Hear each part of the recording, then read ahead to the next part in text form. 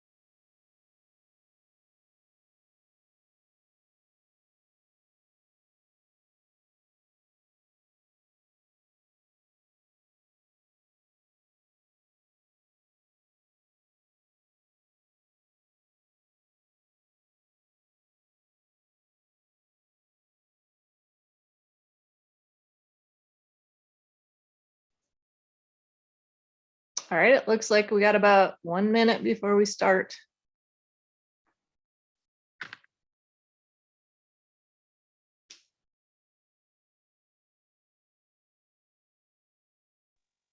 Good morning, everyone. Good morning. Shauna, would you mind putting the American flag up? Because we will start with the Pledge of Allegiance, please.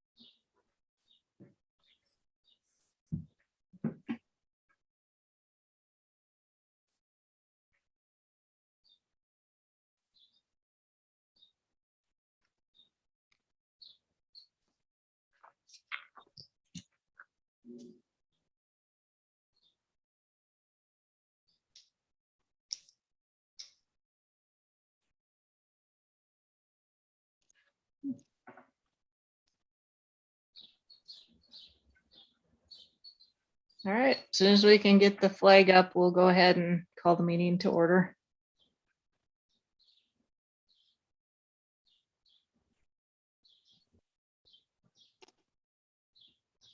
All right, if everyone would please stand, we'll do the Pledge of Allegiance and start the meeting. I pledge allegiance to the flag of the United States of America and to the republic which it stands, one nation, under God, indivisible, with liberty and justice for all. Thank you, everyone.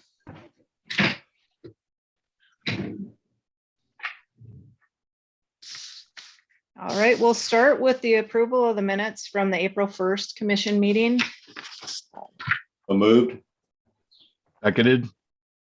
Okay, thank you. All those in favor of approving the minutes from the April 1st meeting, please say aye. Aye. Aye. All opposed, same sign. Motion carried.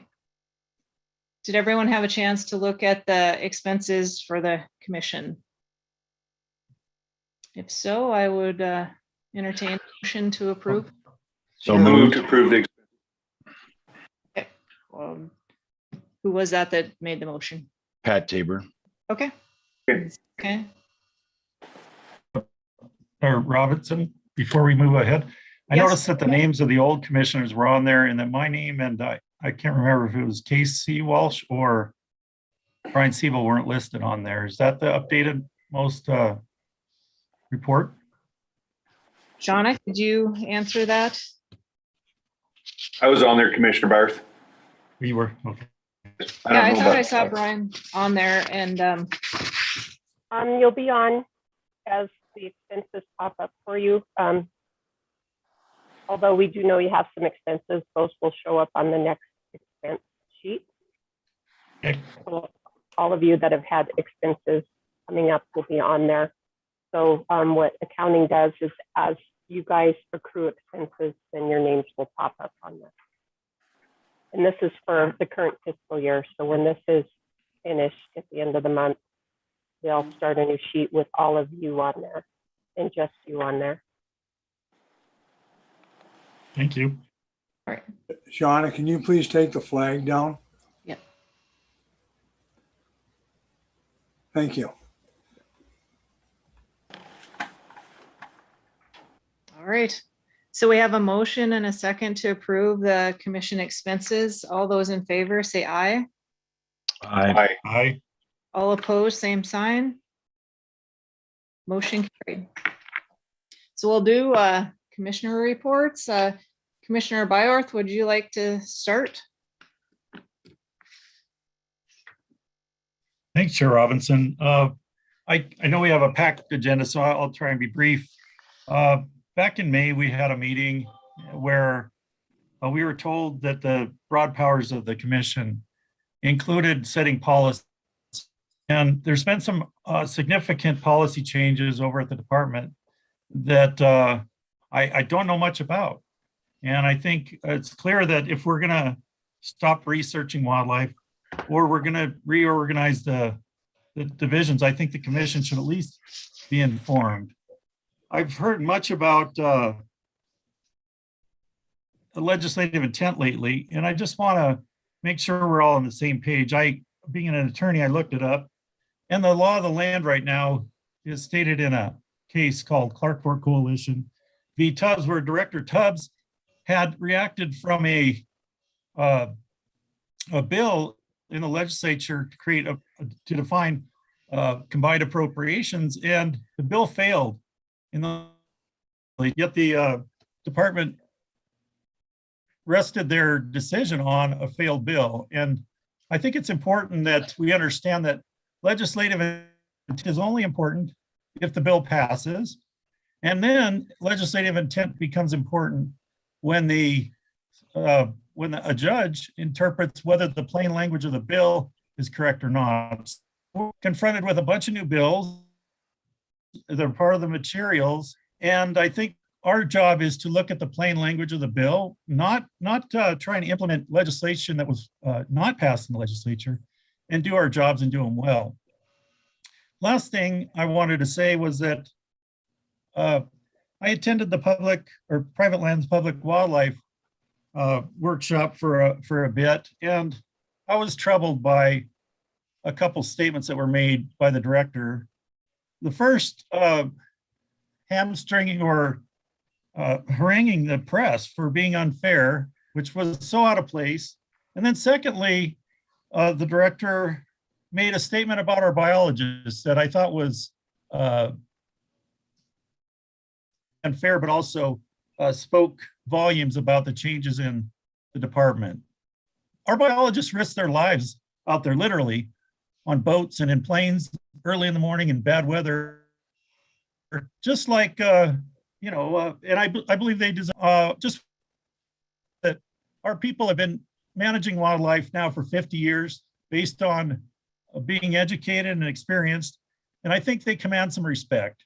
Thank you. All right, thank you, Commissioner Byerth. Director Warsek, when you do your report, I will let you respond to that, but I will finish with the commissioner. Would you, Commissioner Tabor, would you like to go next, please? Thank you, Chair Robinson. I don't really have anything of a report now, and will yield given the robustness of our agenda. Okay, thank you. Commissioner Siebel.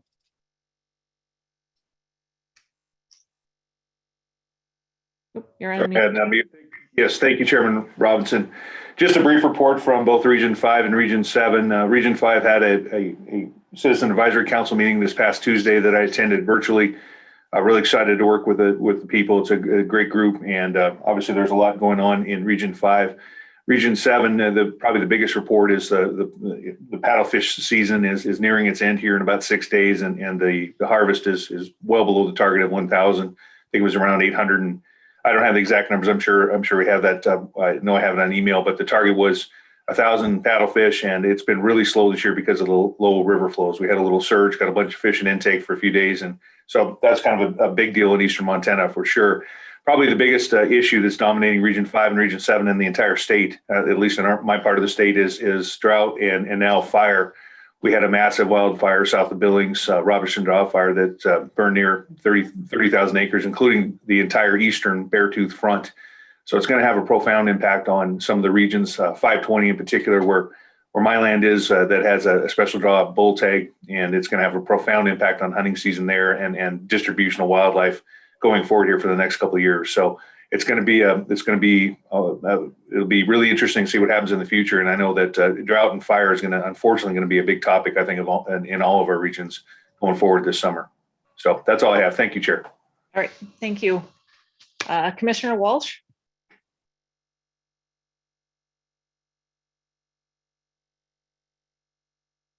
Unmuted. I was able to attend a grizzly bear training session for the public up in Lewistown, and Fortunately, Gary Bertolotti, Region 4 Supervisor, was in attendance and helped introduce me to a number of FWP staff who were attending that meeting. And I just say the session was very well run and very informative.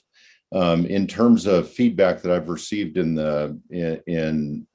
my district, it's been largely focused on the extension of the shoulder elk season, and I know we're taking that up for the 22 hunting season today. I would like to see if we can address extending that season for the upcoming hunting season, so we're not in the jam that we were this year, doing it a week after the season closed. The other thing I just comment on is how collaborative and the level of interest that we had in the Madison River Working Group, and I was really delighted with the group that will be voting on today, and super excited about the collaborative nature of the comments that I've received from many of the people on that list. So thank you. Thank you. I guess I just have a short report for Region 6. Management, they've been working on that, and they have a potential to add up to 79,000 new acres to block management in Region 6. So that's good, and it would include 34 new landowners. So that's big news. And 17 potential new public access land agreements also in Region 6, which would open up or enhance access to 72,000 acres of public land. 2 grizzlies were spotted in Region 6, and they also had a meeting in, I thought it was in Big Sandy, yes. And then fishing, there's been quite a few paddlefish caught, and about 350 were harvested. But I guess the biggest news for Region 6 is Region 6 Supervisor Mark Sullivan is retiring. His last day will be July 1st. So I just want to thank him for everything that he has done. And Drew Henry will be taking his place. And I just wanted to welcome Drew Henry to his new position as Region 6 Supervisor. So that's all I've got for my report. So Director Warsek, would you like to do your director's report, please?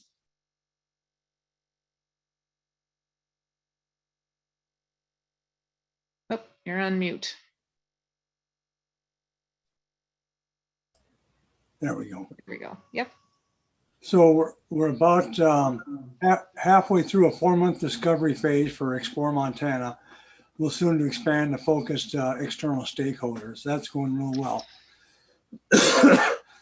The second year of the PALA agreements, we had 37 agreements recommended to the directors after vigorous review by the Private Land Public Wildlife.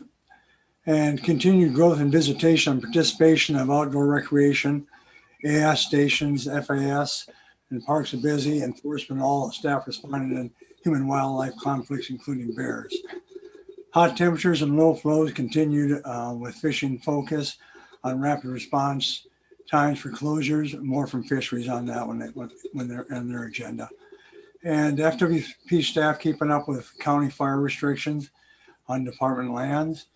Department coming back to work, looking for in-person commission meeting in August. And biennial season setting for 2022 and 2023 come up in December.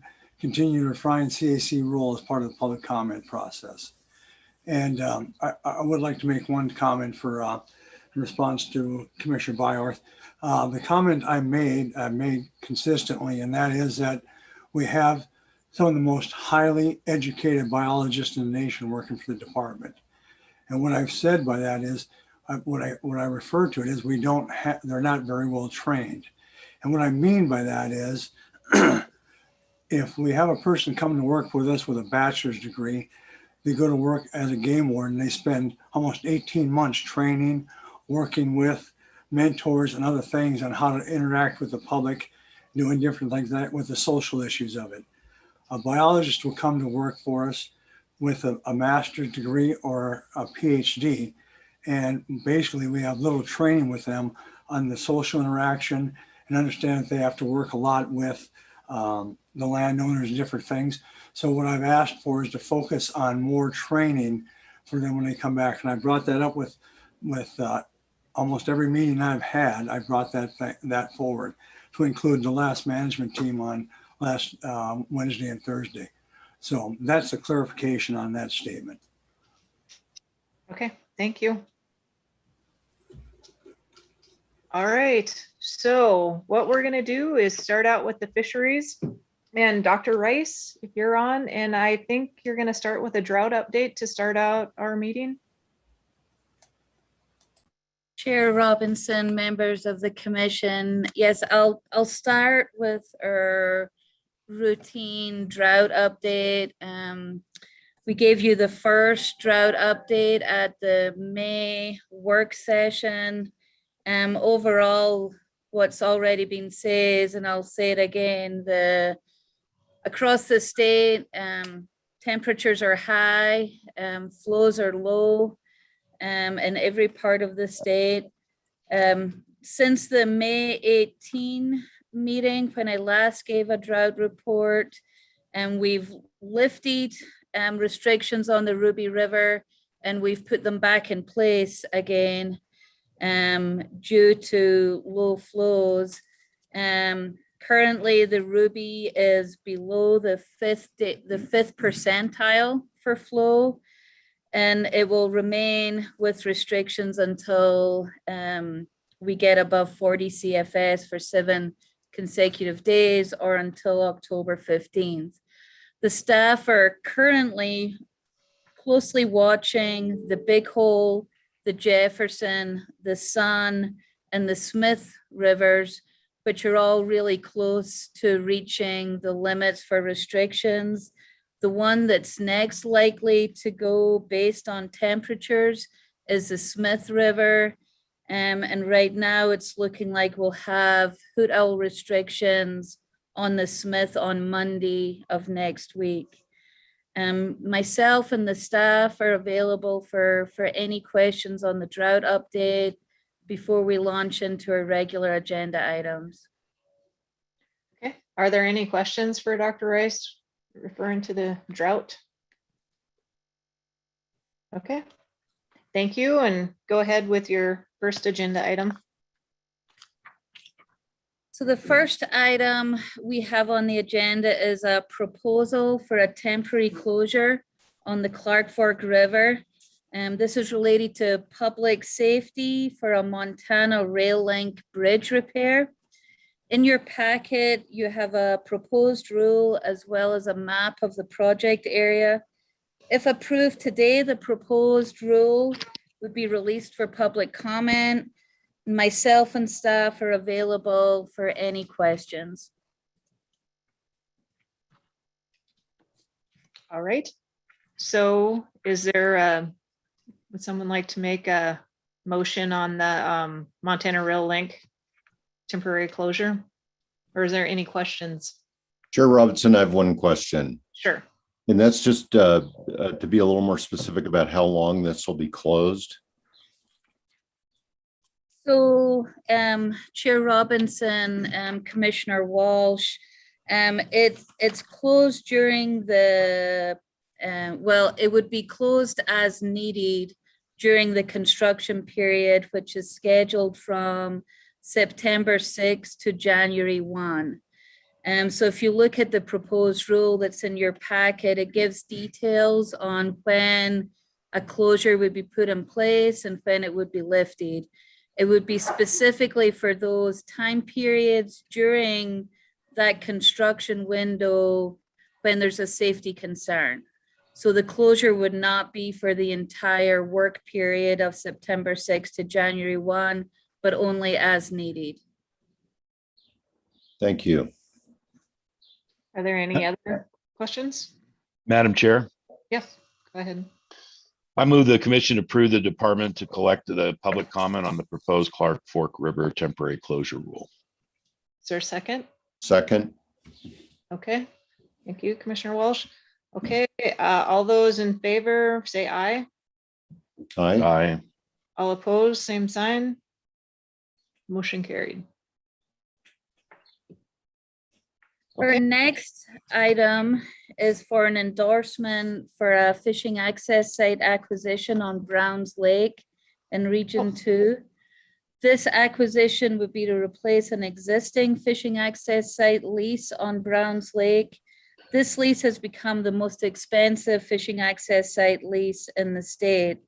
If endorsed, the department will prepare an EA and collect public comment to inform a decision at a future commission meeting. There is a map of the property boundary in your materials. And again, myself and staff are available for any questions.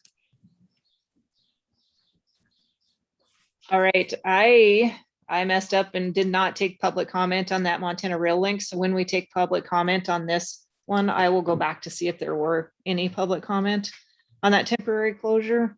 We may have to revisit that motion. So are there any questions about the Browns Lake acquisition? And this is an endorsement to pursue it. Madam Chair, Commissioner Tabor.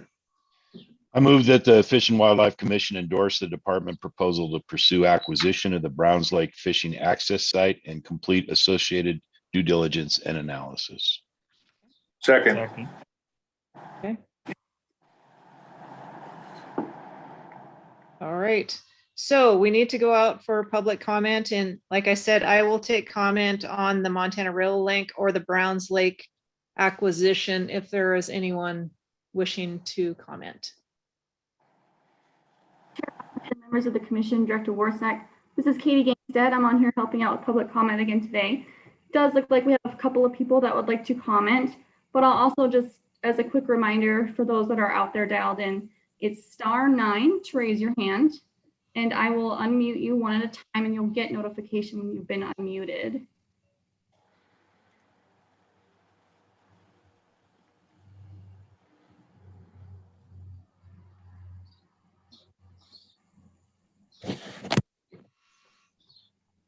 Okay.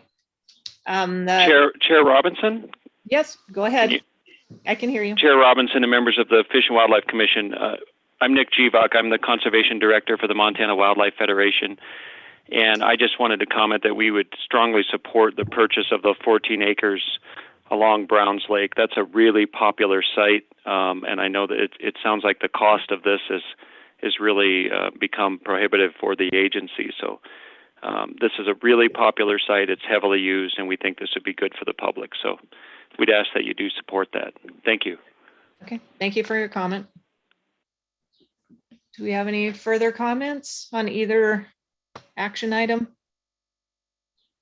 Chair Robinson, yes, we do. Phone number ending in 298. Okay, go ahead. Great.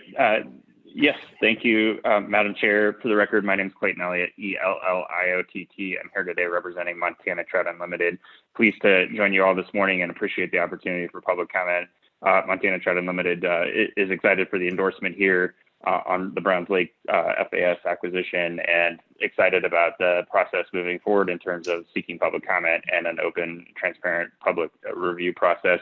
I think the biggest opportunity here is, as many of you know, that those leases add up, and there is a finite budget for those leases within the FAS program. And so opportunities to reduce the cost here and find a long-term solution as we explore that, I think is a good opportunity to open those funds and dollars up for additional future FAS properties. So we're eager to be involved and look forward to that open and transparent public process. Thank you, Madam Chair. Okay, thank you.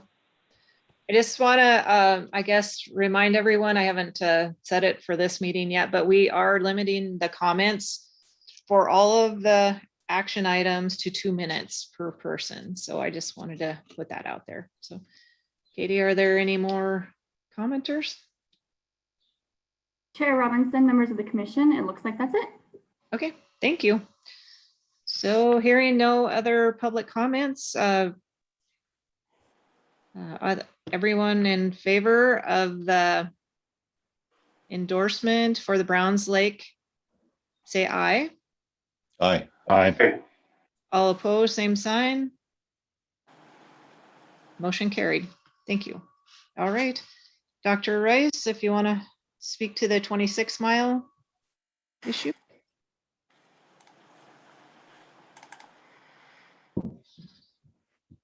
Sorry, I was muted. Our next item is another endorsement. This one for an acquisition of a fishing access site on the Yellowstone. This site is located at mile marker 26 on Highway 89, 2 miles upstream of the Emigrant fishing access site and 2 miles downstream of the Point of Rocks fishing access site. The site is owned by MDT. MDT approached us and asked if we would take over the site due to the pioneered access becoming unsafe for accessing the highway. If endorsed, the department would perform due diligence and public scoping. Again, myself and staff are available for any questions. Are there any questions for Dr. Rice on this? Chair Robinson, I'm curious what the current state of this access site is. Chair Robinson, Commissioner Walsh. So currently, like I mentioned, the land is owned by the Department of Transport. There is currently a pioneered access point off of the highway. That is still open and available. The public are able to go down there. However, we have spoken to MDT about that, and they have asked us to discourage the public from doing that because of the safety issues of entering the site and exiting the site on and off of the highway. So the thought is that if the transfer occurs to the fishing access site program, we would develop a safer access to the site and add in a boat ramp and a parking area. And then MDT would change the site so as it can no longer be accessed at the unsafe point off of the highway. So hopefully that answers your question, Commissioner. I just to follow on, I had heard that the site is currently closed, and I'd hoped to drive down there yesterday, and I just didn't have the time to do it. But reports are that it's closed or that there's a fence across it. Chair Robinson, Commissioner Walsh, there was previously a fence up. There was confusion over land ownership between the neighbor and actually the MDT. So a neighbor had put a fence up. I checked with the region yesterday and that fence is no longer in place. There is no current barrier across the pioneered access. But as I say, the MDT has asked us to discourage people from accessing that site. So we do get calls coming in, especially to our Bozeman office from the public asking if they can access that site. And like I say, MDT has asked us to not encourage access, but technically there's no barrier up across the pioneered access point. Any further questions? Oops, go, Commissioner Byer. Thanks, Madam Chair. Elaine, I think you largely answered my question there. On the cadastral, it showed that it was owned by a private citizen, but apparently now the title is clear. Can you explain that a little bit real quick? Chair Robinson, Commissioner Byerworth, my understanding is there was some previous confusion over the land ownership. It's been cleared up, and if you look at the map that we provided in your packet, that boundary shows the area that is currently owned by MDT that we're requesting endorsement for transfer to the fishing access site program. Thank you. Follow up, Madam Chair? Yes, follow up. This is more a comment, but as you've seen from the many emails, and I've received a number of phone calls, this is a very popular site and lots of public support. it's right in the middle of a long stretch on the Yellowstone River, popular floating reach. And this opens up a lot of space to people for shorter floats, which will help us distribute a pressure. So I would recommend and encourage the Fisheries Division to move forward on this one as fast as possible. Thank you. Are there any comments or questions? Chair Rob. Yes, Commissioner Walsh. Yep. I'd like to move that the Fish and Wildlife Commission authorize the department to pursue acquisition and development of the 26-mile site for public access, and that we encourage the department to keep the access site open as long as possible in and around the construction of a new boat launch and an improved site access. Second. Second. Okay, I have Commissioner Siebel for the second. So what I am going to do is, go ahead. Is there somebody? Okay, I'm going to go ahead and have Commissioner or Dr. Rice talk about the Stewart Mill Bay fishing access also, and then go out for public comment for both motions at the same time to try to keep things going here. So if you wouldn't mind, Dr. Rice. Okay. So the next item is our final fishing access site item on the agenda. This one is for an endorsement for sale of property. The sale would be of a 0.09 acres of the Stewart Mill Bay fishing access site. The entire acreage of the fishing access site is 363 acres. The proposed sale is to Mr. Neely, the neighboring landowner, to provide additional access to that property. If endorsed by the commission, a formal public comment period would occur and an EA would be developed by the department. The results of the public process would then inform a final decision at a future commission meeting. In your materials, you have a map showing the existing fishing access site land with the portion of that property that's being proposed for sale. And again, myself and staff are available for questions. Okay, thank you. Are there any questions or comments from the commission? Madam Chair, if I could. Dr. Rice, I've heard some, or I got a couple phone calls about people who were concerned about the conflicts that have happened in the past with this between the fishing access and the landowner. Is there a history of conflict behind this, and will this acquisition help resolve some of that conflict? Chair Robinson, Commissioner Byerworth, what I do know is this has been proposed previously in the past. It went through the EA process, and due to public comment and public input, the decision notice that was issued was for no action. This is similar to what was proposed then. So my guess is that part of what you're hearing is related to that previous history. In terms of resolving that conflict, I'm not sure if I could really answer that, but I do know previously there has been concerns over the sale of this portion of property. Follow up, please. Yes, go ahead, follow up.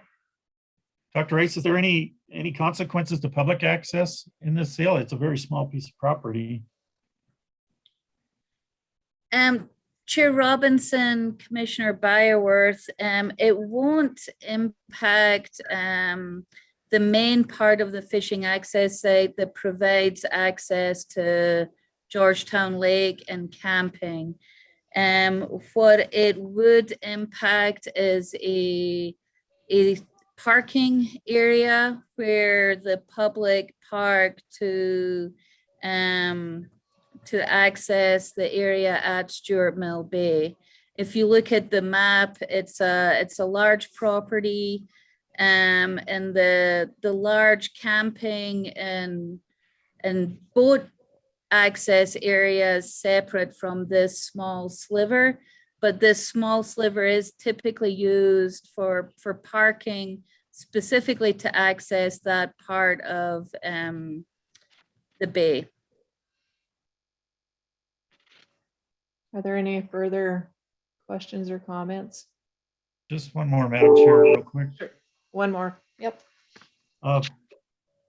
So I get the feeling then, Dr. Rice, that this might pit public parking versus private access. Is this private landowners' use of their property? Chair Robinson, Commissioner Byworth, I didn't quite catch that question. You broke up a little there at the end. Sorry. Apologize. My question was related to, it sounds as if we might be sacrificing some public use for private access. Is the private access absolutely necessary for the use of the adjacent landowner? Chair Robinson, Commissioner Byworth, that may be a better question for the landowner. Mr. Neely was planning on calling in to comment during the public comment period. So perhaps Mr. Neely would be able to address that during his comment.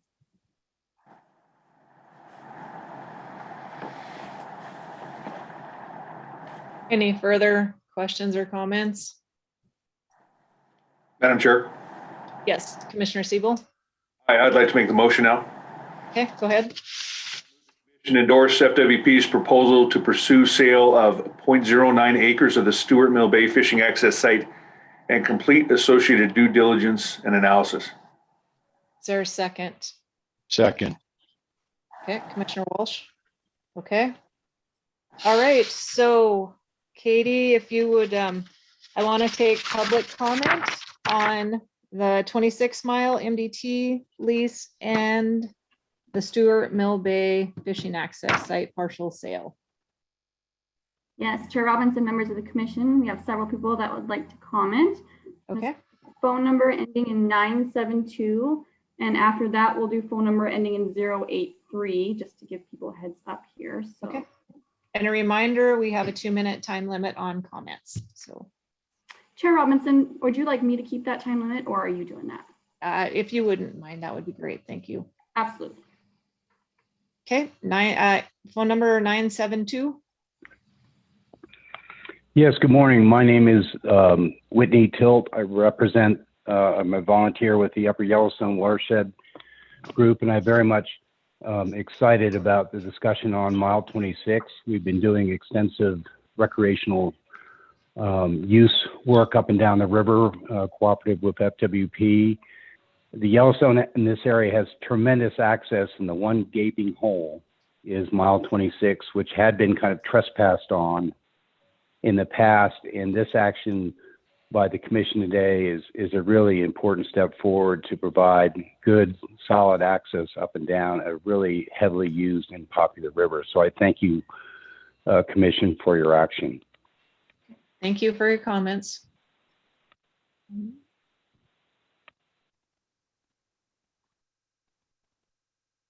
083, phone number ending in 083.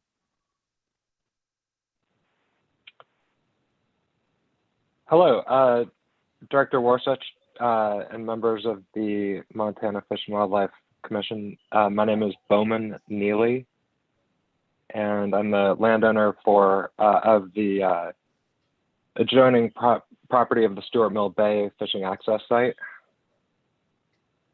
Okay. Am I unmuted? No, you're fine. Yep, we can hear you. Oh, great. Okay, before proceeding. I just wanted to thank you, Dr. Rice, for the introduction of this matter, and wanted to address first the contention. This would reduce tension, and I think that there was an in-holding property owner who was had an issue with this on the first time it came up, and that property owner is now, our interests are aligned. We purchased that property, and this proposed sale of the 0.09 acres would just cover an existing driveway that's been, in use for almost over 100 years, I think. And I've never seen anyone park there. The public parks on the lake side of the county road, but I've never seen in my 40 years here anyone parked in that area, although it was discussed, and I think it might have been brought up at an earlier time. If there are any questions, I'd like to make myself available to answer if there are any questions from the commission. Does the commission have any questions for Mr. Neely? No, doesn't look like it. Thank you. Thank you. Thank you for your time. Are there further comments? Okay. Phone number ending in 276. Madam Chair, Commissioners, my name is Mike Bias, Executive Director of the Fishing Outfitters Association of Montana. I'm just calling in to lend our support for the acquisition and development of the 26-mile fishing access site. On the Yellowstone, Point of Rocks, mile 26 is between the Point of Rocks fishing access site and the Emigrant fishing access site, which is over 11 miles from each other. And the 26-mile would put an important access point in between those two areas, like Commissioner Bauer said, allowing dispersal of users across that area. Right now, it seems that everyone seems to be running that stretch, and Emigrant is probably the most popular access site on the Yellowstone in that area right now. And this would just be a great way to allow dispersal of users across that area. FOAM supports the acquisition and development of 26-mile, and even beyond that, whatever the commission or the department needs from us with regard to getting that developed and put in, we would offer. So I thank you for your time and the opportunity to comment, and FOAM supports the 26-mile acquisition and development. Thank you. Thank you for your comments. Okay, Mr. Jivak, would you like to go ahead with your comments, please?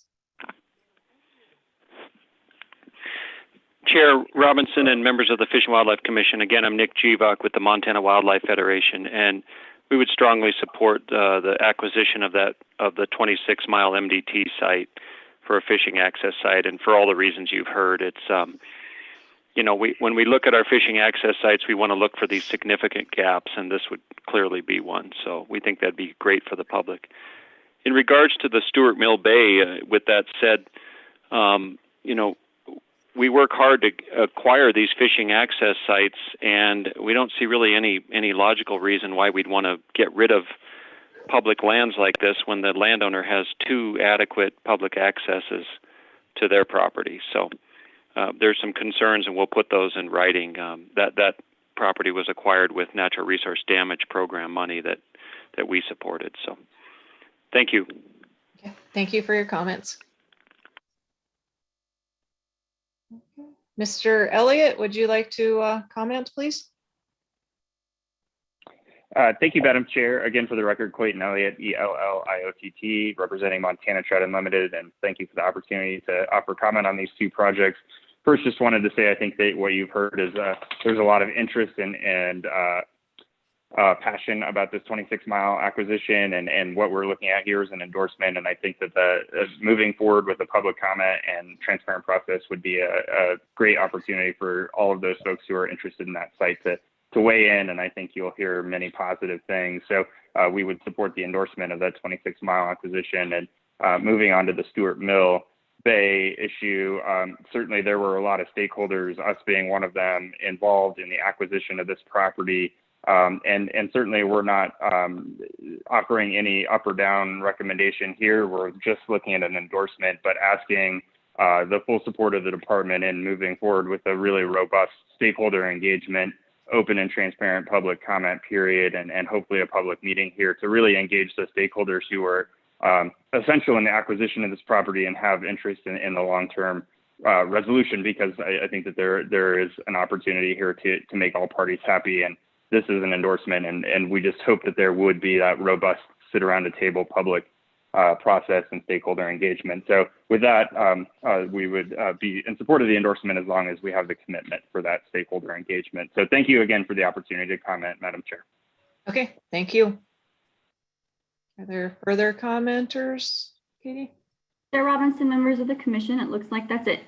Okay, thank you. So we will go back to the 26-mile MDT fishing access. We have a motion and a second to approve it. Are there any further comments before we take a vote? Okay, all those in favor say aye. Aye. Aye. All those opposed, same sign. Motion carried. All right, the Stewart Mill Bay fishing access partial sale endorsement. There's been a motion and a second. Any other further comments? All right, all those in favor of moving the commission endorse FWCP's proposal to pursue the sale of the 0.9 acres and to complete associated due diligence and analysis. All those in favor say aye. Aye. Aye. All those opposed, same sign. Motion carries. All right, Dr. Rice, if you would please speak about the extension of the implementation date of Madison commercial use cap.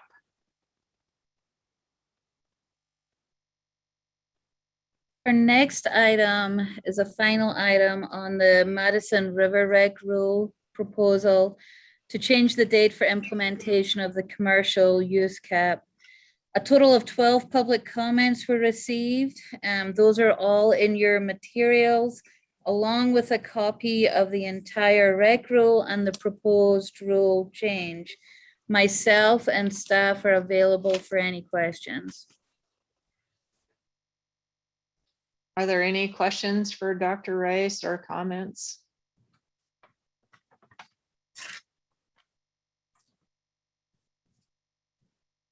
If not, would someone like to make a motion? Madam Chair, Mhm. Pat Tabor. Commissioner Taylor? I move the commission adopt the proposed amendment to ARN 12-11-6705, extending the implementation of the commercial use cap on the Madison River to January 1st of 2023. Okay. Second. Commissioner Siebel for the second. Okay. Are there any other further comments before we go out for public comment? Okay. Madam Chair. Yes, Commissioner Byer. It just, in reviewing the comments, I saw very little support or at least a preponderance of opposition to expanding the rule. I just wanted to take note of that kicking this can down the road, especially in a year like this where our fishery is going to be more and more stressed, I think it's a dangerous thing, and I'm opposed to moving the date ahead. Okay. Madam Chair. Yes, Commissioner Walsh.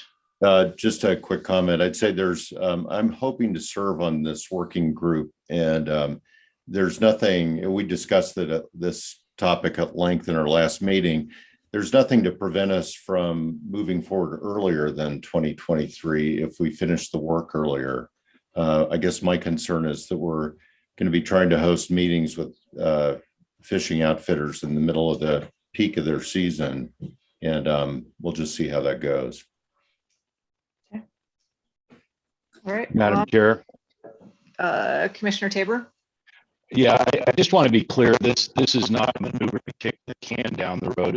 It's actually trying to come to an integrated solution, considering all aspects and all use, rather than a piecemeal implementation, which has one implementation occurring before all other implementations. So really, I think this is a sensible way to go about regulating, and it gives the committee the opportunity to look at it holistically instead of one thing at a time. Are there any other further comments? Okay, I will go to public comments. Just a reminder, there's a 2-minute time limit. Chair Robinson, just a quick clarification on the time limit. If someone does go over on my timer, how would you like me to handle that? Would you just like me to let everybody know that it's over the 2-minute limit? Yes, please. Okay. So as of right now, I'm seeing none. Just a reminder, it's *9 to raise your hand. We have Mr. Gbach here. Okay. Okay, go ahead, Mr. Gbach.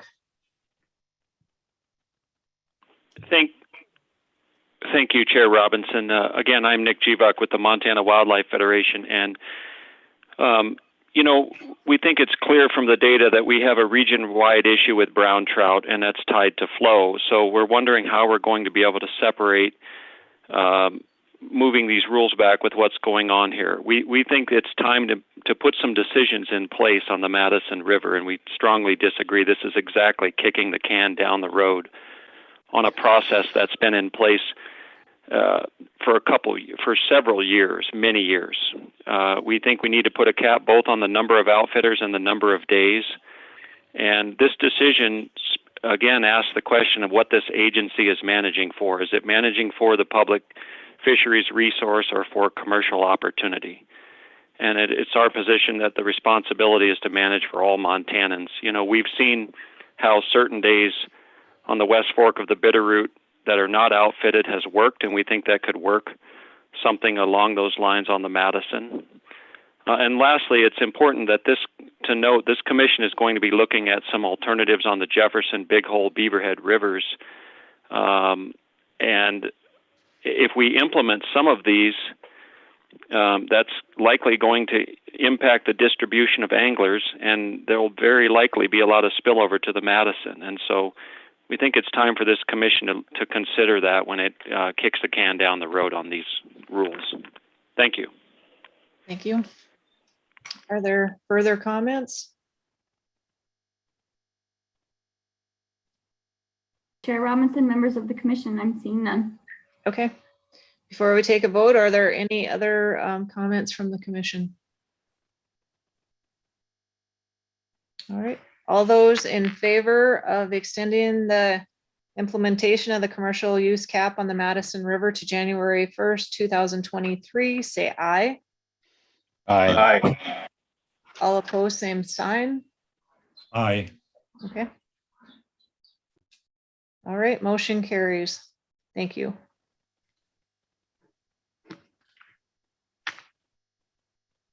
All right, the next one is the Madison River Recreation Committee. The next item is a final on the Madison River Rec Work Group appointments. During the application period, the commission received 37 applications. According to rule, the work group should comprise of 3 commercial Madison River users, 3 non-commercial users, 2 Madison Valley business interests, 1 individual trained in natural resource management, a fish and wildlife commissioner, a BLM representative, and an at-large member. The BLM will be appointing a representative to the work group. Myself and staff are available for any questions the commission may have. Do you have the list in front of you, Dr. Rice, of the work group? I do, Chair Robinson. Would you like me to read out the names that are proposed? Please. Okay. So the proposed work group membership for commercial outfitters is Mike Bias, Brian McGeehan, and John Sampson. For non-commercial river users, Zach Brown, Richard Gockel, and Allison Trelaw. For the natural resource management specialist, it would be Mike Menard. For the Madison Valley business owners, Daniel Larson and Christopher DeMichelle. The at-large member, Jim Hart, and finally the Commissioner Walsh. Are there any questions or comments from any of the commissioners? Commissioner Tabor? I move that we adopt this slate of candidates for the Madison Working Group and that we appoint Commissioner Casey Walsh as the chair of the working group. I second that. Okay. Are there any further comments? Okay. We will go out to public comment on the Madison River Recreation Committee. Robinson, members of the commission, we're going to start with phone number ending in 477. Okay. Go ahead, phone number 477, please. Madam Chair, members of the commission, my name is Hugh Zackheim. I'm a Helena resident, has lived in Montana since 1975. I've fished in Madison for 40 years, and I'm providing comments as a private citizen, as I did during the development of the recreational rules. From this point forward, I would ask your indulgence. I think my comments will take about 30 seconds, more than the 2-minute rule, which I wasn't aware of. So I'll work through them quickly and appreciate your indulgence. Well, my focus is on the upper. I'm just gonna stop. You have 2 minutes and we'll start from now, but that's what the limit is for everyone for today. So go ahead. Thanks. Will do. My focus is on the upper Madison Walk Wade section, the 9-mile stretch between Quake and Lyons, where fishing from a boat has been prohibited for the last 30 to 50 years. It's an area that's been set aside for those generations for wade fishing only, and thousands of anglers from Montana and across the country return annually to fish. Unfortunately, the river recreation rules slated to go into effect in 2022 would allow fishing from boats in the area. This rule change was developed and passed at virtually the last minute of the multi-year process, and the public had little or no opportunity to comment at that time. And to put it mildly, people are stunned when they now hear about this proposed rule to open up the upper Walk Wade section to fishing from boats. So the launching of the Madison River Work Group provides a great opportunity to involve all participants in crafting a workable and considered solution to this issue. And with the recently launched FWP Angler Survey, we should have some good information on which to base those decisions. And the key question is to anglers, to outfitters, to guides, to clients, how do you want the Quake to Lyons Bridge section of the Madison to be managed? But there is a problem.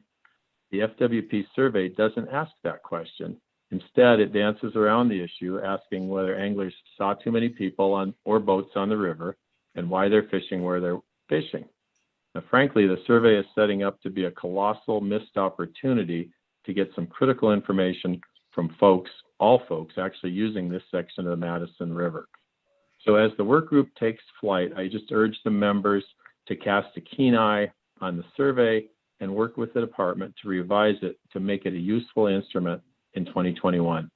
No one wants to waste another year in conflict and confusion when we could be obtaining key on the river information that might actually lead to some consensus solutions for the crucial unresolved issue of the Quake Chair Robinson, that's 2 minutes. Walk Wade section. Okay. Thanks. Thank you.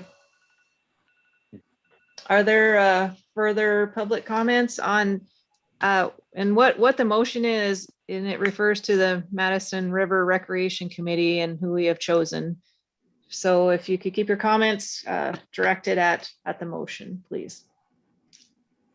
Chair Robinson, members of the commission, we have Mr. Bias up. Okay. Go ahead, Mr. Bias. Madam Chair, Commissioners, my name is Mike Bias, B-I-A-S. I'm the Executive Director of the Fishing Outfitters Association of Montana. On behalf of our Board of Directors and nearly 900 members, we support the composition of the Commission proposed Madison River Work Group membership. And as a potential member of that group, I look forward certainly to working with all of the members that were proposed in this group. I was also a member of the negotiated rulemaking committee a couple of years ago, and got to meet or know of or interact with all of the people on the proposed work group list. And I think it's an equitable list and should be produce some great work from objective members as we go forward. And thank you for your work on this, and we look forward to working with the group. Thank you.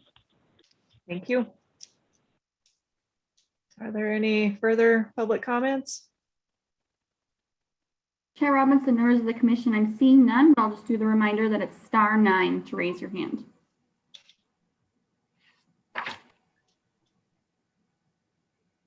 All right, seeing none.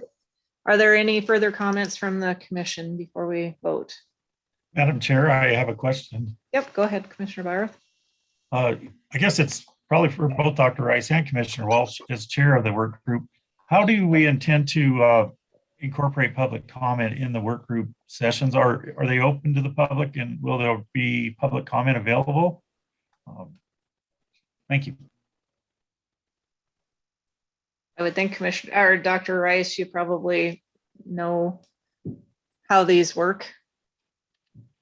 Chair Robinson, Commissioner Byerworth, I can address how it worked previously with the other work group with the Madison. How those were operated was they were open to the public, and each meeting of that committee at the end of the day, they did take public comment.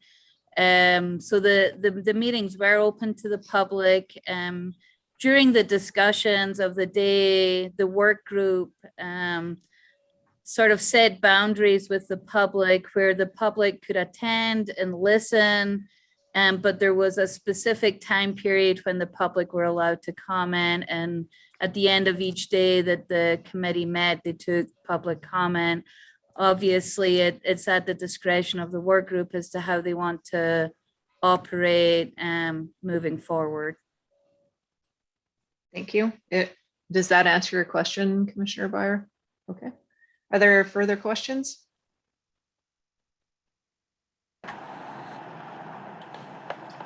All right.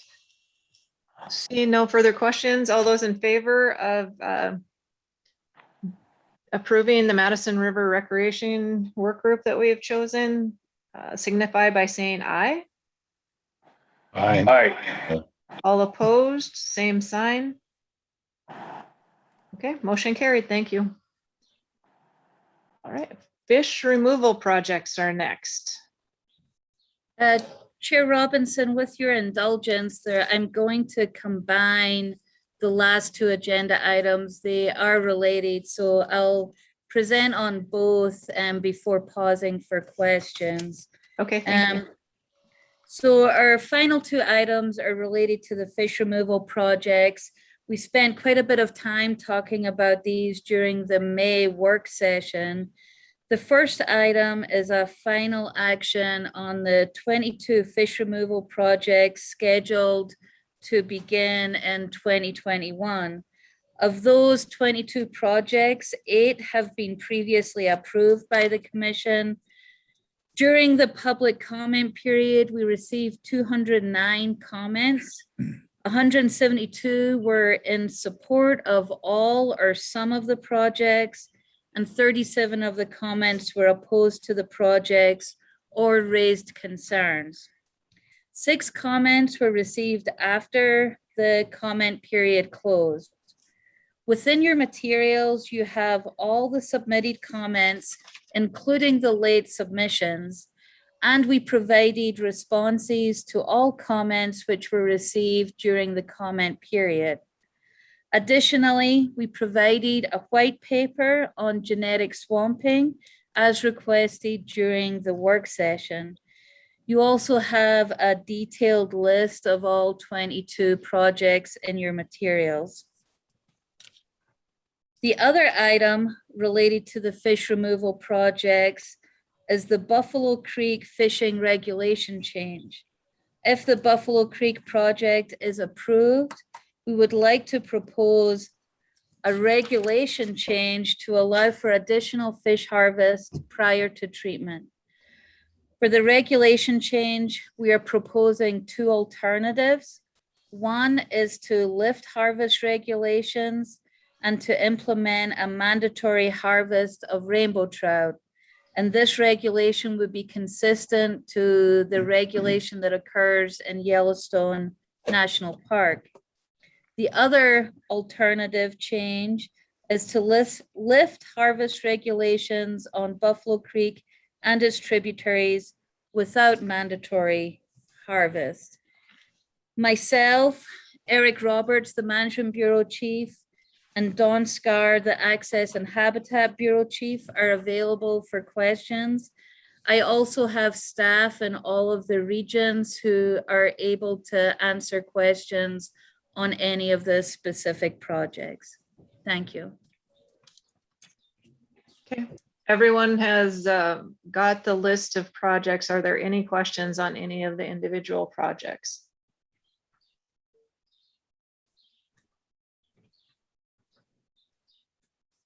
Madam Chair. Yep, Commissioner Byerth. Dr. Rice, what is the status of the buffalo removal project? Will it go ahead in 2021? Chair Robinson, Commissioner Byerworth. So that's a very large project. What, if approved today, what would begin this year is the preparation field work. The actual treatment wouldn't occur until next season in 2022. But in order for the treatment to occur next year, we have to begin with all of the preparation field work that goes into such a large project. Follow-up, Madam Chair? Follow-up, yes. Will we have to come back for approval again next year for all these projects, or we want to done the motion just says for 2021? Chair Robinson, Commissioner Byerworth, my understanding is the approval today is to commence all of the projects. All of the projects are in various stages, so the commencement may vary from starting the EA process to actually moving forward with treatment or removal this year. My understanding is once they're approved today, then they're approved through completion of the project. They would not have to come back to you again. As we spoke about during the May work session, many of these projects are multi-year projects. So our understanding is we get approval for the project and it's approved for its entirety unless there's a significant change to the project. Any further questions? Chair Robinson. Yeah, Commissioner Walsh. Yeah, Dr. Rice, can you just give us more direction on the Buffalo Creek reg change, and does the department support mandatory harvest, or which of these two proposed motions would you prefer to see us bring forward? Chair Robinson, Commissioner Walsh, the advantage of going with lifting the harvest restrictions and including mandatory harvest, that makes it consistent with the regulation that's on the other side of the border in the national park. That may make it easier for the public to comply. That's probably the main difference between those two alternatives. Any further questions or comments? Just one more Sure. comment or question, and that is, has the National Park Service approved the Buffalo Creek project? Chair Robinson, Commissioner Walsh, we've been working really closely with Yellowstone National Park. They're a partner on the project, and yes, they're ready to move forward with it. Chair Robinson. Go ahead, Commissioner Walsh. I move the commission approve, and I've got one word change on this. I move the commission approve the fish removal projects proposed in 2021. not for. Okay. Is there a second? Second. I second. Okay, Commissioner Tabor. And is there any further comments? Why don't we go ahead and would someone like to make a motion on the Buffalo Creek fishing regulation change, and we'll just take public comment on both? I'm happy to. I move to approve lifting the fish harvest regulations and implement a mandatory harvest regulation for rainbow trout in Buffalo Creek and its tributaries. Is there a second? Second. Okay. I'm gonna, Commissioner Siebel was at the same time, I'll give him that second on that one. And is there any comments before I go out for Commissioner Siebel? Just one clarification, Madam Chair. Just want to make sure that change will happen only if the Buffalo Creek project gets through the approval process of the EA, correct? Chair Robinson, Commissioner Siebel, that is correct. The request for the regulation change is contingent on that project being approved. Thank you. Would you like to add that to your motion then, I guess, Commissioner Walsh? Yes, please. Okay. Chair Robinson, I had one question for Dr. Rice. Dr. Rice. Just real quick, Commissioner Siebel, are you okay with the change of the motion to add? Yes, I agree. Okay. I agree with that. Okay, go ahead, Commissioner Tabor. Dr. Rice, we had quite a few comments regarding Buffalo Creek with the concerns about the Wilderness and the Wilderness Act. And it's my understanding that decisions relative to access into the wilderness will mostly be guided either by the National Park Service or the U.S. Forest Service, that's in the realm of their decision-making authority, not Fish, Wildlife, and Parks.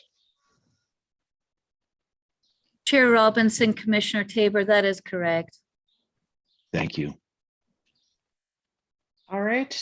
There are no more comments from the commission. I will go out to public comment for approval. The motion is to approve the fish removal projects and Buffalo Creek fishing regulation change, to approve lifting fish harvest regulations and implement a mandatory harvest regulation of rainbow trout in Buffalo Creek and its tributaries contingent on the approval of the EA. Okay. Is there any public comment? Chair Robinson, members of the commission, just a reminder to those dialed in, it's *9 to raise your hand. As of right now, I'm seeing none. Oh, here we go, Mr. Bias. Okay, okay, go ahead, Mr. Bias. Okay, you're unmuted. Madam Chair, Commissioners, my name is Mike Bias, Executive Director of Fishing Outfitters Association. On behalf of the Board of Directors and over 800 professionally licensed guide and outfitter members of BOEM, I want to express our support for the conservation of wild and native fisheries in Montana through the use of fish removal projects. We urge the Commission to approve the 22 fish removal projects proposed by Fish, Wildlife, and Parks. These projects and projects like these only improve the tremendous fisheries that Montana is known for and enhance the angling opportunities throughout the state. I thank you for the opportunity to comment. Thank you. Are there any, okay, Mr. Elliott, would you like to go ahead with your comments? Thank you, Madam Chair. Again, for the record, my name is Clayton Elliott, ELLIOTT, representing Montana Trout Unlimited. I'll be incredibly brief today. You have our written comments on half of this public comment period, the Native Fish Project, so I will leave that to our written comments. I just wanted to make sure that we were on record supporting the regulation change on Buffalo Creek. We think this is a smart decision and just wanted to offer our support for that. Thank you, Madam Chair. Thank you.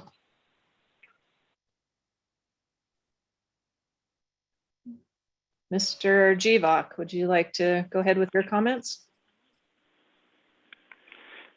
Chair Robinson and members of the commission, again, I'm Nick Jivak with the Montana Wildlife Federation, and we just wanted to thank the commission for moving forward with these fish removal projects. We know these are go through extensive planning, and it's important to see that work through and get these done. I know often these are somewhat controversial, but we know that the professional staff at FWP puts a tremendous amount of energy into these, and these are the ones that made the cut. So thank you, and we strongly support those projects.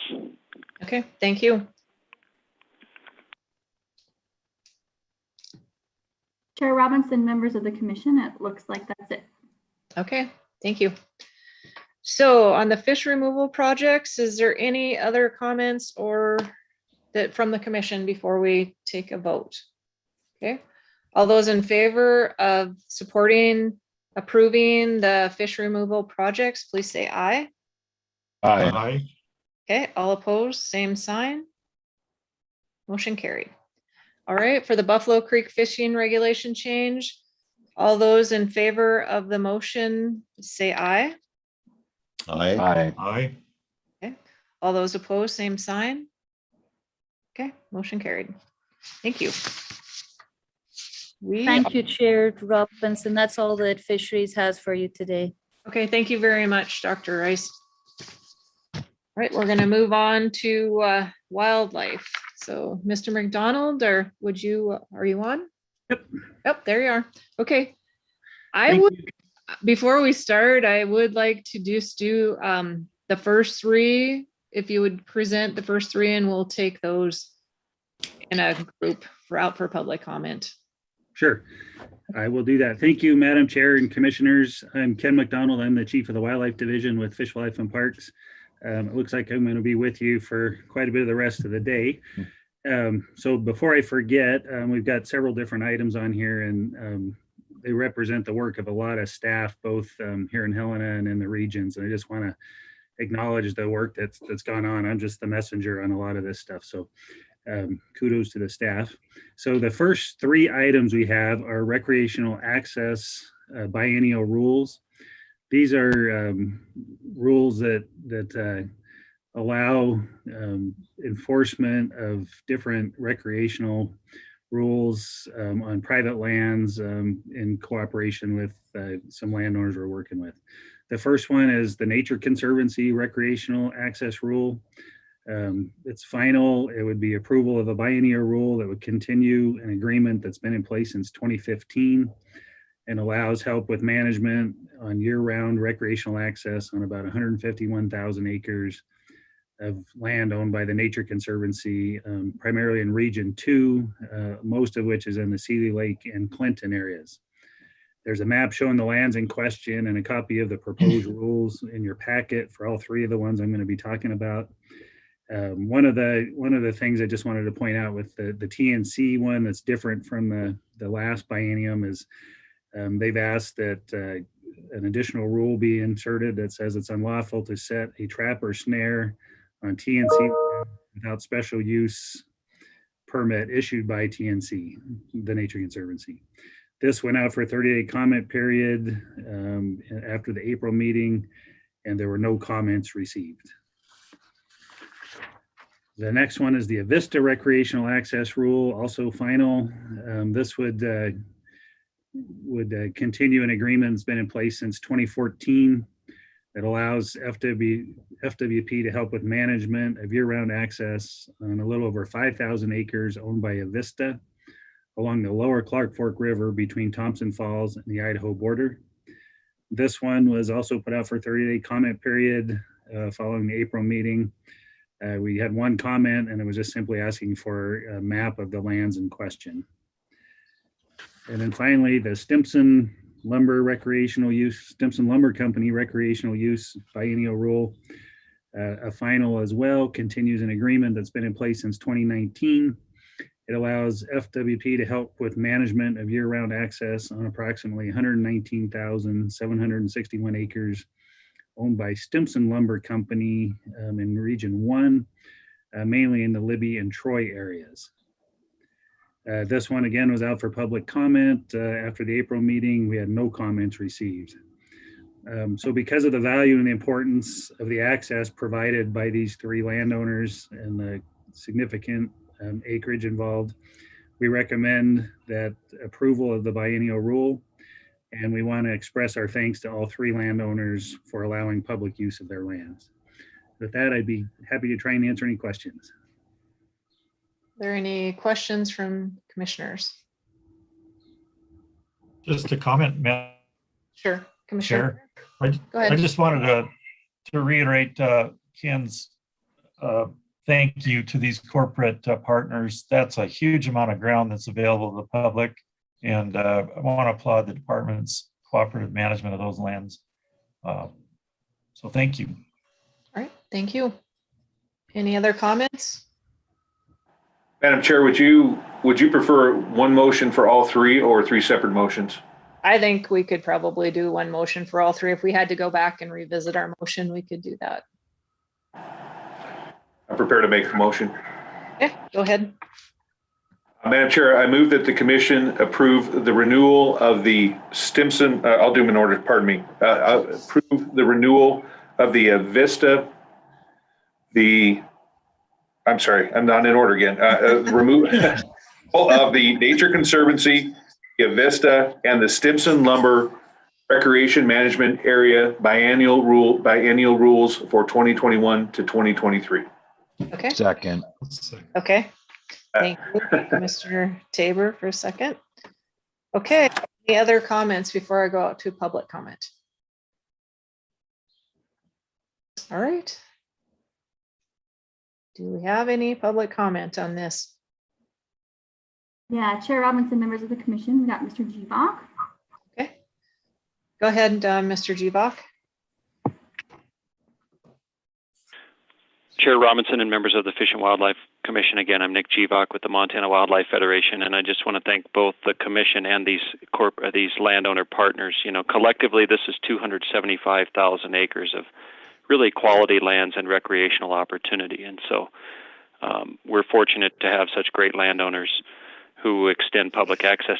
I do want to note that the Nature Conservancy, I think it's interesting that it shows some pushback to this sort of anti-predator fervor that we're seeing, and we think that their requirement for a special use permit before trapping and snaring is reasonable. So that is, of course, at the discretion of the landowner. But with that said, we'd strongly support all three of these rules. Thank you. Thank you. Any further public comments? Chair Robinson, it looks like that's it. Okay. No other public comments. Are there any comments or questions before we take a vote? Okay. All those in favor of the renewal of the three recreation management areas signify by saying aye. Aye. Aye. All opposed, same sign. Motion carries. Thank you. All right, we'll do the Northshore Wildlife Management Area farming lease next, please. Yep. Thank you, Madam Chair, Commissioners. The next item is we're seeking final approval on an agricultural lease on the 427-acre Northshore Wildlife Management Area that's situated along, obviously, the North Shore of Flathead Lake in our Region 1.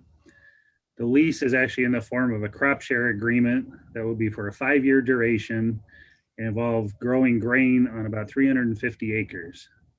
As part of the agreement, the leasee would be able to harvest about 80% of the crop in return for leaving about 20% or standing grain on 70 acres for wildlife benefit. And the wildlife benefit is primarily for migratory waterfowl during the spring migration. According to our staff, the 70 acres of grain left standing approximate total approximately 400,000 pounds of grain available for migrating waterfowl. And we received one comment in response to the proposal during a 21-day comment period. It was primarily in the form of questions about the practices, and those were answered in the decision notice. This is a continuation of a practice that began in 2017. We feel it's good for the wildlife management area. It's good for the agricultural producer. So with that, we're recommending approval of this agricultural lease for a 5-year period. Okay. Any questions or comments from the commission? Madam Chair, Commissioner Tabor?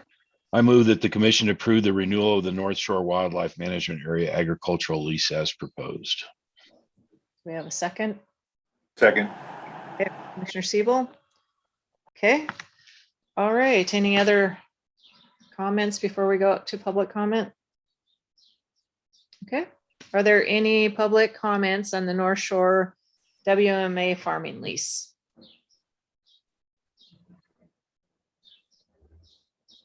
Chair Robinson, members of the commission, seeing none. Okay, thank you.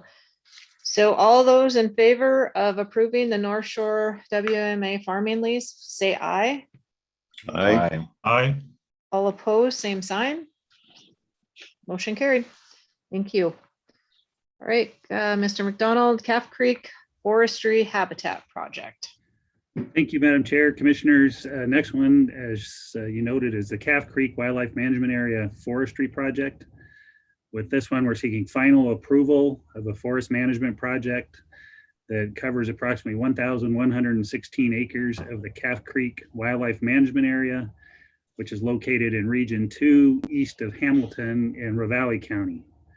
This project involves removal of conifer on about 689 acres that have expanded into grass shrubland habitat, and then thinning to variable densities on about 427 acres of that wildlife management area.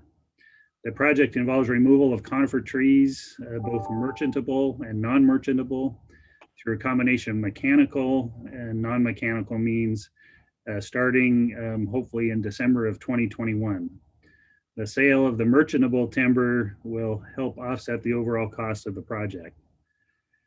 There's maps showing the project area and treatment units, as well as description of the treatments in your packet, and also included in the EA that was in your packet. This project was endorsed by the commission in May of 2020. Since then, we've been doing further planning, environmental analysis, and public review. The objectives of the project are to improve big game winter range, promote aspen growth, and promote stand conditions that allow fire to burn at low severity if a wildland fire were to occur. The EA that was done for this was available for review and comment from February 5th to March 8th. There was quite a few questions and concerns that came up about the project. So the region and our forester, Jason Park, conducted a field tour on April 16th. We had 11 interested parties show up for that field tour. And then we reopened the comment period for an additional 15 days from April 15 to April 30. 28 comments were received, 8 supported it, 8 opposed it, and 12 did not specify support or opposition. The primary opposition was due to the use of mechanized equipment and reopening old roads. So as a result of the comments, the tour, and re-looking at the project, we reduced the acreage where mechanized equipment would be reduced by 716 acres. Basically, those were a mix of mechanized and non-mechanized. We removed the mechanized component to reduce that. And then as a result, we're also able to remove the amount of road being reopened from 10.2 miles to 7.1 miles. Based on the importance of the project for maintaining habitat, as well as for sound forest management, we recommend the commission approve the forest management project on Calf Creek WMA, and would again look to begin implementing it sometime this winter. Any questions on that one? Any questions or comments? Go, Commissioner Siebel. Thank you, Madam Chair. Mr. McDonald, a lot of the public comments that were posted, there was a lot of concern about weeds and the residue from the mechanized removal. Could you talk a little bit about the approach to trying to prevent that and prevent the growth of weeds in those areas that are going to be thinned or cleared? Sure. Madam Chair, Commissioner Siebel. Yeah, weeds are a huge consideration in all of our projects. So some of the things like in the mechanized component, a lot of that work is done in the winter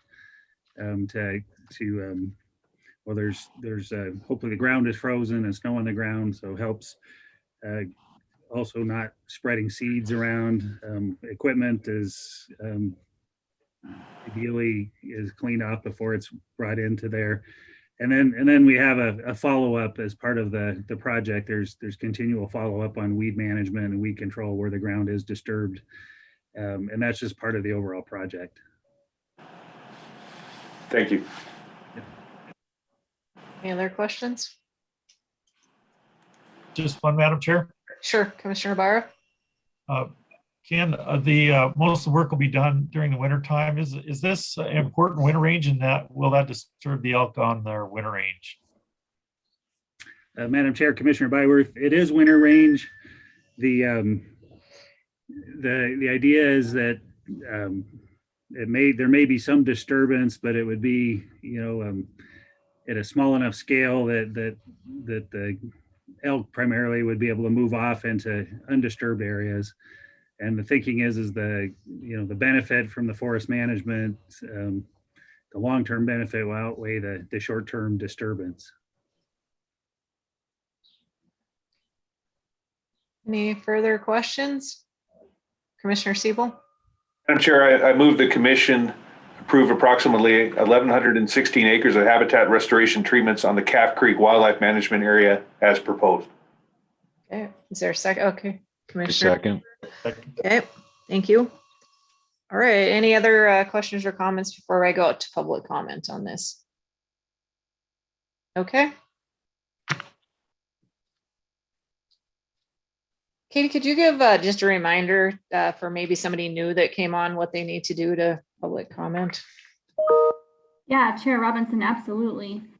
So it's dial *9 on your phone, and that will raise your hand and let me know that you would like to give comment.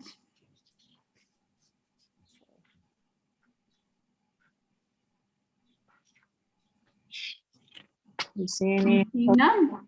Okay. All right, seeing no public comment, I just want to ask one more time, any comments or questions before we vote on the motion? Okay, all those in favor of the motion signify by saying aye. Aye. Aye. All opposed, same sign. Okay, motion carried, thank you. So what I'd like to do is maybe just go till 10:15 and take a 10-minute break. So we'll just see where we get to by 10:15.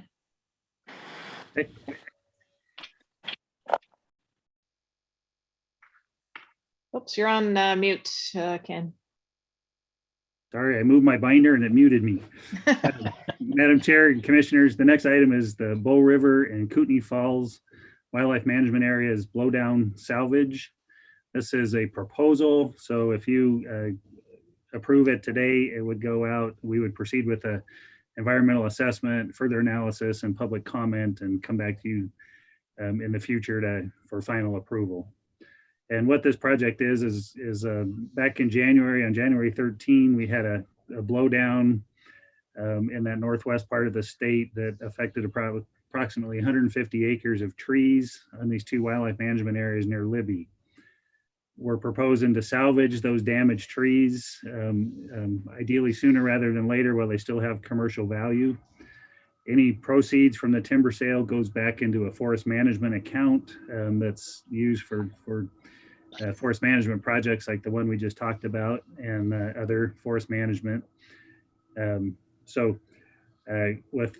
that, we're just seeking commission endorsement. And like I said, we would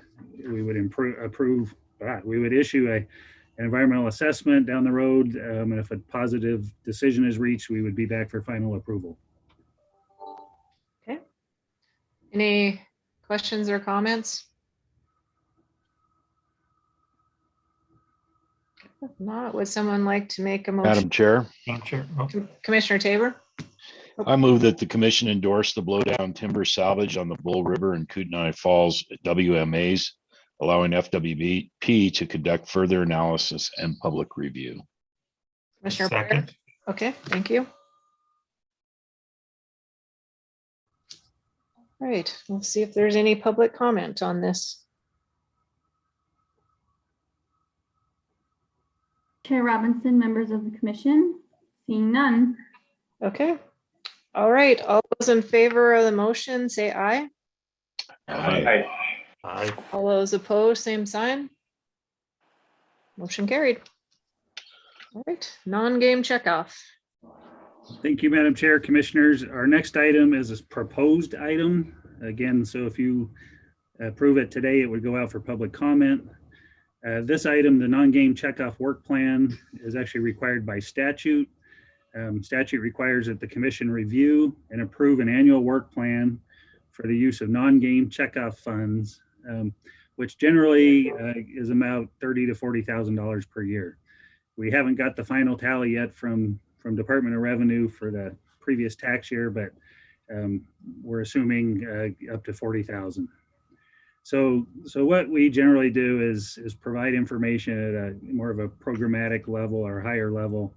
If you're looking for more detailed, we can gather that up. But for today, what we would be proposing is of that 40,000, about 30,000 of it be used for inventory and monitoring, with a focus on species of concern and species in need of inventory, or other words, species we have very little or no information on. We also are proposing $5,000 of that checkoff money goes towards wildlife viewing and outreach, and $5,000 for competitive graduate student stipends for non-game research. So with that, I just want to talk about a little bit. The work plan for the use of non-game checkoff funds represents just a portion of the overall non-game program. The checkoff funds are used in conjunction with other funding sources to help the department meet 5 fundamental objectives that guide the non-game program and are really not unlike other programs' objectives.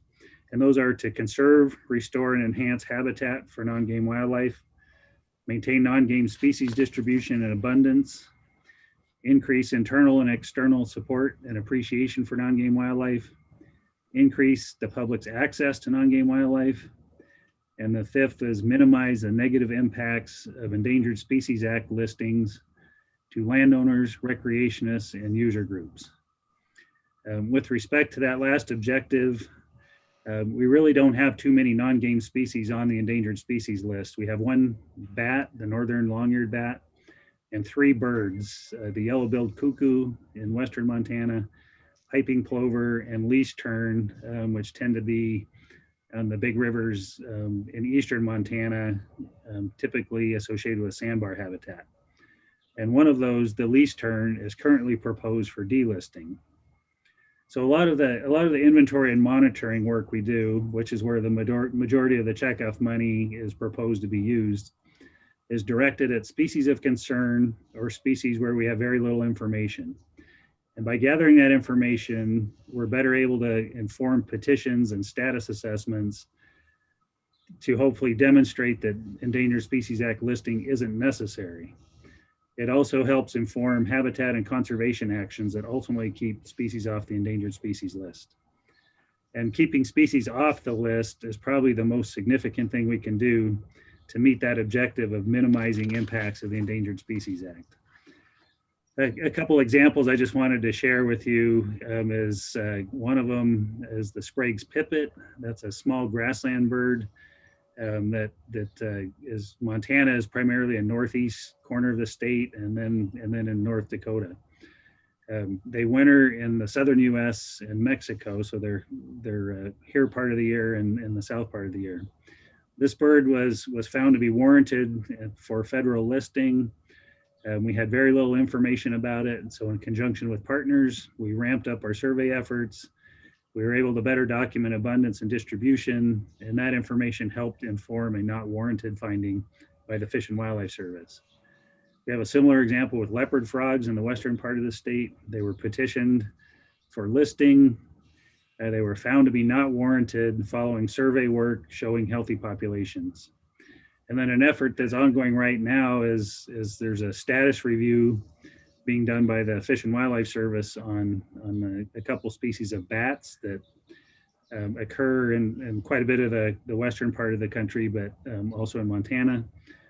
FWP and our partners have been collecting information on bat distribution and abundance, as well as a bat disease known as white nose syndrome. And this information will be critical in helping inform a status assessment that the Fish and Wildlife Service is doing on those 2 bat species. So as noted in the cover sheet, the inventory and monitoring dollars will be focused on species of concern and species of greatest conservation or greatest inventory need. We can clarify the description there in the cover sheet before the final. To add that emphasis will be on preventing the need for federal ESA listing, which will address the objective of minimizing impacts of the Endangered Species Act and listings. And again, what's approved today will go out for public comment and be back to you for finalizing in the August meeting. Any questions on that one? Madam Chair. Commissioner Tabor. Mr. McDonald, I'm asking the question because I don't know. In the arena of education, in particular targeted towards youth, is that an appropriate use or potential use of the funds coming out of this, or is that really sourced from a different pot of money in the area? You know, perhaps this go around or downstream, it'd be interesting to try to look for educational opportunities for youth groups and different kids to, you know, of what we're doing here. Yeah, Madam Chair, Commissioner Tabor, you were kind of breaking up on my end at least, so I'll try and answer at least the parts I heard. And that was, it sounded like you were asking if education was an appropriate use of this funding. Yes, and in particular for youth. Okay. Yeah. Yeah. It definitely is.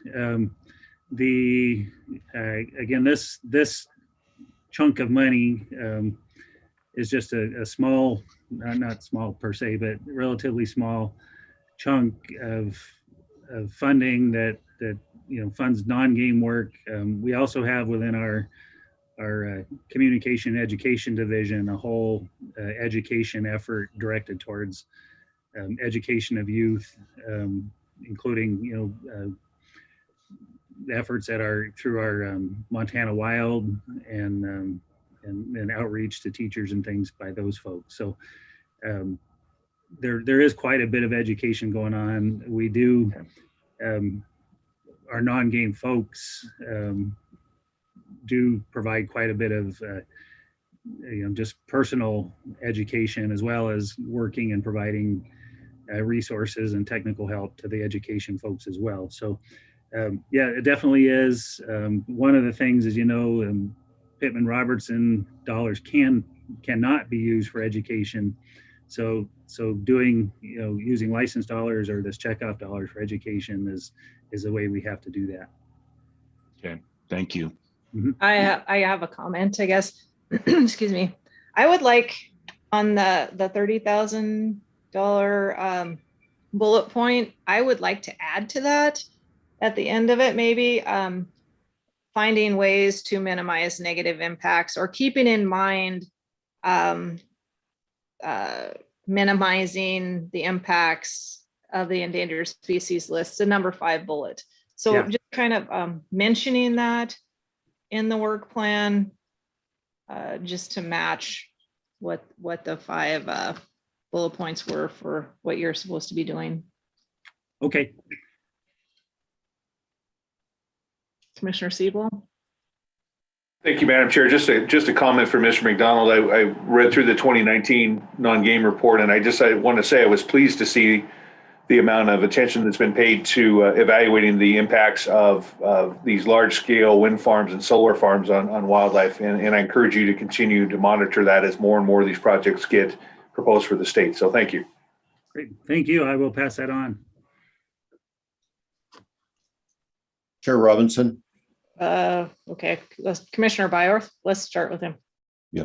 Thanks, Madam Chair. I was impressed by the report. I think it's very comprehensive and demonstrates the great extent our staff puts into effort to research and understand our wildlife, and to good end for the public and for landowners and for the energy industry. My question is, though, in light of a recent policy shift against research, how will that affect this work plan? Madam Chair, Commissioner Byworth, the research piece is, ours is a fairly small piece here, but it goes a long way to helping a graduate student working on a non-game related issue that is important for the department, to help inform a management question related to non-game. So I think that, there hasn't necessarily been a change in how the research will happen with this. And so I think it's a positive for us in the sense that it continues to provide information, help inform management. Commissioner Walsh, did you have a question? Yeah, it was more, I do. And Mr. McDonald, I just had a quick question on the budget. So the budget here matches up with the non-game checkoff funds. And I'm wondering, is the budget sufficient for the work that you've outlined? And the reason I'm asking that is my strong suspicion is that matching funds may be available for these types of projects. Yeah, Madam Chair, Commissioner Walsh, great question. The answer is, by itself, no, that's not adequate. But as I mentioned earlier, is this is one piece of funding that contributes to our overall non-game program. We've been using there's a federal program called State Wildlife Grants that's specifically for basically non-game species, for keeping common species common and preventing listed species. We've been using that in addition to this. This money is actually, because it's non-federal, it's applicable as matched to federal funds. So we're often able to leverage it as well.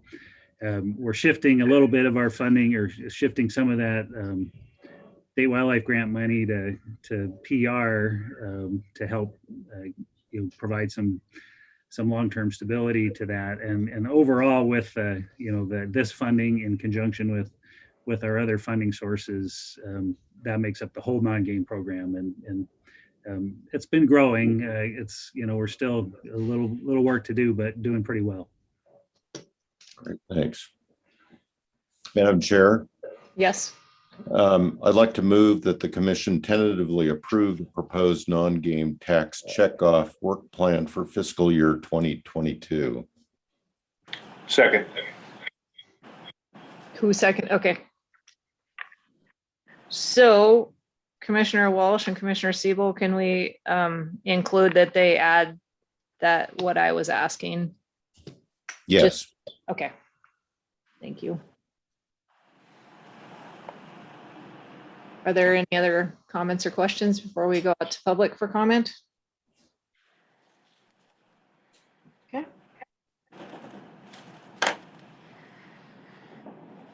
Are there any public comments? Chair Robinson, members of the commission, and there seems to be quite a few new people dialed in, so I'll just do the reminder that it's *9 to raise your hand. Okay. All right. Caller ending in 095. If you'd like to make your comments, please.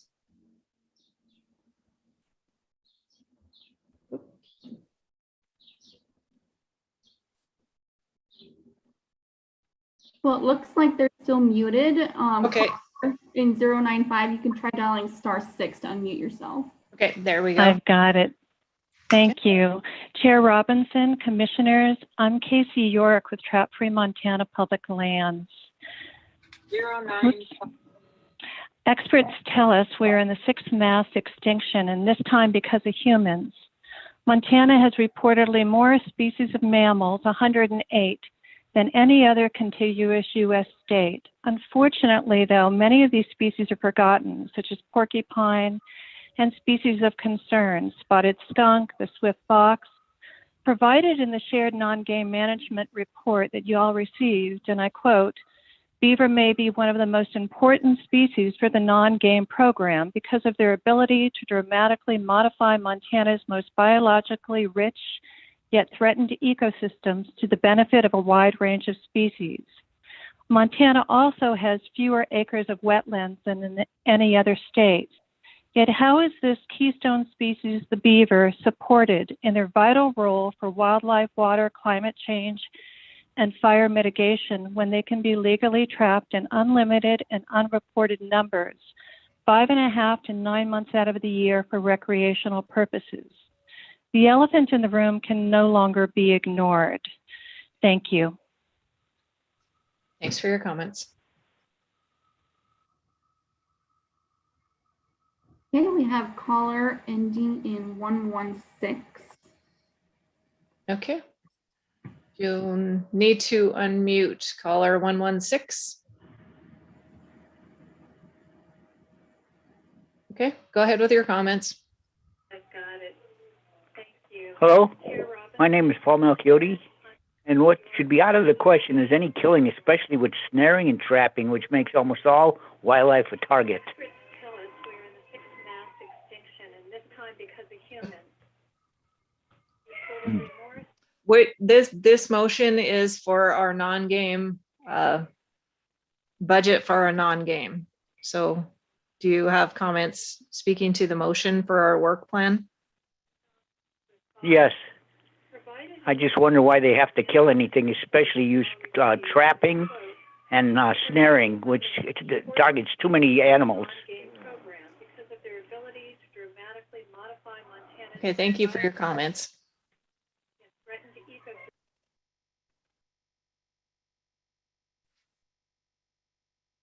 Any further public comments? Whoops. Members of the commission, sorry about that. I'm seeing none, but again, the reminder, *9 to raise your hand.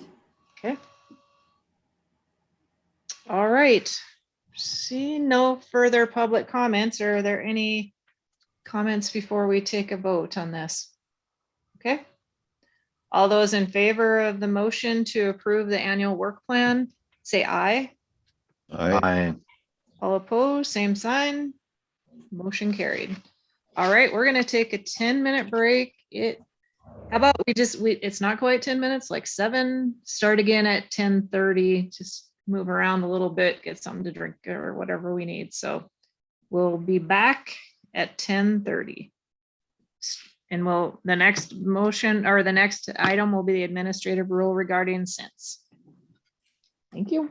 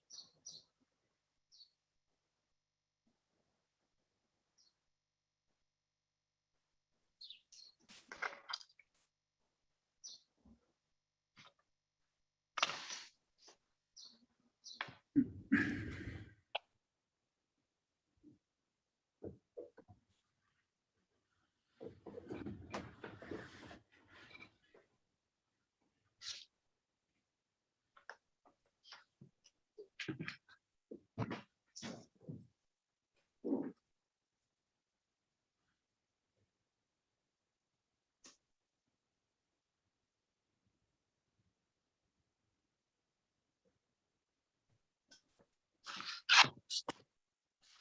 think we just need Commissioner Byerth and then we can start again.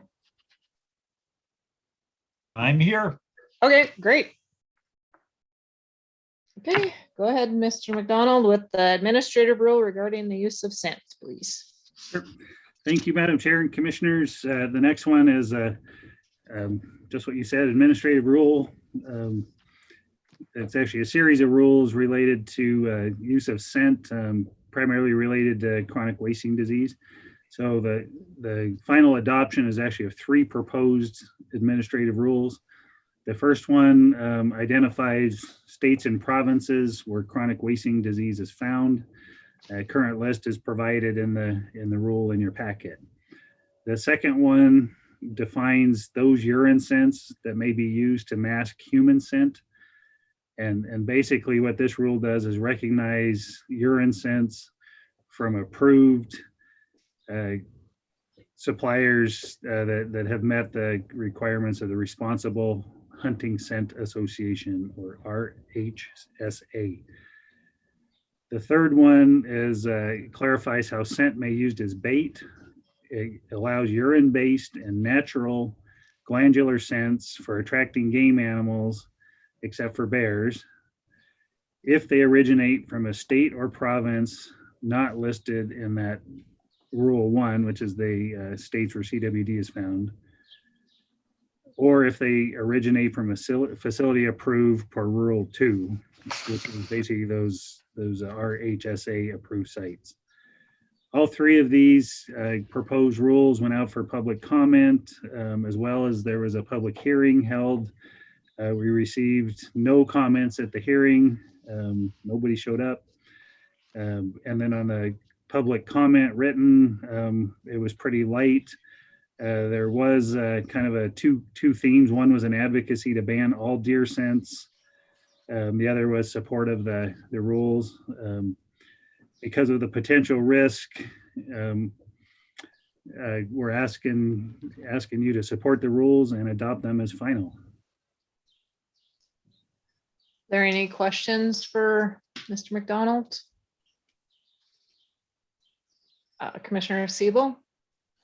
Mr. McDonald, thank you, Madam Chair. Mr. McDonald, since I actually helped write this, obviously, with the department, I'd be very happy. One of the things I want to make sure of is that when this arm, if it's passed today, gets put into regulations or in an addendum for the hunting regulations this fall, I want to make sure I'd be happy to help you review the language as well to make sure that we think it's clear.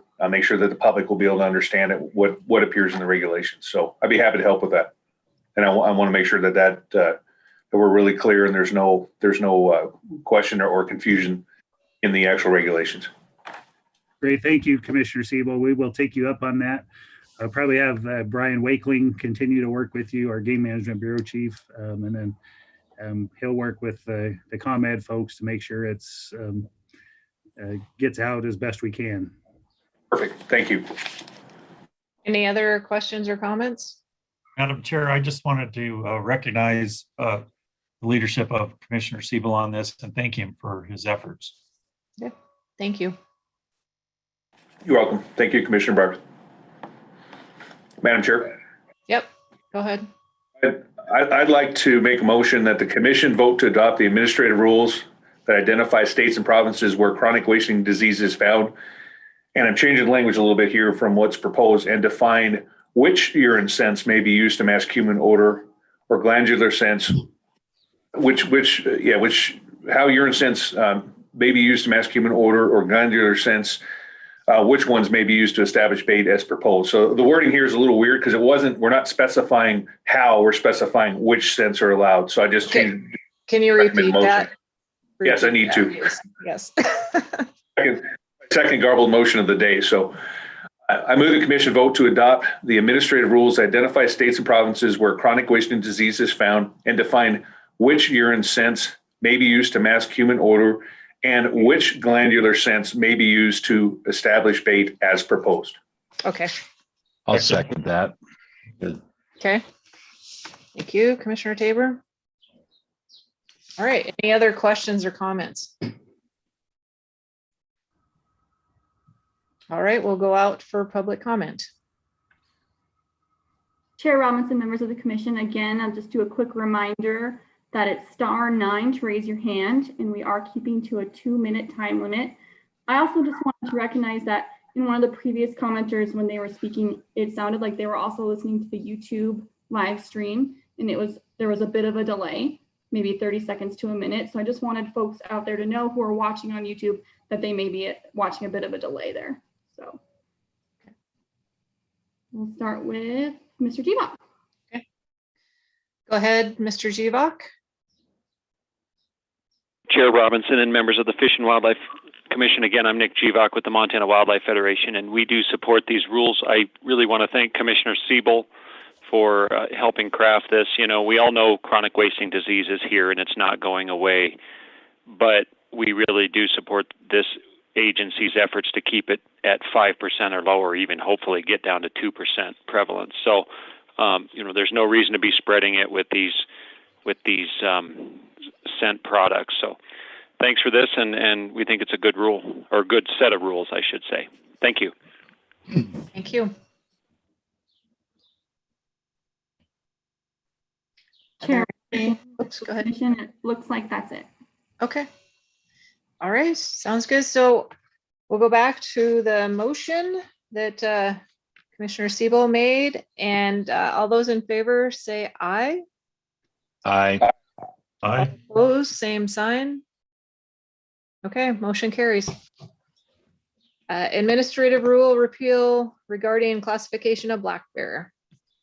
Thank you, Madam Chair, Commissioners. This is just a cleanup for us. It's a request to repeal Administrative Rule 12.9.102 that defines black bears as a trophy, which is inconsistent. It's inconsistent with and superseded by current statute. The rule is outdated. It contradicts that statute and management practices. So we're asking it to be repealed. A repeal will not change the current management of bears in the field in any way, or enforcement of rules for black bear harvest and field handling. So we are asking you to approve this. We went through public process. We also went through a hearing. There was nobody, no comment at the hearing, and only a single written comment was submitted. So we would just like you to approve the repeal of this rule.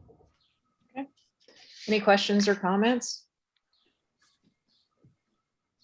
Madam Chair, Commissioner Tabor? I move that the commission vote to repeal ARM 12.9.102. Second. Okay, thank you, Commissioner Siebel. All right, we will go to public comment.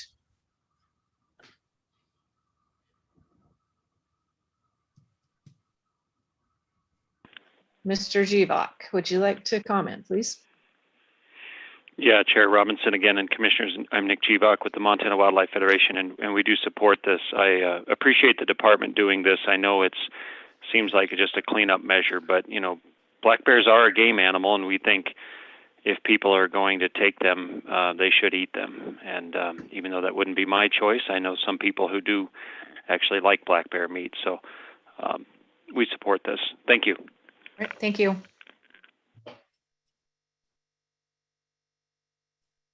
Any other members of the commission? It looks like that's it. Okay, thank you. Any other comments or questions before we vote? Okay, all those in favor of administrative rule repeal, ARM 12.9.102, all those in favor say aye. Aye. Aye. All those opposed, same sign. All right, motion carries. 2021 pheasant translocation. Great, thank you, Madam Chair, Commissioners. This item is a proposal related to pheasant transplants, and it actually encompasses two different programs. So we release pheasants as part of our upland game bird enhancement program. And then also there's a proposal to release pheasants this year on wildlife management areas as part of a youth pheasant hunting opportunity during special youth hunt days as a recruitment and retention tool for new hunters. So a little background, there's a statute, 87.5.714 requires approval by the commission to release a number of animals, including pheasants. The statute allows the species may be introduced or transplanted by the department based on scientific investigation and upon approval of the commission. And that list includes pheasants. So that's why we're here in front of you today. We're approaching this kind of a programmatic approach for both types of releases. Again, so pheasants released as part of the Upland Game Bird Habitat Enhancement Program are ones that are released where we enter an agreement with a private landowner to purchase and provide pen-reared pheasants to be released on private lands for population enhancement purposes.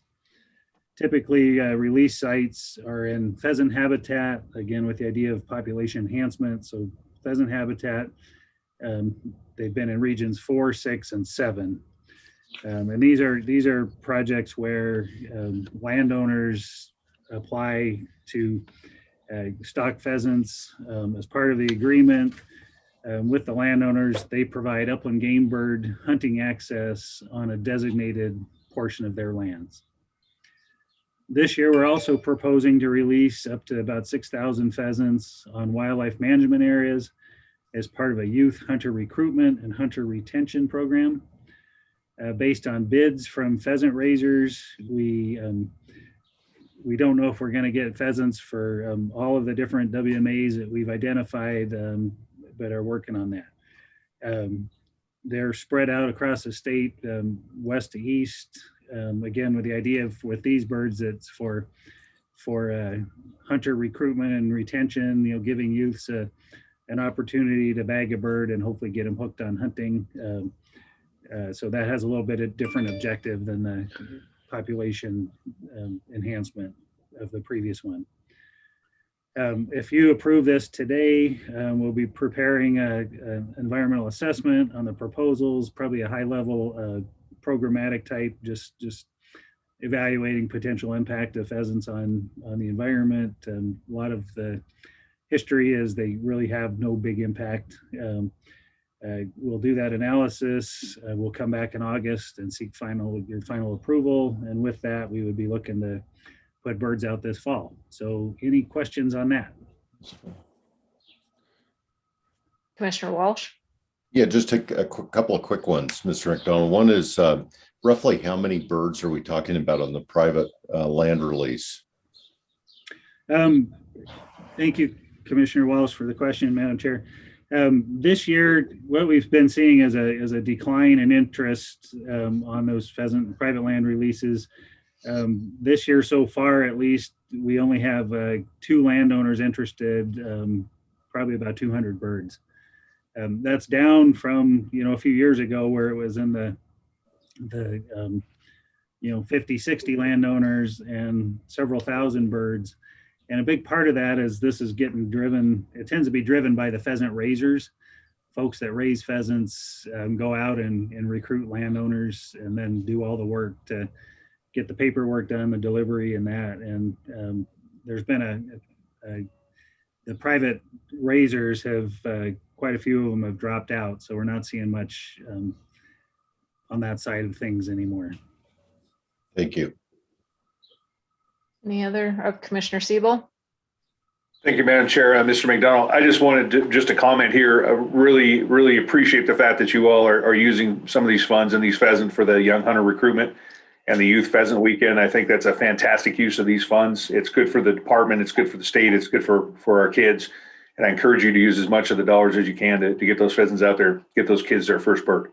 So I appreciate that. Thank you. Commissioner Byarth? Madam Chair, Ken, you mentioned the statute requires pheasant releases based on scientific investigation. I didn't see any research attached to our packet, but I do recall back in the day that stalking pheasants is actually more of a raptor support and predator support program rather than producing returns on the investment. Do you have any science or research that shows that stalking pheasants is I'm all for getting kids out and getting them on pheasants, but I'm just curious as to what the science says since the statute requires it. Yeah, thank you, Commissioner Byworth, commissioners. The information that is out there, you know, it addresses some of what you're talking about, and a lot of it depends on what's the objective of the release. So, with the big component of the release, the youth pheasant hunt, those are birds that are you know, at least 10-week-old birds, or I mean, sorry, 16-week-old birds. They've been pen raised. The objective of those is not to establish population. The objective is provide birds for young hunters. And so the science there is you know, we don't have an expectation of them establishing populations. And if it happens to be in areas where you know, pheasants aren't already established, we're not expecting them to establish. The other part of the equation, the birds on the release as part of the upland game bird program, those birds, you know, the intent is that they're augmenting or establishing new populations. There's still a pretty, you know, low survival rate of those birds, mainly because of the again, the pen raised nature of them and the sort of domestication of them. But we have seen and do see that in places they do help either enhance or establish new populations. And so it's a mixed bag. And again, it depends on what your objective is with those birds. Follow up, please. Follow up, sure. McKen, my greatest concern is that we're departing from a couple bedrock principles of wildlife management in Montana. One is fair chase, and the other is our focus on habitat rather than stalking. Are we seeing a diminishment of our focus on habitat, or is this just a supplemental project that enhances some recreation? Commissioners, Commissioner Byworth, again, it depends on the objective. So with the habitat enhancement program, there is not a diminishment in the habitat, and that's because statute requires that a percentage of the funds collected through the upland game bird program be dedicated to pheasant stalking. And so we're not robbing Peter to pay Paul from the habitat side. On the youth hunt component of it, this year the funding will come from that pheasant stalking portion of the upland game bird program. So again, it's funding that's already earmarked for pheasant releases. And then in the future, based on some actions by the legislature this year, that will be probably PR dollars funding the youth pheasant piece. And so again, nothing's coming from habitat. I just want to remind the commission too that what they're asked, the endorsement is to endorse the proposal and allow the department to seek public input. So, and further analysis. So there's a lot more conversation that will happen if we do endorse the FWP to move forward with this. Chair Robinson. Commissioner Walsh. Yep, I move the commission endorse the pheasant release proposal, allowing the department to seek public input and conduct further analysis. Thank you. Is there a second? Second. Okay. Commissioner Byworth, did you say second? I think we all did, yeah. Okay. Thank you. All right, so we will go to public comment. Yeah, Chair Robinson, members of the commission, just a reminder, *9, and we're doing a 2-minute limit. Start with phone number ending in 227. Okay. Go ahead, caller with numbers 227. Yeah, Yeah, Chair Robinson and members of the commission. Again, I'm Nick Jevock with the Montana Wildlife Federation, and we are opposed to the pheasant planting proposal. You know, this hasn't worked in the past, and it won't work today. We feel like this is throwing money down a rat hole, and it's not managing wildlife at all. And there's also a disease issue at times with these planted birds. So we feel like we've gone full circle. We shut down the state pheasant farm for a reason. And we've also, and I understand that isn't the stated purpose, but the survival rate of these planted birds is so low that it's a waste of money. So for those reasons, we're opposed to the pheasant translocation program. Thank you. Thank you. Any further public comments?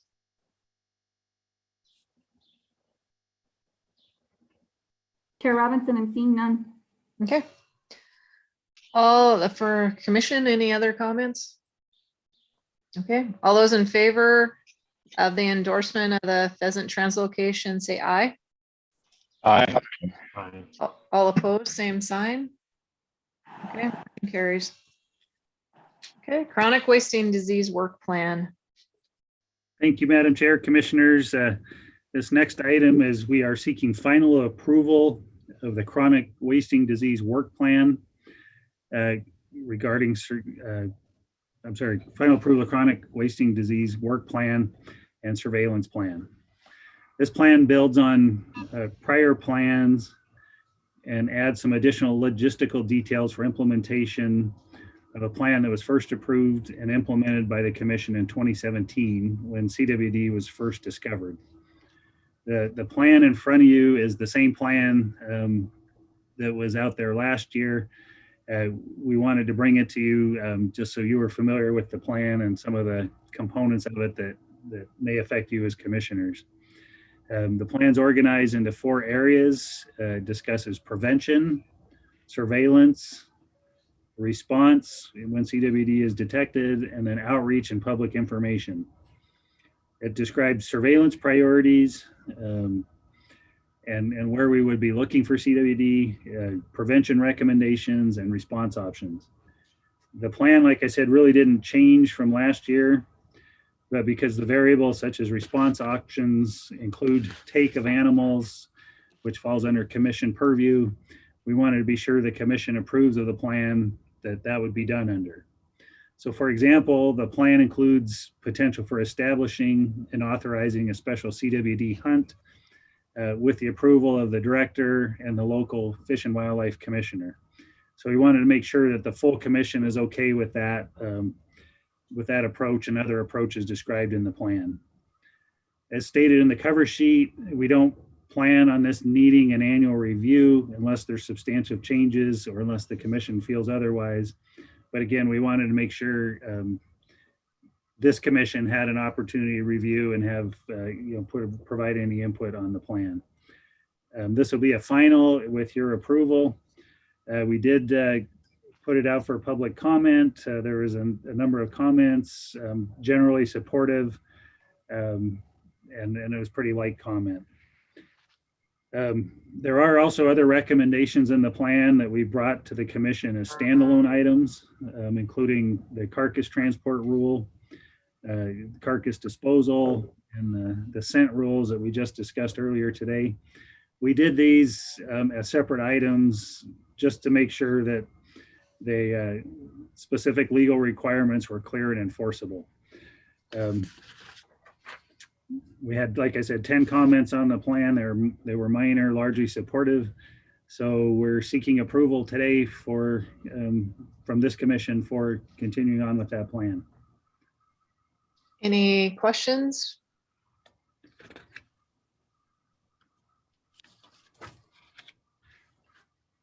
Someone like to make a motion? Madam Chair. Commissioner Siebel? Madam Chair, I move that the commission vote to adopt as final the Montana Chronic Wasting Disease Management Plan as presented by the department. For second? Yeah, I'll second. Okay, Commissioner Tabor?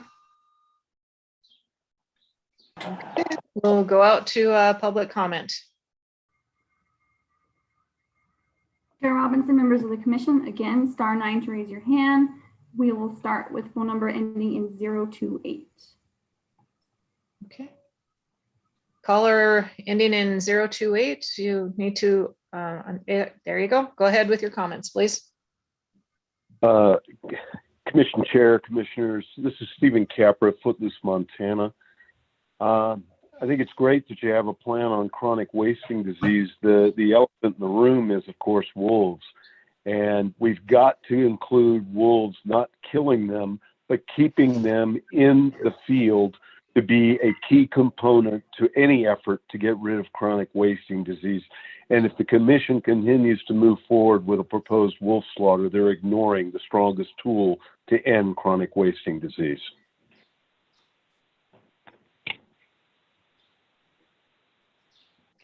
Thank you.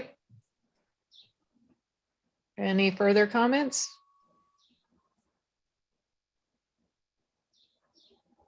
Chair Robinson, it looks like we have a phone number ending in 943. Okay. Caller 943, you can go ahead with your comments. You need to unmute, please. Is it *6, Katie? You need. That's correct. Yeah, *6.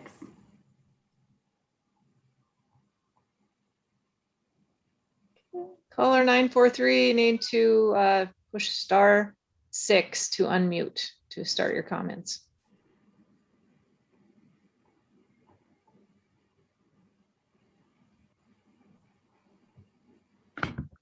Okay.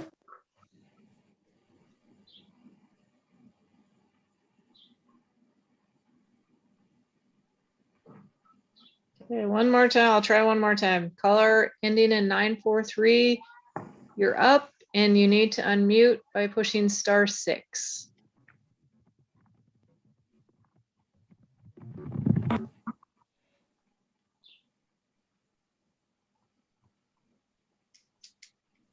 Are there any other public comments? Chair Robinson, there are no further public comments. Okay. We'll go ahead with the motion then. All those in favor of approving the chronic wasting disease work plan signify by saying aye. Aye. Aye. All those opposed, same sign. Motion carried. Okay, the Jordan Urban Wildlife Plan. Madam Chair and Commissioners, this next one is a proposed action. If you approve it, it would go out for public comment. The Jordan Urban Wildlife and Turkey, Town of Jordan Deer and Turkey Management Plan. So a little history on this. The state statute requires approval of urban wildlife plans by the commission. And the statute at 731-4110 specifically says a city or town may adopt a plan to control, remove, and restrict game animals as defined in 87-101 within the boundaries of the city or town limits for public health and safety purposes. Upon adoption of the plan, the city or town shall notify the Department of Fish, Life, and Parks. If the department approves the plan or approves the plan with conditions, the city or town may implement the plan as approved or as approved with conditions. So that's the background for what's in front of you today. In this scenario, Jordan is proposing a plan to address control of deer and turkeys in city limits, primarily for health and safety reasons, as well as to help maintain long-term health of the populations and their habitat. The plan is patterned after similar plans that are in place for other like communities like Colstrip, Glendive, and Ekalaka. The plan recognizes hunting as the management tool of choice, but also that some removals of aggressive deer where they're causing problems may need to happen. This would happen, aggressive animals would be removed on an individual basis by Montana peace officers, as they're the only ones authorized to use firearms in the town limits for that purpose. Again, hunting would be the primary mechanism within the city limits on certain public lands, certain private lands, following landowner directions. This plan, the town of Jordan, the Garfield County Commission, and the Garfield County Sheriffs are all supportive. Again, with your approval, we would initiate a 30-day public comment period on the plan. And I see we have Region 7 is on the line, so if there's specific questions about it, we can call on them as well. Are there any questions from the commission?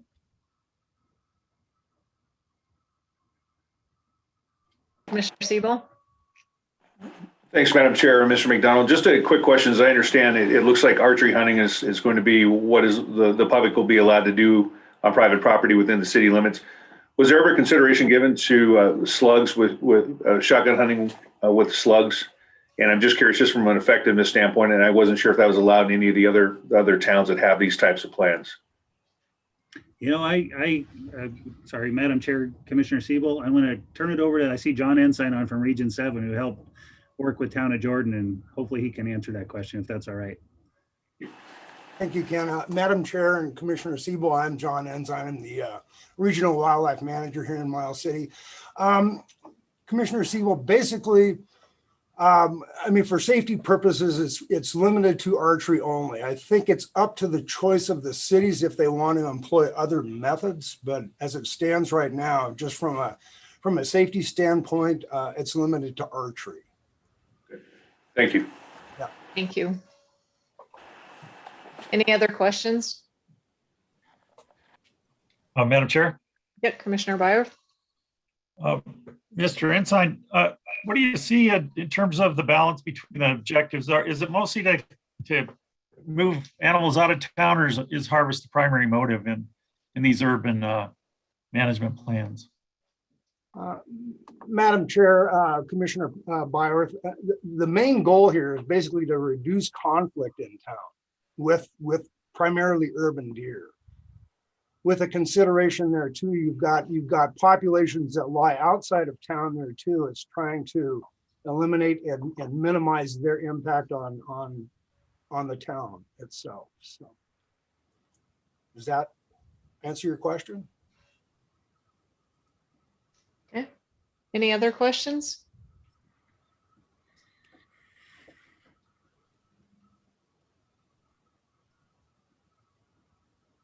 Someone like to make a motion?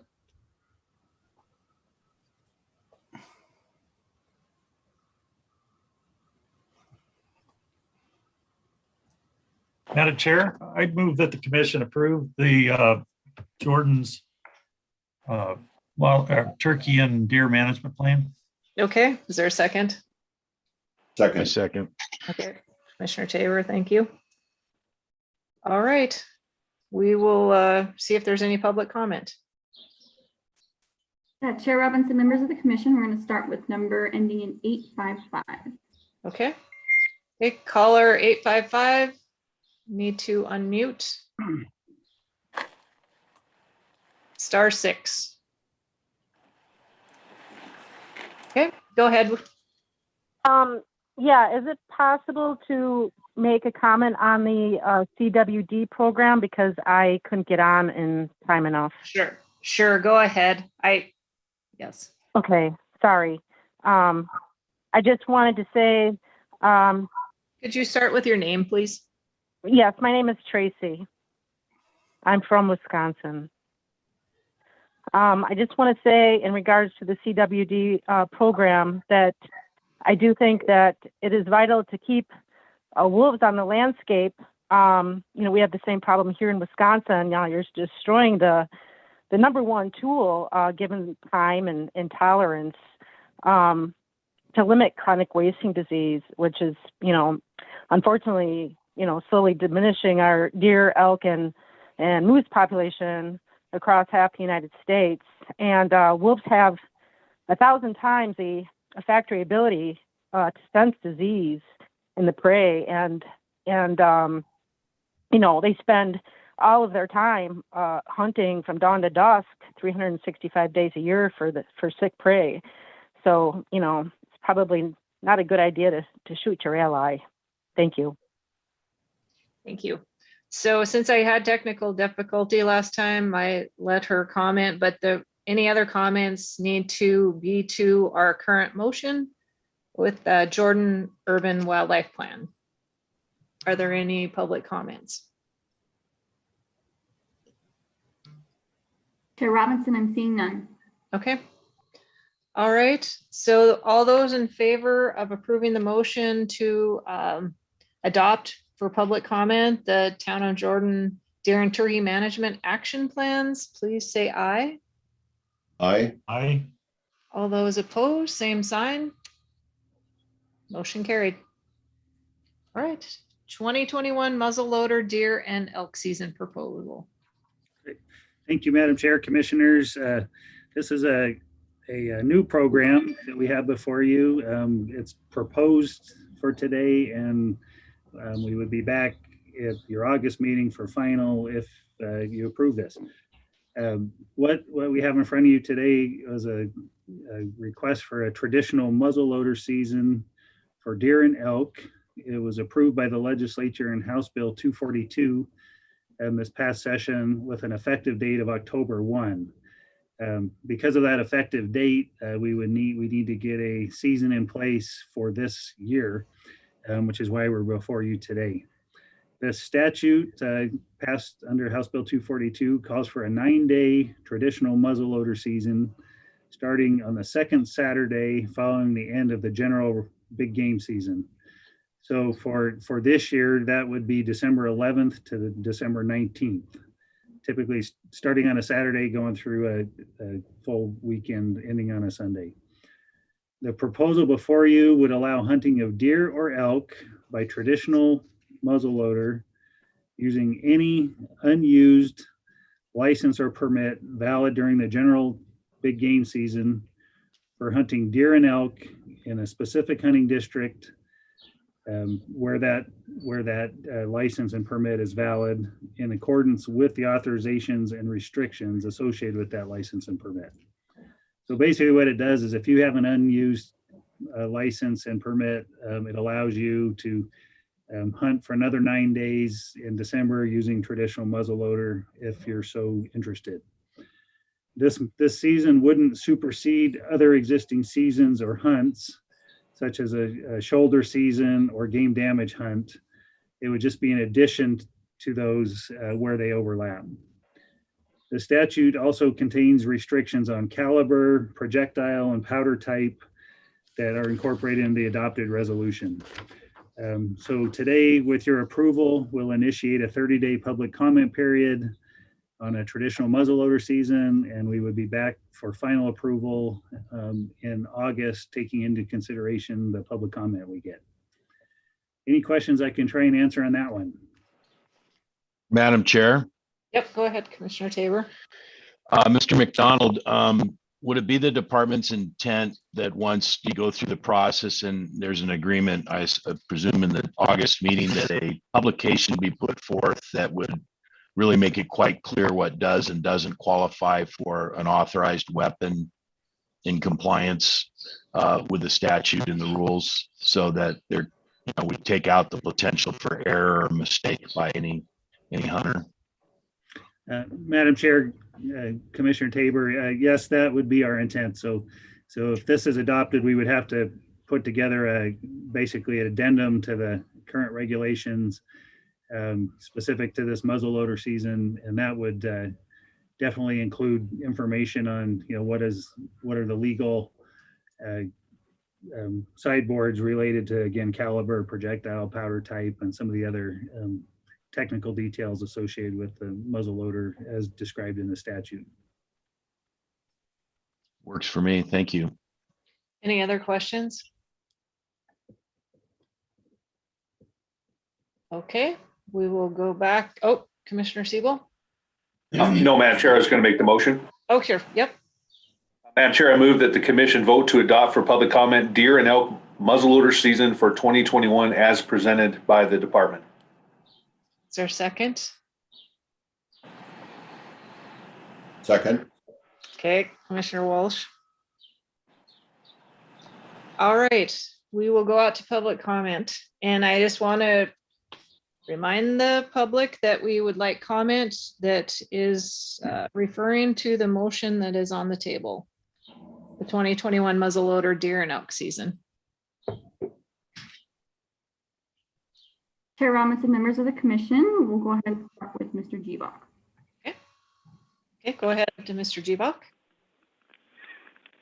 Thank you, Chair Robinson and members of the commission. Again, I'm Nick Jeebach with the Montana Wildlife Federation. And we don't see the sense in a 9-day season tagged on to the end of the general season. This is going to cause stress on animals, particularly bull elk.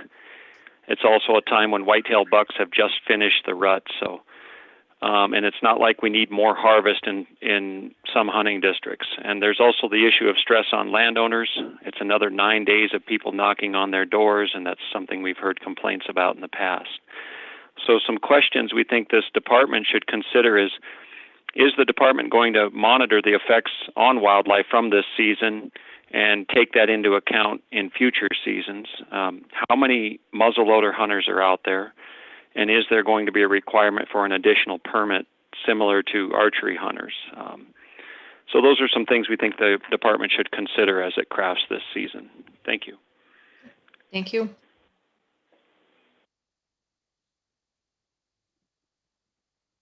Caller ending in 174, and you'll need to unmute.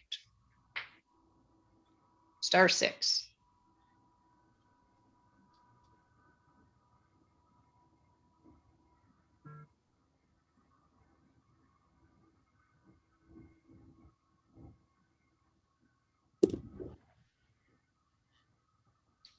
Caller 174, you would need to push *6 to unmute.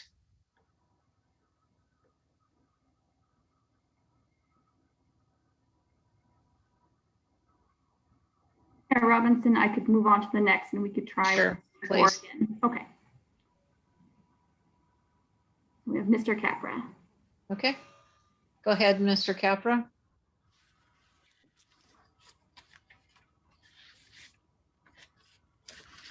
Commissioner, Commission Chair, Commissioners, Steve Capra, Footloose, Montana. Though our organization is not opposed to hunting, we do oppose this additional muzzle loading season. It just seems unnecessary. It seems like, again, putting way too much stress on wildlife after a very stressful period of time. And this just seemed to be something that was concocted by a small group of people to do that really isn't in the best interest of wildlife in our state. And so we stand opposed to this measure. Thank you. Thank you. Is there further comments? Chair Robinson, I'm seeing none, but I wonder if I could try caller 174 again. Sure, sure.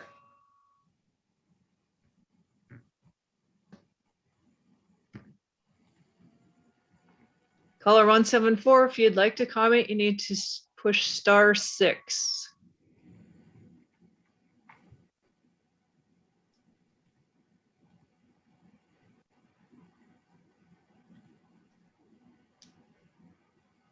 All right, I'm gonna have to move on. We have a motion on the table to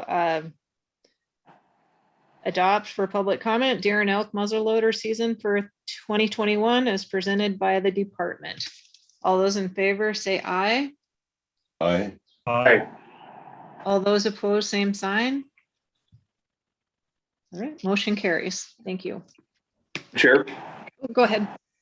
just a quick point of I'd like to make with Mr. McDonald, and I've had requests because I do have friends that are muzzleloaders, traditional muzzleloaders, and I'd like the department as we move forward and even with public comment to consider lifting the hunter's orange requirement for this traditional muzzleloader season. Thank you. That's all I had. Thank you, Commissioner Siebel. We'll look into that one and see what the thinking is. Okay, thank you. All right, so next is a 2021 elk shoulder season proposal. Great, thank you, Madam Chair, Commissioners. Again, this is an adjustment to the current approved season, and it would apply to the late elk shoulder seasons for this coming season. So would be for the 21-22 season. Basically what it is we continue to have over objective elk hunting districts, even where we have current shoulder seasons. This is a proposal to extend the previously approved season in over objective hunting districts to February 15th, 2022. So that it applies in over objecting hunting districts that are currently slated to end sooner. This would apply to 18 districts in regions 2, 3, 4, and 5. They're listed there on your cover sheet. Several of these have ending dates, or these all have ending dates that end before February 15th. This would extend them to February 15th. Quite a few of those, well, at least some of them, the ending date is before February 15th based on input from landowners and hunters in those hunting districts. With adoption today, we would seek public comment on the proposal to extend that date in those 18 hunting districts that are identified in your packet. I can try and answer any questions, and we may have regional folks if you have questions related to a very specific hunting district. Commissioner Walsh, did you have a question that you had mentioned earlier about? Yeah, no, it clarified in this. I didn't realize that this earlier. I had heard that this was going to apply to the February 2023, but I'm pleased to see it's this coming season. Okay. Any other questions or comments? Madam Chair. Yep, Commissioner Byer. I just wanted to raise an issue that we're, this has been a very controversial topic over the years and the subject of a lot of public comment. We're a good hour before what we expected on the agenda. So my request would be just to allow a public comment for those who might arrive later on this issue. I don't think that the times that we have are on the public agenda, but I could. Oh. Could somebody, Shauna, could you confirm that or let me know? Last time they weren't, so I wasn't sure. On the copy, I guess it's a commission copy that has 12:30. Yep. So. Right. Yep. Just a point of order. Sure. I'll double check. Commissioner Siebel? Madam Chair, just a point of clarification. What we're going to be, and it may be relevant to Commissioner Byer's comments, what we're doing today is proposing to send this out for public comment for the multiple districts that were listed by the department. And as I understand it, and Mr. McDonald can confirm this, when we come back, we take public comment, get more information on which districts we may want to apply this to. We can go forward with a smaller number of the districts at our final decision based on public input and based on the department's input. Is that correct? That is correct. Okay. Thank you. Chair Robinson. Yes. I move the commission vote to adopt for public comment the late season end date extensions to February 15, 2022 for all relevant license permit types for antlerless elk shoulder seasons in hunting districts 262, 290, 298, 390, 391, 393, 411, 417, 502, 510, 511, 520, 530, 540, 560, 575, 580, and 590. I second that. Okay, thank you, Commissioner Walsh and Commissioner Siebel. Any other comments from the commission before we go out for public comment? Madam Chair, I have a question for Mr. Sure. McDonald. Sure. Can of these hunting districts that we are considering extending the season on, do they all meet the criteria in the 2015 shoulder season guidelines that the commission passed back then?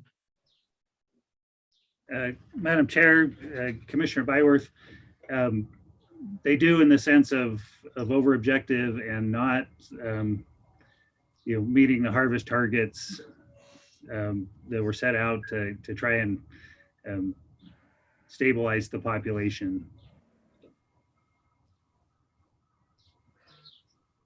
Were the other follow-up, Madam Chair? Go ahead with a follow-up. Were the other criteria analyzed for these hunting districts? Commissioner Byworth, can you maybe elaborate a little bit? Well, I believe, I can't remember if there was a dozen different, I don't have them right in front of me. Maybe I should bring it up, but I remember there was a lot of criteria associated with public hunting, whether they're bull or cow harvest meeting objectives, things of that nature. Or was it just simply that these populations are over objective? Well, actually, Madam Chair, Commissioner Byworth, yeah, no. So what you're talking about are those fundamental objectives that we laid out for the initially laid out for the shoulder seasons. I may defer to Brian Wakeling here on your specific question, but the impetus for the proposal in front of you today was primarily where we sit in terms of relative to objectives. If it's all right, Madam Chair, can I put Brian on the spot to maybe elaborate a little more? Thank you, Madam Chair, members of the commission, Brian Wakeling for the record. As Ken mentioned, primarily the focus on this particular process was to look at whether or not they were over objective or not. We did not extensively review all of the other parameters such as whether or not we had seen changes in the standard harvest. However, all of these were part of a existing shoulder season, and the commission did consider all of those aspects when the existing shoulder seasons were established.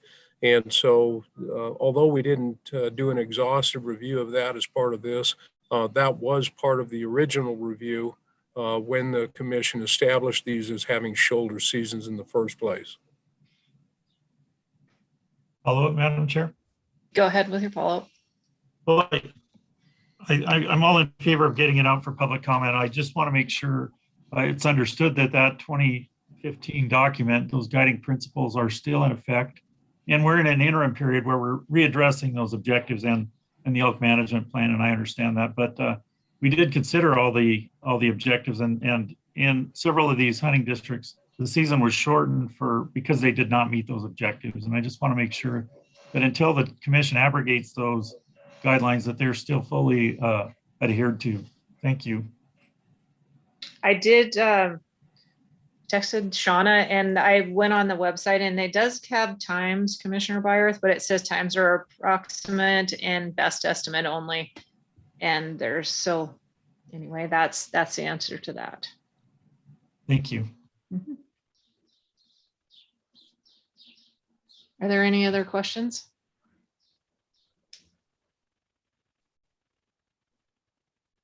Okay. So we will go out to public comment on the 2020 elk shoulder season proposal. Chair Robinson, members of the commission, I see quite a few more people dialed in. So I'll just do the reminder that it's *9 to raise your hand, and that we are keeping to a 2-minute time limit. Okay, thank you. We'll start with Mr. Jeebach. Okay, go ahead, Mr. Jeebach. Chair Robinson and members of the Fish and Wildlife Commission, again, I'm Nick Jeebach. I'm with the Montana Wildlife Federation, and we are opposed to extending these shoulder seasons. This is clearly another step toward privatizing management and game farming, and it appears to be going against a lot of the criteria. We still have not seen the information from last season on how close they came in any of those units to meeting the 50% harvest during the general season. So you're asking people to make comments without any information in how we're doing. And it's clear that you're just throwing out the rules with the shoulder seasons. This has nothing to do with performance criteria, and it has nothing to do with the definition of a shoulder season. The data is simply not there to make an informed decision, and it's clear that the guidelines for these have been shelved. Landowners didn't like the idea of hunting elk until the middle of February in many areas as well. So this is about landowners as well. And it's not good to be hunting elk in this way in mid-February. We think this is giving hunters a black eye. We've seen some outrageous behavior in some of these hunts, and we're wondering how this is helping the wildlife resource.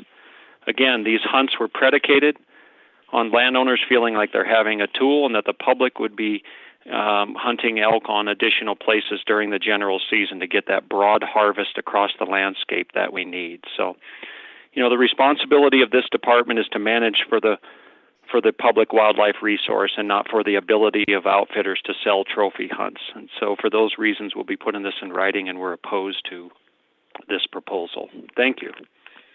Thank you. Okay. Caller ending in 943. You'll need to *6 to unmute. There we go. Go ahead with your comments. My name is Representative Paul Fielder. I live in Thompson Falls, and I'm representing this comment from the legislature. In the legislative session this year, we heard a lot of testimony, and we entertained bills that were designed to try to reduce elk problems for landowners in areas where there were too many elk. So that was the intent of bills that came out of the legislature. And I just want to go on record as saying that I do support these shoulder seasons to help landowners on their private properties. Thank you, Madam Chair. Thank you, Representative Fielder. Okay, caller ending in 945, *6 to unmute.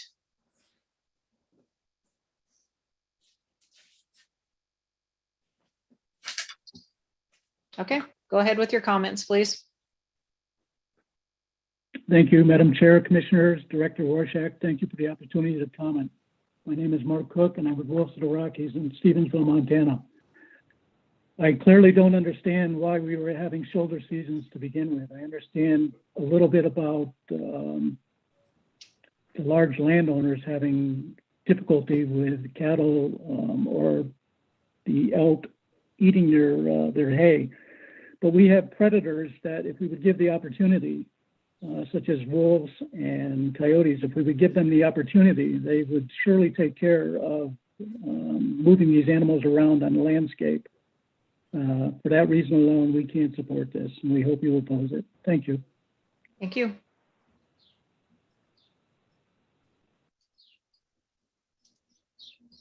Okay, Mr. Capra, if you want to go ahead with your comments. Yeah, Stephen Capra, Footloose, Montana. Just kind of following up on what was just said, and it's pretty obvious. The whole idea of shoulder seasons could be mollified if we simply allowed wolves to live on the land. And I cannot understand, again and again, we come up with circumstances throughout this meeting where we're putting in additional seasons, etc., and we're doing things that are not scientifically based, and we're moving ahead when we already have a solution to it. I think anyone who wants to hunt in this state has adequate opportunities, and I think that we fully support their right to do so. But when we start getting into areas like this, it just seems really unnecessary if we allow wolves to be, and predators of all types, to be on the land. So we really wish the commission would stop pushing away predators and allow them to be part of a functioning ecosystem. Thank you. Thank you. Okay, caller ending in 321, *6 to unmute. There you go. Go ahead with your comments, please. Yes, good day, Commission Chair and Commissioners. My name is Dagmar Riddle. I'm with Campaign for Yellowstone Wolves with Wolves of the Rockies, and I am against the extended shoulder season because wolves need and other predators need these ungulates for food sources so that they stay away from domestic livestock. So I'm in agreement with Mark Cook and with Footloose, Montana to not extend the shoulder season and not to make this extermination of wolves a reality. And I have a degree in environmental management and restoration technology, and I have been following the wolves, and they are such a good resource for controlling the elk and the chronic wasting disease. So that's my comment. Thank you. Thank you. Okay, caller 952, *6 to unmute. Okay, go ahead with your comments.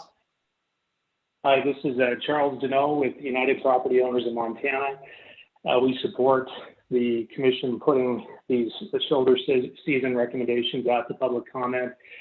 However, we feel that the shoulder season should be extended to all districts that are over objective. Currently, we've got about 77 districts that are categorized as over objective in the most recent elk count. The commission, the department has a statutory mandate to manage elk populations to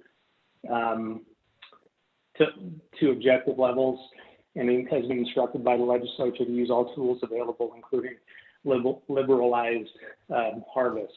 So we feel the shoulder seasons fit within the statute, and we'd like to see more done to meet that requirement. Thank you. Thank you.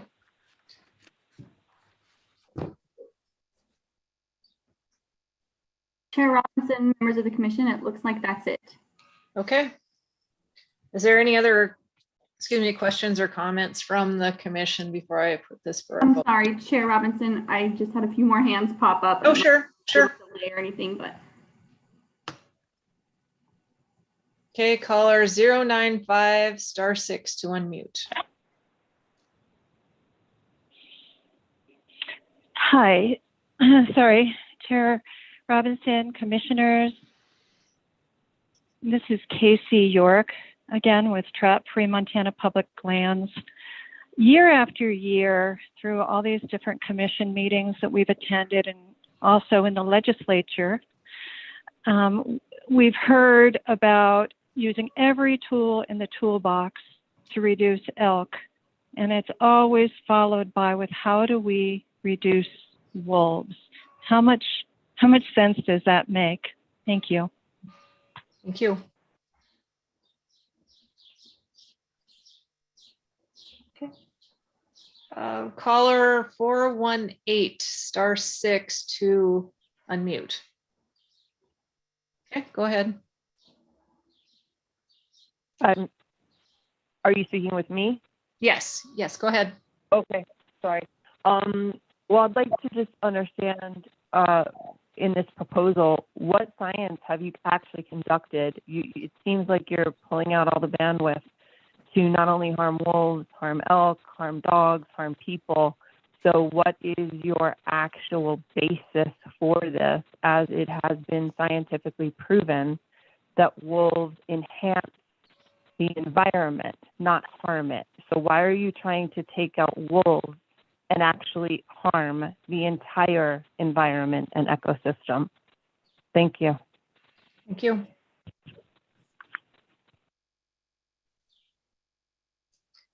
Caller 903 *6 to unmute. Go ahead. Hi, I'm Coda Parks with the city of Mount Shasta. I'm in favor of protecting the lives of Yellowstone National Park, as well as the lives of Montana's independent farmers' livestock. Wolves play a key role in maintaining the ecosystem of the earth. When wolves kill, they feed not only themselves, the carcasses of their prey feed various wildlife species, such as birds, elk, bears, insects, etc. Also, from the attraction of more insects and arthropods, the carcasses increase plant growth. This then feeds herbivores and grazers, like deer, bison, cattle, sheep, moose, etc. As shown in the 1930s, specifically, loss of wolves means loss of fertile soil, causing plants to die off, or reducing the number of insects, increasing elk and deer population, thus taking away food sources from herbivores, insectivores, and omnivores. This will affect the soil, plants, and livestock of farms too. The wolves were placed in Montana to repair the ecosystem that was just destroyed by the removal. It would be uneducated to not protect them knowing the outcome, not to mention a waste of money that was used to repair the damaged ecosystem. Rather than killing off my nation's wildlife and a sacred spiritual animal of my ancestry, the healthier agreement can be met. Wolves can be deterred by large breed dogs, range riders, scare devices. There are options like making range riders an occupation. That would also create more jobs for Americans. With so many willing to protect wolves, a donation system can be created to supply guard dogs to farmers and to install scare devices. Humans are the most intelligent species, so we can put our heads together and figure out how to coexist, because this problem has occurred in the past. In the 1930s, it was shown that the elk and deer population increased when the wolves left. So if there's already a problem, then with the population of these animals, removing the wolves is going to make that problem greater. Robinson, we're at 2 minutes. Okay, thank you for your comments.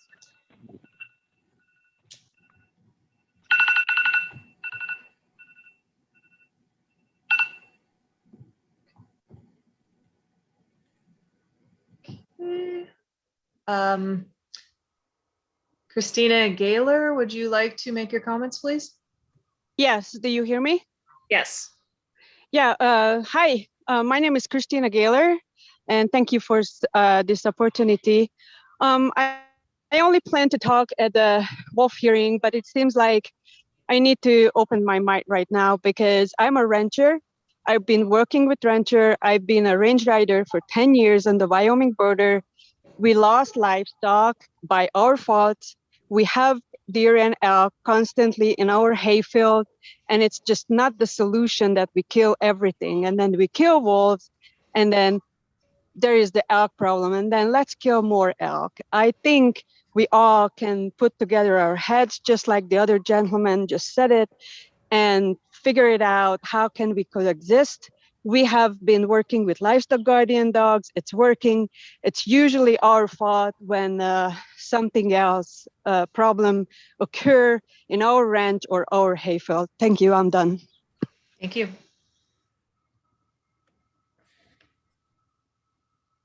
Okay, caller 286. Hello, can everybody hear me? Yes, we can.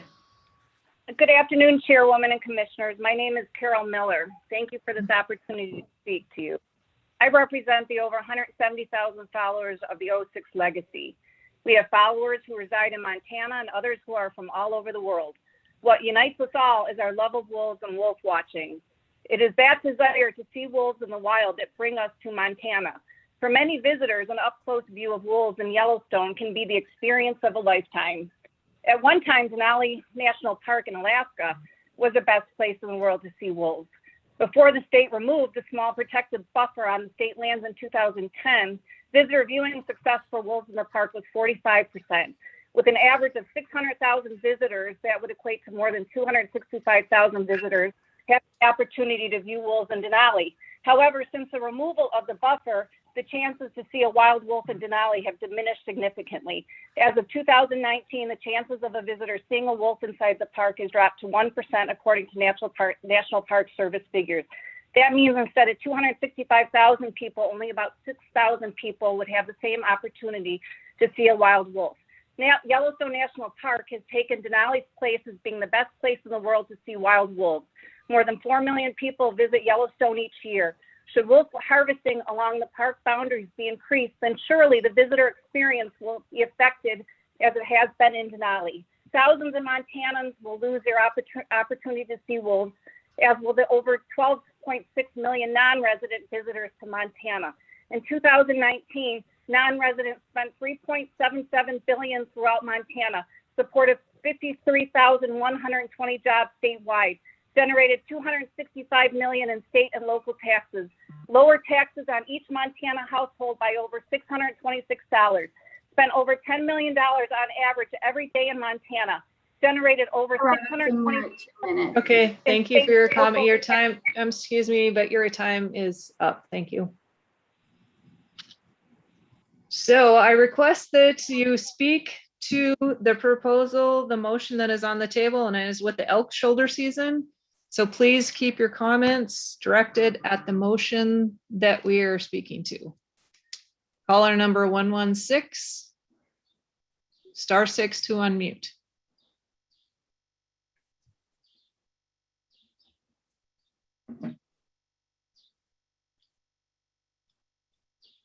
Caller 116, you need to push *6 to unmute.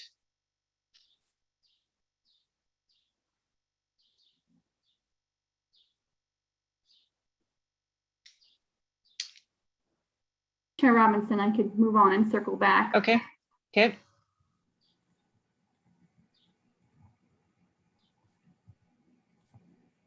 Okay, caller 780, *6 to unmute.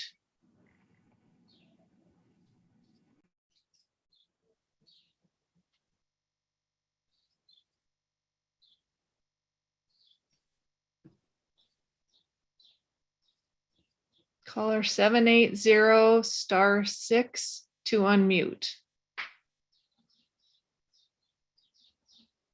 How many more callers do we have in the queue?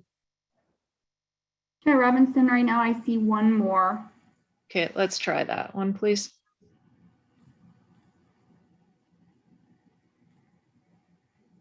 Okay, caller 403, *6 to unmute to make your comments. Okay, go ahead with your comments, please. I was actually wanting to speak to the wolf issue, so can I come back on later? Yes, yes, it will be later. Yes. Okay, thank you. Yeah, most likely after lunch. Chair Robinson, I just have the two folks left that couldn't get on. I don't know if you wanted to try them really quick again. I can try them real quick, yes. Caller 116.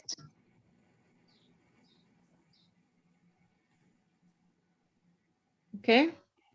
You need to *6 to unmute. Okay. Want to try the other one? Okay, caller 780, *6 to unmute.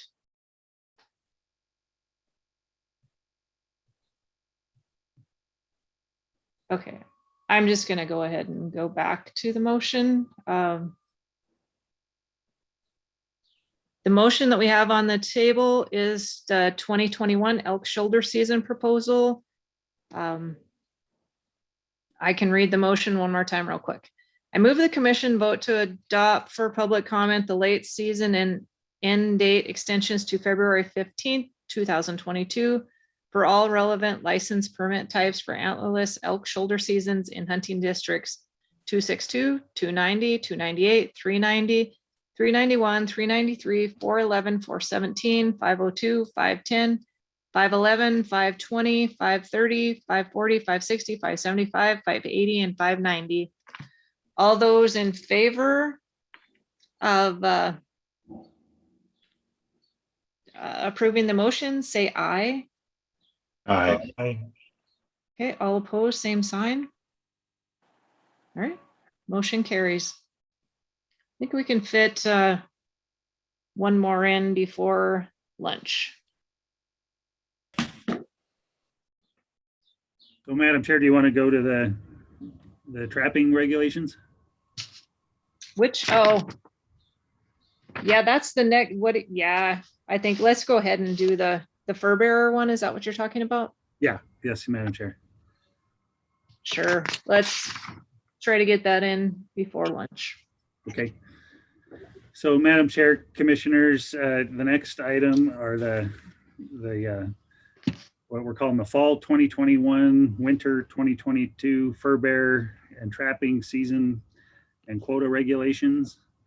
One thing I wanted to say before we do that is I want to address trapping setbacks. There's an issue common to both the fur bear regulations and the wolf regulations as it relates to trapping, and that's the setbacks. We're still working on a final recommendations for setbacks. So we won't be asking for adoption of setback language in either of those regulations at this meeting, but we hope to have some draft language out for public comment in the near future, and then would bring that to you for final approval at the August meeting. So with that, with the rest of the fur bearer regulations and quotas, the department is only proposing some minor regulation changes.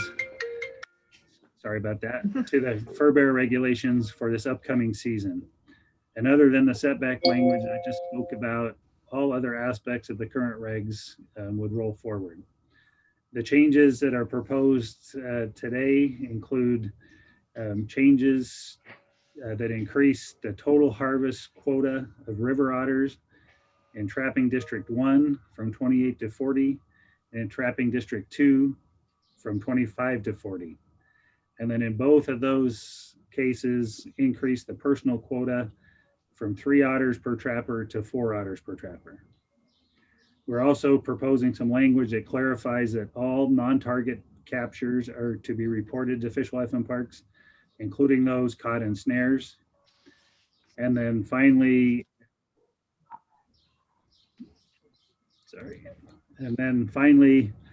an adjustment to restrictions on trapping near occupied dwellings to clarify that the restriction applies to killing ground sets that are set for animals larger than ground squirrels.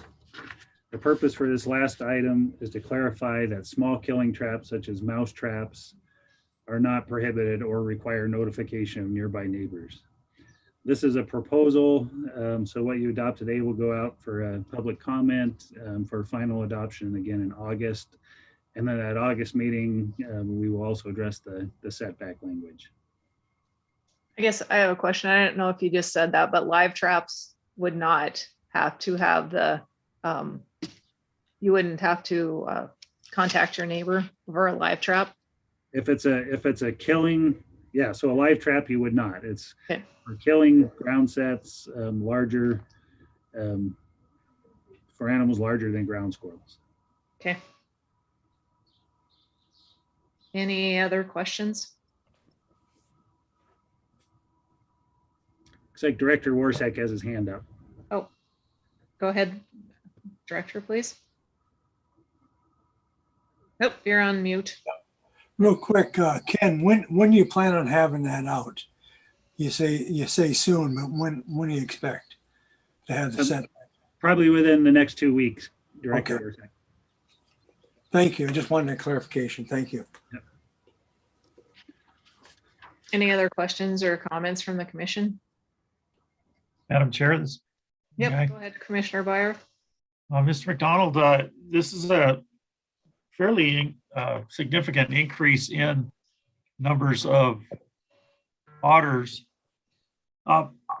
which I guess I defer to the department, although I wonder where I see the justification in the materials was only anecdotal and there isn't any population information other than capture sites. Can you elaborate on the status of otter populations in these areas and how we justify this fairly significant increase?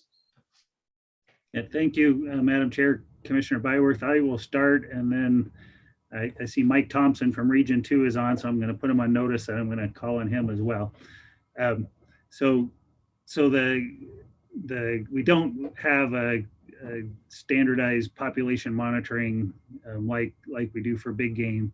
So we rely on professional expertise. We're looking at the distribution of otters, and then the catch per unit effort type of statistics that we get from the harvest evaluation. And based on that, the biologists in both those regions felt that the populations were robust enough to handle some additional harvest. And Mike, if you're on, if there's more to add, you want to chime in, if that's all right, Madam Chair? That would be fine, yes. Go ahead, Mike. Chair Robinson and Commissioner Byworth, this is Mike Thompson. I'm the wildlife manager in Region 2. And I did prepare the justification for the Region 2 otter quota adjustment.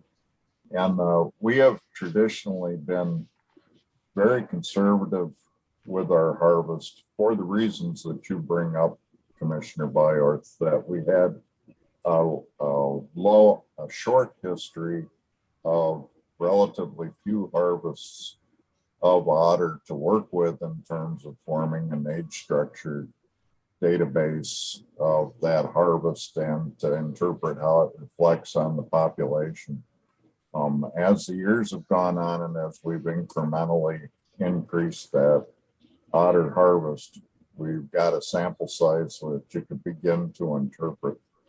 And we're beginning to see and have seen, and you see this in stark contrast to bobcat, so we kind of have something to compare against. And in the case of otter, we see young animals, juvenile animals, comprising a substantial portion of the harvest. We see older animals, older aged adults as a component of the harvest, but not so they're there. The presence is good to see, but they're not comprising a high proportion of the harvest, which would make you think that you're digging deep into the population, and we don't see that. The anecdotal information that you referred to is an additional thing that we look at, which is a lot of anecdotal observations up and down Region 2 that have continued to grow, and that's people's expression of what the otter population is doing. So we are watching, and the trappers know that we are watching, and if you approve this, we will adjust if we see changes in the harvested age structure that point us in a different direction. Any other questions?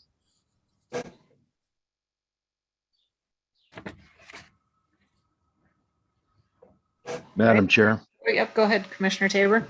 It wasn't a question. I just want to make a comment. I was able to attend the both the CAC and there was a trappers gathering in both of these regions, and so the trappers were very conscientious about all these quotas, and were commenting specifically based on their observations and where they are around the sharp increase in the number of otters that they've seen.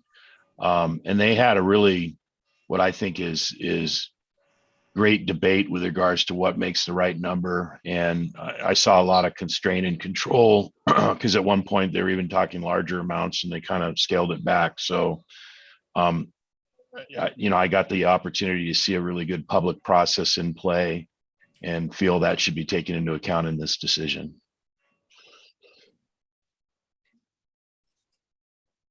Any other comments or questions?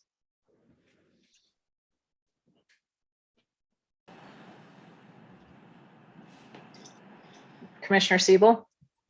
I make the motion, Madam Chair. Okay, please. Madam Chair, I move that the commission vote to adopt for public comment the fall 21 to winter 2022 trapping seasons and quotas as presented by with all other aspects regarding prior seasons included, except for those influenced by routine calendar rotations or by other proposals currently before the commission. Is there a second to that motion? Commissioner Tabor, thank you. Okay, any other comments or questions before I put it out to public comment? Okay. All right, I think. Chair Robinson, members of the commission, we have quite a few people dialed in, so I'll just do the reminder again. It's *9 to raise your hand. And I'd actually ask that if you want to comment now to go ahead and dial *9 now. It'll raise your hand, it'll keep it raised and just get you kind of in the queue. And also that we are limiting comments to 2 minutes. Thank you. And Representative Fielder, if you want to go ahead with your comments, please. Madam Chair, this is Representative Paul Fielder in Thompson Falls, Montana, and I will speak for the Montana Trappers Association regarding the increase in the otter quota for Region 1. I was at that meeting with Commissioner Tabor, and as he said, that there was a lot of input from Montana Trappers Association, Montana Fur Harvesters, and trappers that don't belong to either one of those organizations. So we're the trappers in the field. We worked closely with the wildlife biologists in Region 1, and we came up with a recommendation. And I think one of the telling questions that we asked during that is, when did the otter quota when was the otter quota reached in Region 1? What we have is a 5.5-month otter season from November 1st to April 15th. And in Region 1, it's traditionally met early in December. So if you're meeting a 5.5-month quota in the first month of the season, generally it means you've got a lot more animals out there than you thought. In the past, I always thought that the otter quotas were very conservative in Region 1, based on all the water we have here and all the otters that we have. So I do support this increase in the otter quota. And I thank Commissioner Tabor for also providing his comments from that Trappers Association meeting that we had in Kalispell this spring. Madam Chair. Thank you. Okay, caller 116, push *6 to unmute. And I just want to remind everyone to please keep your comments to the motion that we have on the table. So thank you. Okay, *6 to unmute, 116.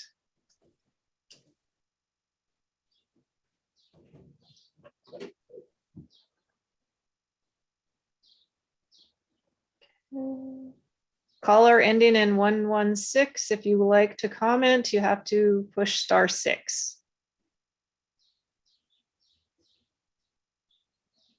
Okay, we can go back to that one. Mr. Capra, do you want to go ahead with your comments, please? Thank you, Commissioner. Stephen Capra with Footless, Montana. We keep hearing the word harvest throughout all this. Let's be clear what it is. We're killing an innocent animal that really has no purpose. There's nobody going to eat the otter. We have a situation here where we don't know really the numbers of otters. We're going on speculation. And I can tell you that we are tired of this group, the Trappers Association, getting everything they asked for from this commission and this legislature. This is completely outrageous that they're going to up the number of an innocent animal like this basically being slaughtered for no purpose. There's no reason behind this. Trappers are not sportsmen. Let's be clear. This isn't a sport. It is not fair chase. And there will be another round of innocent animals caught as we try to go about this, including family pets. It's completely outrageous, and it's frankly disgusting for our state to have to endure things like this. We strongly oppose any increase in otters. Thank you very much. Thank you. Caller number 780. If you'd like to make comments, you need to push *6. Caller, okay, go ahead with your comments. Madam Chair and Commissioners, thank you very much for the chance to comment. My name is Michelle Dietrich, and I'm from Hamilton, Montana. The otter is a sensitive species, and I think there needs to be more science behind the choice of increasing harvest. I don't think it should really be based on that you get the harvest, you fill your quota quickly, or that the trappers think there needs to be more otters trapped. I think if the quotas are increased, it should be a much more conservative number. Let's give these otters a chance to live, and let's just be a little more conservative, since there's really no way to count. You don't have a counting system. You're going off of what trappers are telling you. I just think that it should be more conservative. Thank you very much for your time. I appreciate the chance to comment. Thank you. Caller 911. If you need to push *6, there you go. Go ahead with your comments, please. Thank you. Madam Chair and Commissioners, my name is Lisa Robertson, and I live in Missoula. And I really, I concur with Footloose, as I've listened to the comments regarding killing more otters. I wonder, what is the economic driver? We can even leave the pain and cruelty aside. Trappers are a minority in this state, and yet we see that our wildlife that belong to all of us are really have no protection from a small group of people who are trapping and killing our wildlife. For what? This is not an economic driver for Montana. We just heard figures a little while ago for tourism. So I think it's really abhorrent how our commissioners seem to be rubber stamping these sorts of proposals that damage not just the otters in this case, but all of us who respect and value our wildlife in this state. Thank you. Thank you. Mr. Givok, do you want to go ahead with your comments, please? Yes, Chair Robinson. Again, this is Nick Givok with the Montana Wildlife Federation. I have a little bit different perspective. You know, MWF supports fair chase trapping, well-regulated trapping. But we do have a problem here with, you know, do we have any data here other than anecdotal evidence? And whose professional opinion is this, and where's the data? You know, we feel like a trust species is being abused by the commission. This isn't being driven by the legislative process, and it's coming out of the department. So we should not be increasing the quota on an animal unless they have the data to show that it's sustainable, and they clearly haven't done that. So we would oppose the river otter increase. Thank you. Thank you. Mr. Cook, would you like to go? *6 to unmute. Yep. Okay, Madam Chair, Commissioners, Director, thank you for the opportunity to speak. My name is Mark Cook, and I live in Stevensville, Montana. And one of my great hobbies is I do a lot of floating. And I'm hearing that there's no science to support the increase in the otter take. I float the bitterroot, I float the Blackfoot, the Clark Fork, and Big Hole, the Yellowstone. But the bitterroot is mainly where I hang out, and I have many, many miles on the bitterroot. And I've been doing this for a while, and I haven't seen one otter. So I don't know where they're coming up saying there's a lot more otters on the ground.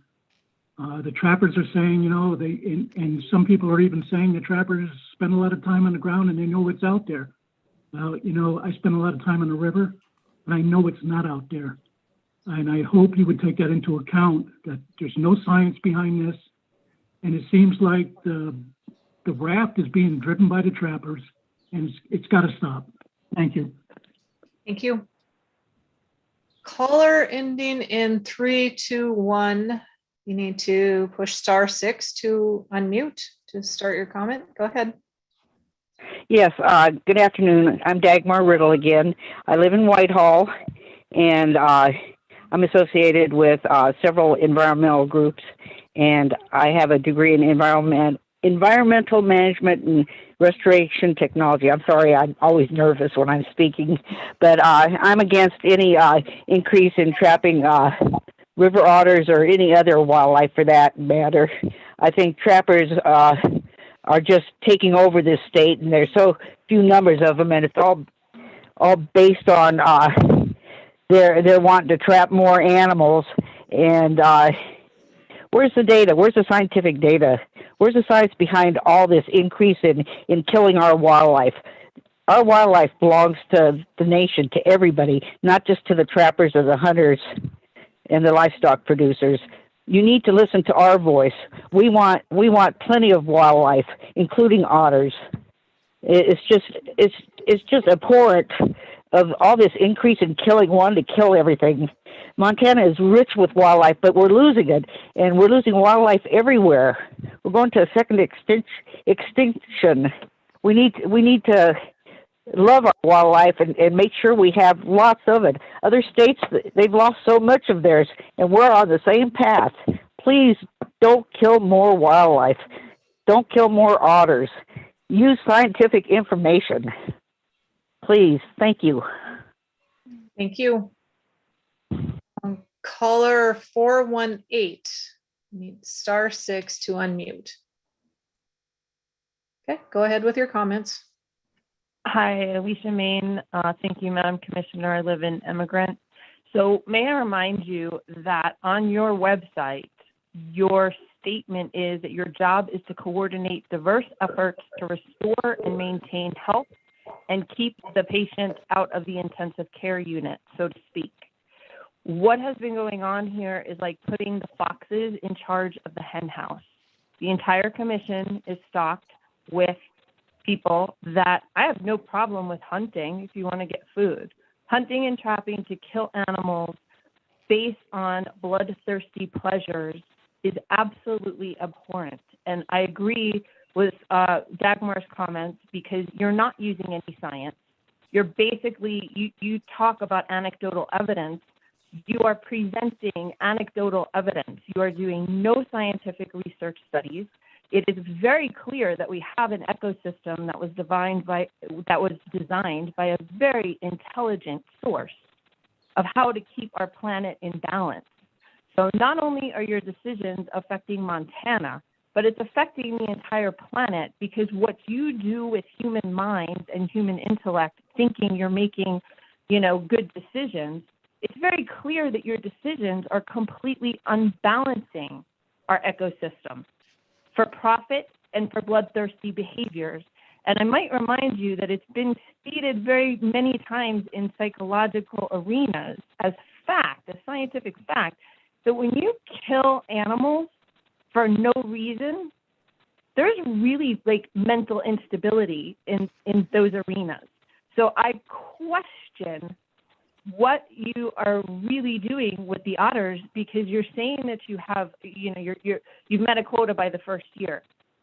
You don't even have a comprehensive picture and won't even listen to the science of how all of these species interact with each other. You will make decisions based on wanting to kill animals for no reason whatsoever, and I have to question the mental stability. 2 minutes. Thank you. Thank you. So am I correct, Katie, that there are no more commenters? Nobody. Oh, we have one more. Okay, looks like we have some more popping up. Caller 095. Okay, go ahead with your comments. Hi, this is Chair Robinson, Commissioners. It's Casey York again with Trap Free Montana Public Lands in the Bitterroot.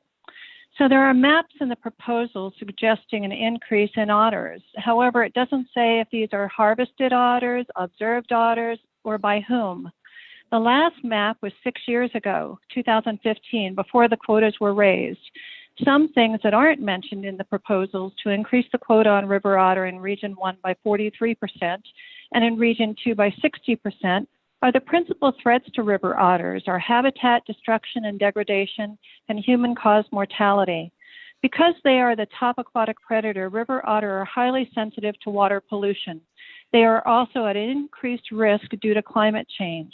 Also, from 2012 to 2016, 35 otters were reported trapped and killed as non-targets, incidentals, in the unregulated lengthy beaver trapping season. Almost 3/4 of the incidentals were from Region 1 and Region 2. They do not come off the next season's quota. The trapping season on otter runs from November 1st through April 15th, correlating with the otter gestation and birthing season. The quotas do not account for this collateral damage.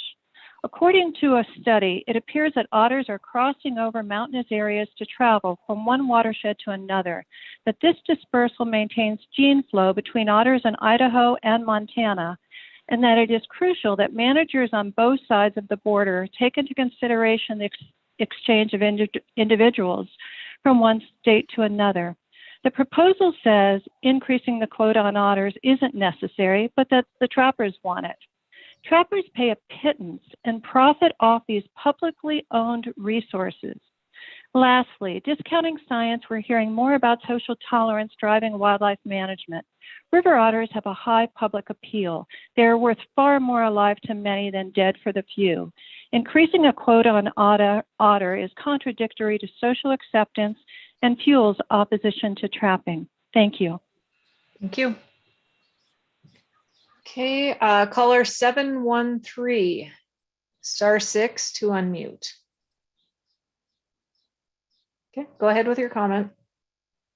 Yes, my name is Dr. Allison Dahlman. I'm a veterinarian, and I have not seen nearly as many otters as I used to. This also breaks the public trust doctrine.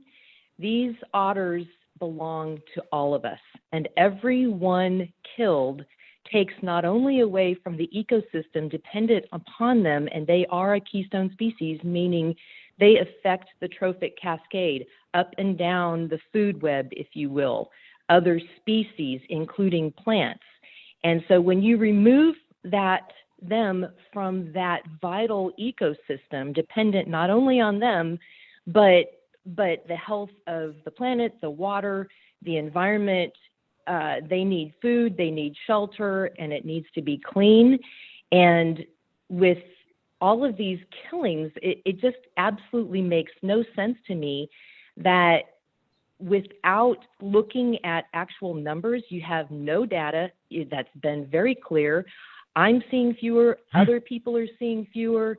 It is just gobsmacking to me that you want to increase the kill. And I have to wonder what is in it for you guys. You don't represent the majority of the state. You absolutely do not represent the majority of the rest of the public, the rest of the United States, because this is public doctrine. This is public domain. We are talking about environmental issues that go way past your boundaries. And you know that species don't even stay within boundaries. But trying to kill off all of them in this area does affect everyone and goes beyond Montana boundaries. You are also harming the rest of the species and not taking into account the interdependence of all species, plant and animal. Thank you. Thank you. Excuse me. Caller 116, *6 to unmute. I think we had trouble before. Caller 116, *6 to unmute.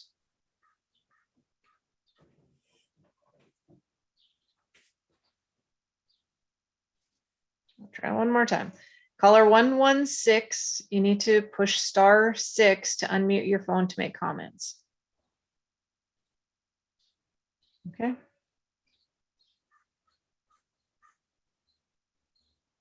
All right. We'll go back to the motion that is on the table. And it is for the 2021 fur bearer season and quotas. Any other comments or questions before we vote on this motion? Madam Chair? Yep, Commissioner Byer. I think one of the commenters asked a question that I had as well, and that is the maps that showed otter, spots on a map. I was wondering, are those harvest locations or what? Thank you. Thank you. Mr. McDonald. Madam Chair, that came from Region 1. So if Region 1's on, can I ask them to reply to that? I see they might have went to lunch. How about, I can't answer that. How about I get that over lunch and let you know as soon as we reconvene? Okay. Do you need that answer before you want to vote on the motion, Commissioner Byerth? Well, I think it'd be helpful, but I'm okay with proceeding because this is an opening public comment. Okay. Okay. But we'll still get the answer. Okay. All right. Any other comments or questions? Okay. All those in favor of the motion signify by saying aye. Aye. Aye. All opposed, same sign. Okay, motion carried. All right, it is 12:15. I think what I'm going to do is just wait till 1. 1 seems like a good time to start again. So that's 45-minute lunch. But I want to go over a couple things. I know we still have a lot of people on the line. When we start after lunch, we're going to start with the wolf season proposal. And I have a few things that I'll say when we start up, but I just want to give everyone a heads up that after the presentation, when we go to public comment, we're going to give 20 minutes to the proponents and 20 minutes to the opponents. And then after that, anyone who's left can say if they oppose or are in favor of the motion. And the reasoning behind this is that this is just the opening. We'll be putting it out for public comment. If a motion is approved, there'll be a hearing that public comment can be made at, and comment again when it comes up in our August meeting. So today we are limiting it, as I said, 20 minutes to each opponents and proponents. So I just want to give you a heads up. And so just try to keep your comments focused and try not to repeat what everyone else is saying, and give you a little time to organize your thoughts, I guess. So Thank you, Madam Chairman. Thank you, Madam Chairman, for that clarification. Thank you. Thank you. Any questions from the commission? Okay. 1 o'clock, we will start again. Thank you, everyone, for all your work.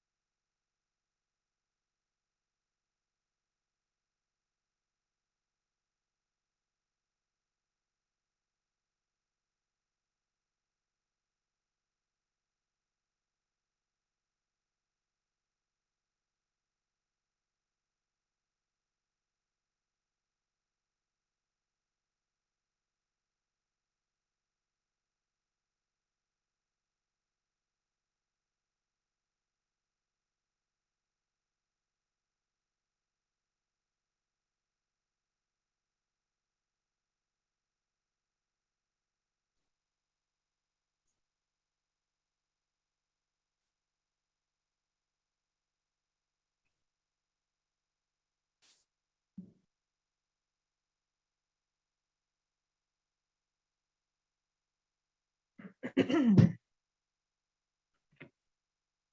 think we're just waiting for Commissioner Walsh and we can start in just a few minutes, just I guess less than a minute.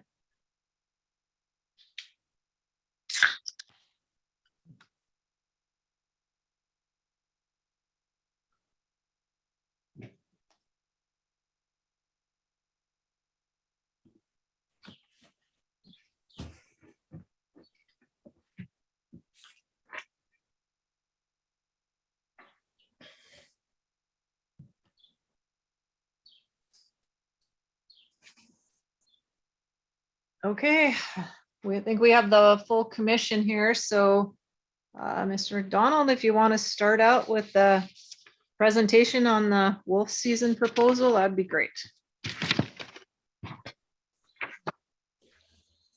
There you go. There we go. Madam Chair, Yes. I did talk to Becky Doctor to explain the public comment for you. Okay. So Becky, are you on? I am here, Director. Do you want to take care of this, please? Sure. Would you like me to clarify now? Would that be okay, Madam Chair? That would be fine. Mm-hmm. Okay. Chair Robinson, members of the commission, this is Becky Doctor, Chief Legal Counsel with the department. A question came to me over lunch about public comment and the question about the way public comment will be handled during this wolf proposal. I have worked with, did I miss something? Nope. I have worked with the commissioners in devising a public comment plan for the wolf proposal. And what that includes is not just this piece for the public comment right now, but there will be additional public comment opportunities. Primarily right now, what the commission is looking at and focusing on is what proposals to put out for public comment, and will not be making a final decision on the wolf proposal. What is legally required for any decision by this commission is that by the final decision, there has to be reasonable public comment opportunity.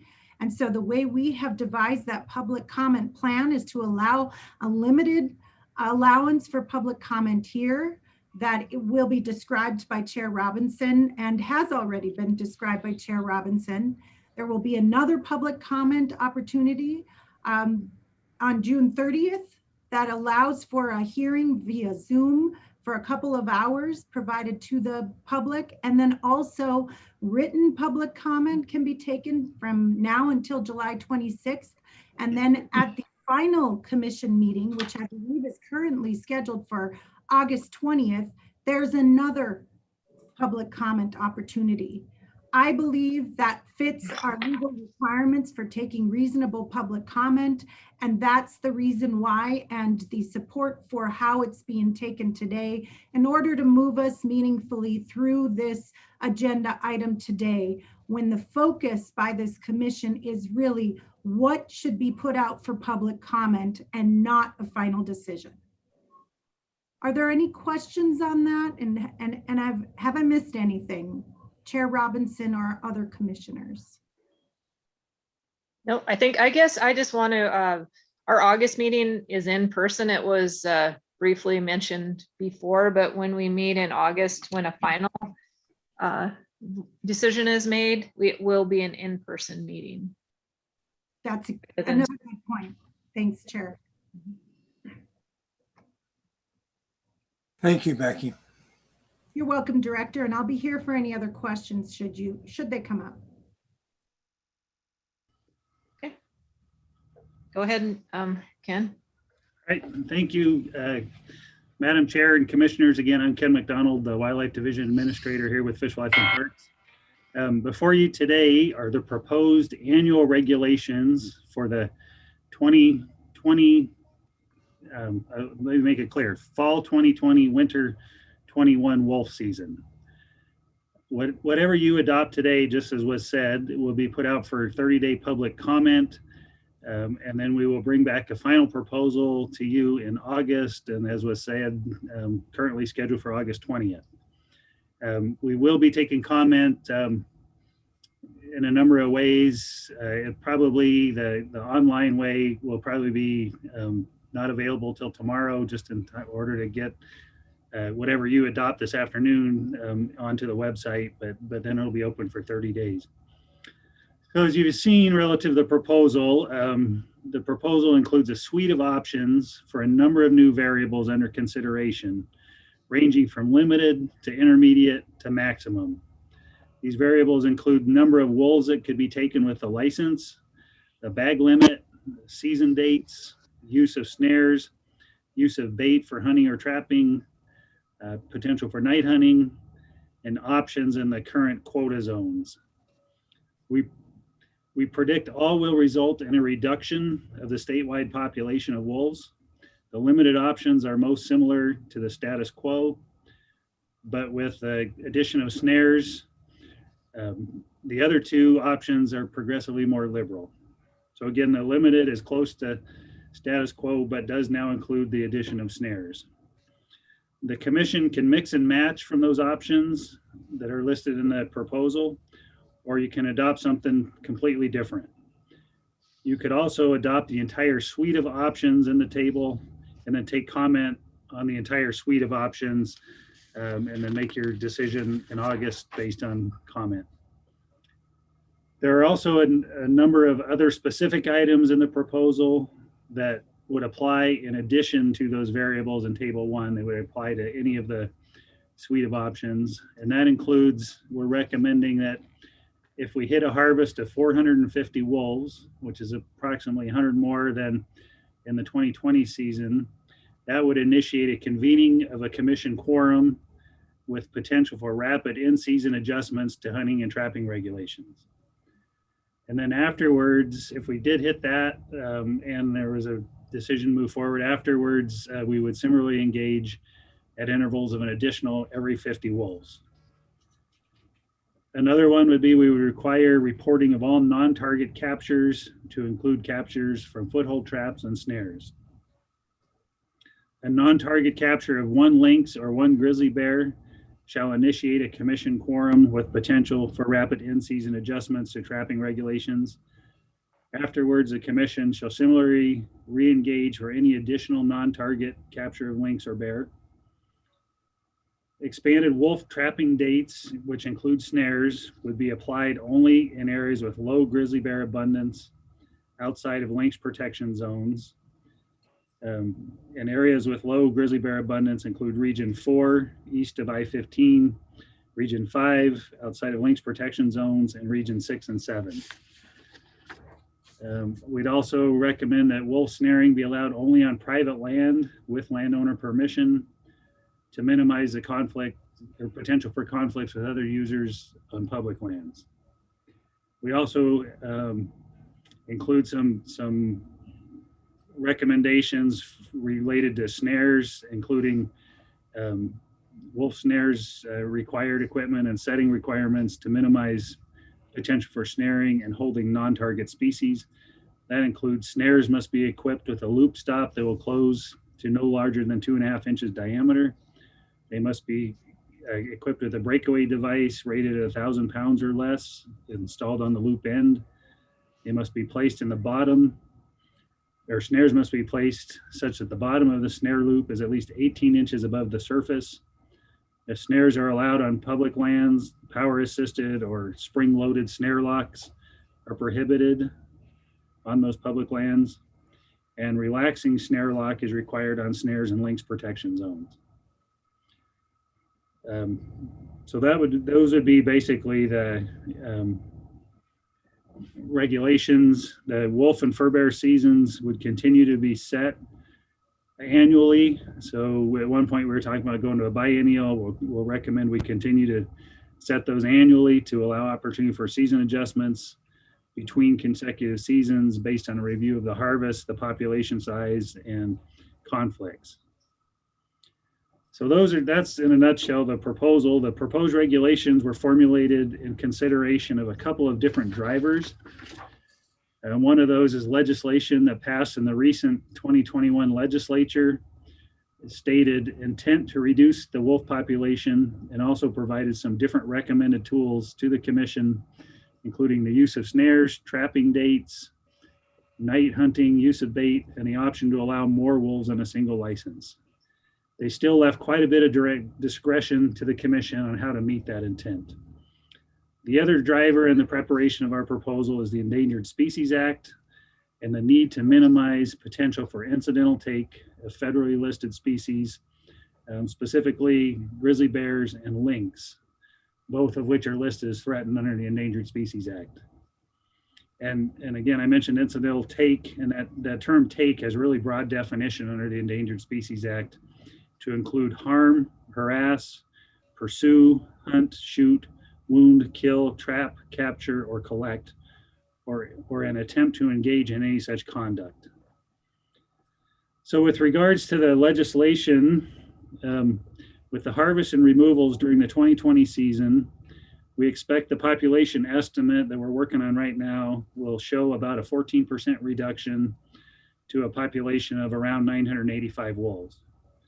We're working on our final population estimate for the end of 2020, and that will be available ahead of the August meeting. It relies on harvest survey queries that we just finished up, and are now crunching the numbers to get that population estimate.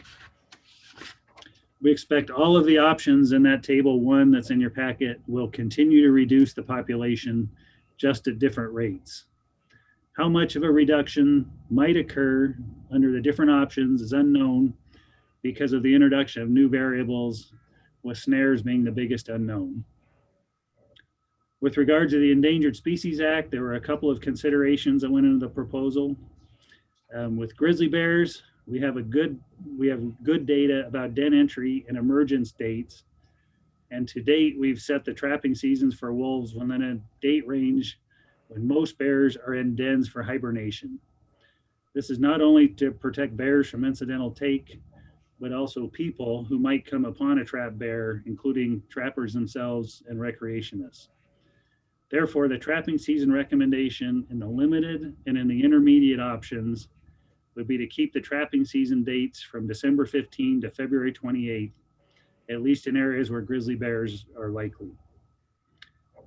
With regards to lynx, another listed species, there was a biological opinion issued by the U.S. Fish and Wildlife Service in response to our application to be able to issue what are called CITES tags for wolves, which allows pelts to be exported out of the United States. CITES stands for the Convention on International Trade in Endangered Species. It's part of an international agreement that the United States is a signature to. And under that convention, to ensure harvest programs don't jeopardize certain species, the federal government requires us to demonstrate regulations are adequate to ensure our harvest program doesn't take other listed species beyond approved amounts.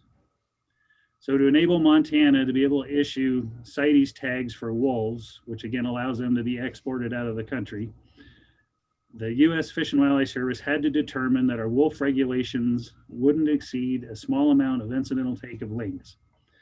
That biological opinion, which will be in place through 2024, specifically cited the December 15 to February 28 wolf trapping season dates, as well as our lynx protection zones.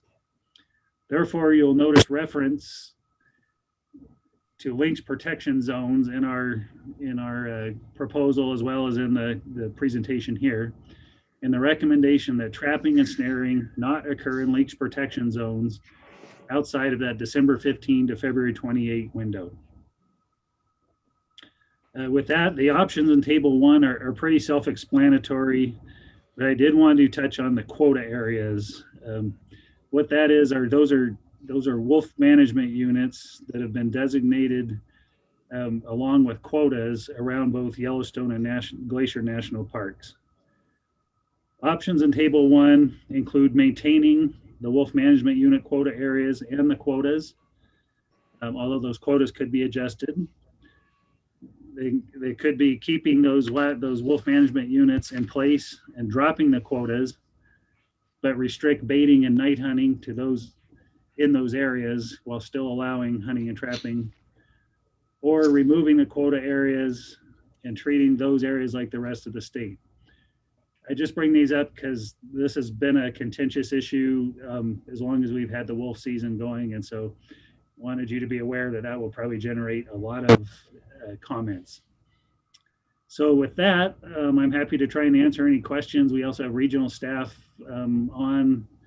Again, a reminder of what you adopt today will initiate the 30-day public comment process. In addition to the comments you get today, we'll be accepting comments on our website, through email, and at a virtual public comment meeting on the evening of June 30th. I think Shauna has some information she'll post on that. One thing I wanted to say just for commissioners' understanding is our intent is the comments come to us at Fish, Wildlife and Parks. We compile those and then we're planning on providing those to you on a weekly basis throughout the comment period, so you don't get 10,000 comments all at once. So you'll see a stream of comments coming from us that should represent everything that gets submitted through the channels. So you can work on those throughout the month instead of getting them all at once. So with that, any questions? Thank you, Ken. Any questions or comments from the commissioners? Madam Chair, if I Yep, can. Commissioner Byerth, go ahead. I just want to start with a comment. The commission and the department have been sued under the reduction of quotas in as early as October of last year, and yet that lawsuit hangs out there. Apparently, we were presented with a notice of intent to sue again, and I bring this up not because I feel like we should be intimidated or we should be worried, but just that this is a very uncertain time for our legal management of wolves. We have a set of legislation that was passed that very specifically gives the department discretion in certain things and then in no discretion in others. I just want to caution everybody that if we're making decisions now when our authority to manage wolves isn't even clear, it calls into question the effectiveness of this meeting. I'm glad we're doing it. I think the options need to get out for public opinion, but we have to think about that. What is our authority and what can we do with it? Madam, I'd like to ask Ken McDonald a question with that said. Well, I was thinking maybe Becky could cover that also. Sure, thank you. Yes, thanks, Chair Robinson, members of the commission, Commissioner Byorth. Just the mention of a ongoing lawsuit, I would just, I guess, remind everyone here that we will have time to set aside to talk about those litigation strategies, but not in a public forum. And we will set up and schedule that time frame, let the public know we're having that, and let them know that they would not be able to be there. And then I can take questions on litigation and notice of intent to sue and all of those questions. I feel like that agenda, to your point, is becoming really long for that meeting. But we will set some time aside, but it's not useful to have that discussion here in front of the public at this point. And so that's just a reminder. I don't know what your question was going to be, but it is a good place to just remind the commission at this point. Thank you, Chair. Thank you. Thank you, Becky. Are there any other questions? Madam Chair, my questions were going to be to Ken Oh, regarding sure. Yes. proposal. Ken, I was looking at the the excellent write-up that you provided us in the commission, and I was looking at Figure 5. It's the IPOM model, and I'm not sure I'm clear on how the IPOM works. It might be way above my head, but it does reflect that where the wolf populations are highest in region 1 and 2. I guess I know in region 2 we're above objective in many of the hunting districts. I don't know about region 1, so my first part of my question would be, what is the population, deer population data showing in region 1? I know in region 2 other predators are part of the plan. And also just to take note that region 3, unless I'm interpreting this wrong, Ken, looks like our wolf population is pretty steady and actually in a slight decline. So does this proposal actually focus on a problem at hand? Are we talking about elk population or are we talking about wolf control? It would be helpful if you clarify some of those things. Thank you. Sure, Madam Chair, Commissioners, in terms of your questions on elk numbers, I'm gonna turn it over to like Neil Anderson, if that's okay, just because he can speak to it way more locally than I can. In terms of your question about sort of the overall objective, again, the objective was to manage the wolf population, meet the legislative intent to reduce the population and still maintain a viable population and keep us out from a relisting. And so the elk numbers obviously come into play, but that wasn't the driver for the proposal as much as the direction from legislature. So Neil, are you on? There you are. I am. Yep. Madam Chair, okay if I turn it over to Neil? Yes, please. Go ahead. Madam Robinson, or Chair Robinson, Commissioner Byorth, members of the commission, thanks for that question. So Commissioner Byorth, you had a question about our objectives and where we're at relative to those objectives. So in Hunting District 121, which is really one of the only districts where we get good survey data, we are probably at the low end of our objective. One of our concerns up here, though, is our elk recruitment rates, which have historically been pretty low. So 10-year average up here is in the mid to low 20s at best. So we don't have a lot of resilience in our elk populations, and there are a lot of areas where we're actually actively trying to grow those populations. Bob Marshall, for instance, our recruitment rates are in the teens to single digits at times. I don't know how much this harvest would affect that or how that might affect those ratios, but we are actively trying to grow elk populations in the region. In terms of mule deer, all of Northwest Montana, and this isn't unique to Northwest Montana, it's all the Northwest, has seen a pretty good decline in mule deer numbers historically. And so we're actively hoping to improve conditions and grow mule deer as well. Probably the biggest in terms of game species on the landscape up here is white-tailed deer. And they seem to fluctuate quite a bit, even with their current predator numbers. We are coming off of a bit of a dip here. We've had 3 pretty tough years in terms of winter mortality, and the population is just now starting to rebound. So we are coming off of a bit of a low in terms of whitetail numbers as well. Does that answer your question? I guess if I might even talk a little bit maybe about moose. So moose are one of those species that we're still trying to learn a little bit more on. We think our moose population is steady, but it probably at a level that is below historic levels. So moose are also part of this conversation. Okay, thank you. I just want to say I possibly have a storm coming my way. So if you lose me, Commissioner Tabor, take over till I can get back on, but hopefully I will not get bounced off of here. So are there any other questions? Chair Robinson. Yep, Commissioner Walsh. Yeah, I'd appreciate it if Mr. McDonald would give us, or someone on the call would give us just a little bit of insight about the objectives of SB 314 and whether that was driven by a biological need to reduce the count of wolves, or was it a sportsman interest? Madam Chair, Commissioner Walsh, again, that was a legislative bill, so I can't speak to all of the behind the scenes of the driver for it. The testimony on the bill, at least from the proponents, were a variety of folks from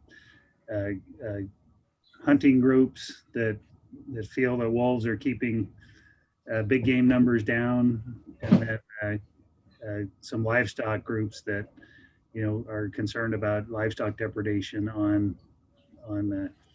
sheep and cow. I don't know if somebody from the director, Hank, if you or somebody else from the director's office has more to add to that.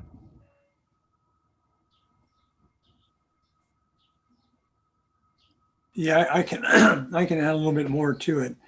This is a bill that was brought forward by a legislator from that area that I believe it was either a second or third time to try to get the numbers of wolves harvested up. And it's as a result of his constituents in that area, feel that wolves are taking a detrimental a number of game animals. And it continues coming back. Correct me if I'm wrong, Ken, but I think last time it went through, but it was vetoed last session. And in this session, obviously, went through. And it's been brought up a couple different times in different sessions.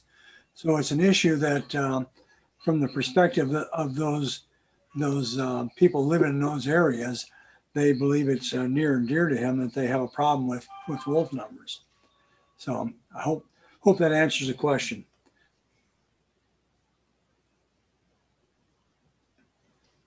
There more questions, Commissioner Siebel? Madam Chair, just a follow-up question for Mr. McDonald or someone else from the department. And it goes back to something brought up by Commissioner Byerth and this concept of a homogeneous population of elk or homogeneous population of wolves across the state is incorrect. And obviously we have different densities. In my mind, the way that I think and what I would like to see, especially as we move forward with this public process, is more of a mapping of wolf density versus. I'm real curious about if there's areas of high wolf density that also have good, healthy, high populations or even over target populations. And I don't mean the whole region, more specific areas. And I don't know if that data is available or not. It may be too difficult to put together, but in my mind, it's not a homogeneous population, obviously, and where there's a lot of the high elk populations we talked about in the shoulder season, those are not areas that wolves would necessarily be welcome. Central Montana mountains and some of those places that have a lot of elk. So I guess I'm just thinking about this. I want to look at it maybe a little more spatially as we move forward and just try to understand what that picture really looks like. So just as kind of a question, comment, and I don't know if that's available, Mr. McDonald, or not. Thank you. Yeah, thank you, Commissioner Siebel. We'll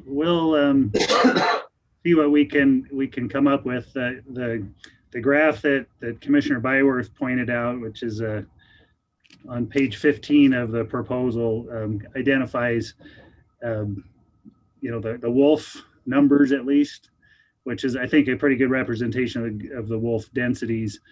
And a lot of that is partially reflected by the type of habitat. That region 1 as a more of a closed canopy forested habitat.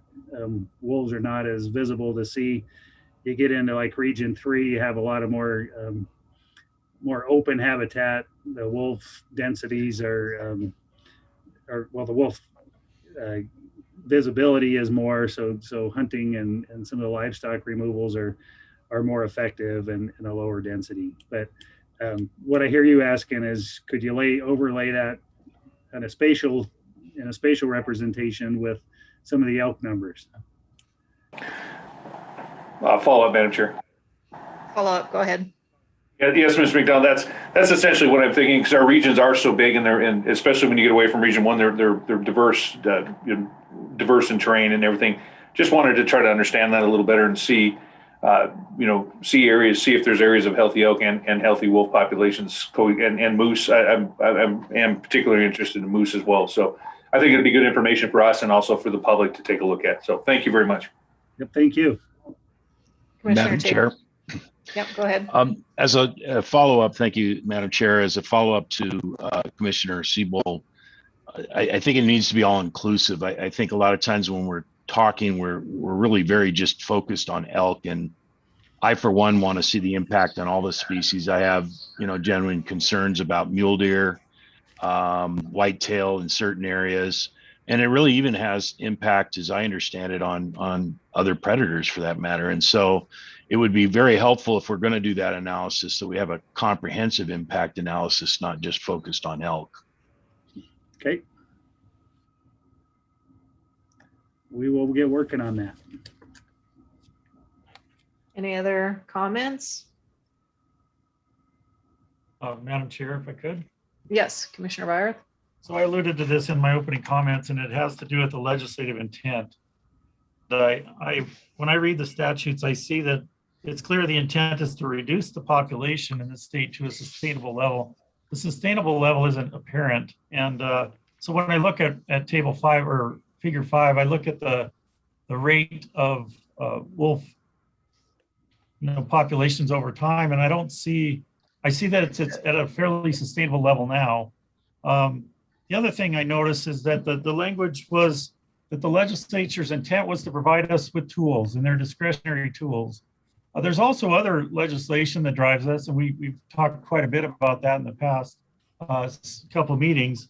And part of that is that we are to safeguard the public trust in our wildlife, and that we have a duty to the people of the state of Montana, the sportsmen and women of Montana, also to the landowners in Montana. And I think we can't sacrifice certain things, certain pillars of that responsibility in the name of just reducing wolves. I think 2 examples are night hunting. It's always been prohibited in Montana. It's always been considered not fair chase. And likewise, snaring presents a whole set of different public trust issues, that many of which were raised in earlier comments, so I won't reiterate them, but there's dangers to bycatch. There's dangers in terms of the Endangered Species Act being invoked due to bycatch. So I just want to remind everybody that the intent, as expressed in the plain language, which means it's not our duty to insert what has been omitted or omit what has been inserted, that we are cognizant about these other issues as we move forward with this public comment. Thank you.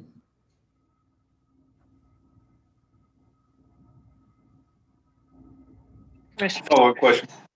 Yes, go ahead. In response to Commissioner Byer's question, when I read the House Bill 224, and to his point, it says trapping seasons must allow for the use of snares by the holder of a trapping license. It doesn't say may. It's not our discretion. So, as I understand, and as a commission, that the law is that snares will be included in trapping, and I guess I want to make sure that is correct, and obviously the commission has to follow the law as it's written and in our statutes. And that, Commissioner Siebel, that is our interpretation as well, is that there will be snaring. Okay. Thank you.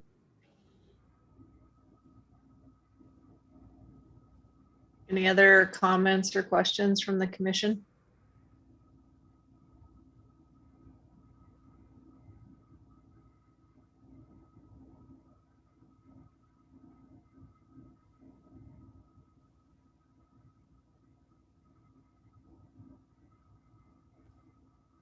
Madam Chair, to get the dialogue going and hear public comment, I would like to move that the commission vote to adopt for public comment the fall 2020, winter 2022 wolf seasons and quotas as presented by the department, with the exception of night hunting, with all other aspects regarding prior seasons included, except for those influenced by routine calendar rotations or other landing before the commission.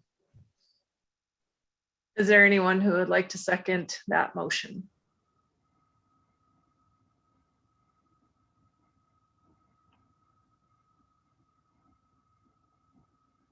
Any other, is there a second?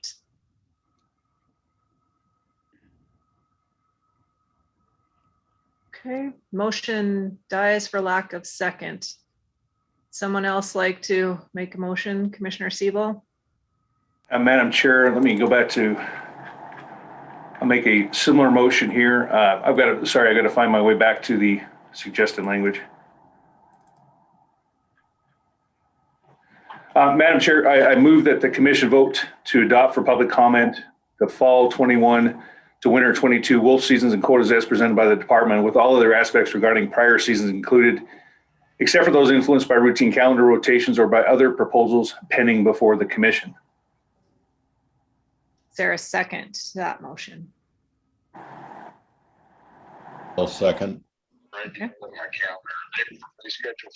All right, so we have a motion and a second. Are there any comments before we go out for public comment? I'd like to make a comment on my own motion, Ms. Chair. Yes.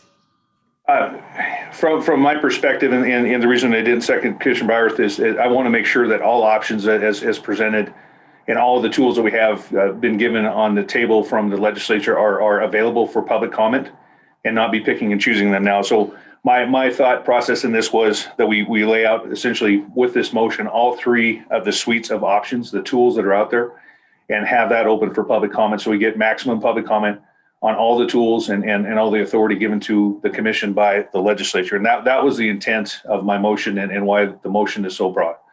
And I'd also like to recommend from public perspective now at our public hearing that we're going to have and in the future, we would like to see very, proponents, opponents, but very specific and as much constructive comments as we can around what we are tasked to do by the legislature. And I would appreciate those comments from the public. Thank you. Okay. Any other comments? Okay. So what we're going to do is, as it was said before, is to limit 20 minutes for proponents and 20 minutes for opponents. And after that, if there are still people left, then you can just get on and say if you support or oppose the motion that is on the table. So as Commissioner Siebel said, if your comments could stick to the motion that we have, and I am going to start with proponents. So if you have your hand raised and you are an opponent, I need just proponents right now with hands raised. Katie? So Chair Robinson, members of the commission, I'm wondering, it looks like people are putting their hands on. I was going to suggest I could lower all the hands that are up. Sure. Go ahead and lower all the hands. Yes, please. Okay. And then please only raise your hand now if you are a proponent of the motion. Okay, we will start with caller 418 *6 to unmute. Hi, thank you, Commissioner. I have a quick question because I was watching the live stream, but then there also something else was completely different going on the phone. So there were a lot of it was like listening to two completely different meetings. However, what I will say about this in terms of the shoulder season, you do not have the science. You keep making decisions. Once you kill wolves, you can't not unkill wolves. And I have not heard one single statement from any of the commissioners that spoke about who are you getting your science from? How are you getting your research? Where are you getting your research? And you have no long-term studies. So you are making choices about death sentences when it says exactly on your website that what you are here to do essentially is keep the victims out of the morgue, but it's like you're sentencing them to it. There's so much confusion about actual numbers in terms of. I've asked for proponents for our motion right now. And we're limiting it to 20 minutes for each proponents and opponents. And so I right now need to hear from people that are in favor of the motion that we have on the table. Okay, is there a reason why one thing is going on the phone and then another completely different thing is going on Zoom? Because that is massively confusing and there's a ton of data that has to be looked at. Is there a reason for that confusion? I do not know. Does anyone from FWP know what's going on with the between? There were like two completely different conversations happening. There was one thing happening on Zoom, and then there was a totally another thing happening on the phone. And they were not in sync with each other. It wasn't like a lag delay. So I would like to know that because there's a lot of information passing around. I don't want to take up any more of your time, but that is not okay, especially when you're trying to get the facts. And then it's like everything is all over the place. So I will wait till opponents come, but I apologize. That was part of the confusion too. Okay, thank you. Madam Chair? Yes. If I may? Go ahead. We are running a Zoom application and a YouTube application. They are running side by side and they are not joined. So if you are on the phone and you are on YouTube, there's going to be a little bit of a time difference. So we apologize for that, but they don't necessarily coordinate with each other properly. Thank you. Okay, so we will start the 20 minutes over. I need anyone who is in favor or a proponent of the motion that we have on the table right now.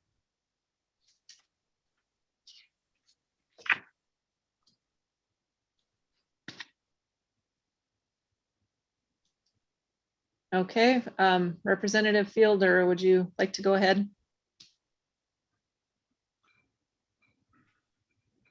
Oops, you have to, yeah, okay, go ahead. Madam Chair, my name is Representative Paul Fielder. I live in Thompson Falls in Region 1 in northwestern Montana. I'm the member of the House of Representatives. I was the bill sponsor for House Bill 224 and 225 and worked closely with my senator on Senate Bill 314. I'm also a retired wildlife biologist. I'm going to speak as a legislator because I'm concerned about that the proposals being offered by the Fish, Wildlife, and Park staff regarding the wolf season portion of this agenda do not all meet the legislative intent of those bills that I mentioned. I have shared my concerns with the legislative staff at Fish, Wildlife, and Parks, and also with Hank Warshak, the director, and Governor Gianforte. And I sent a copy of my concerns to each of the commissioners, and I think you should have those.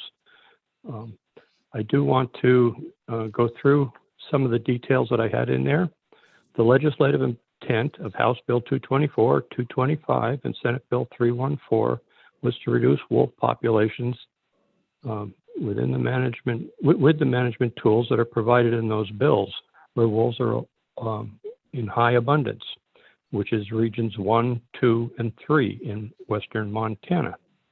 The legislative intent includes the written text of the legislation, as well as the testimony that's given during the legislative hearings of the bill.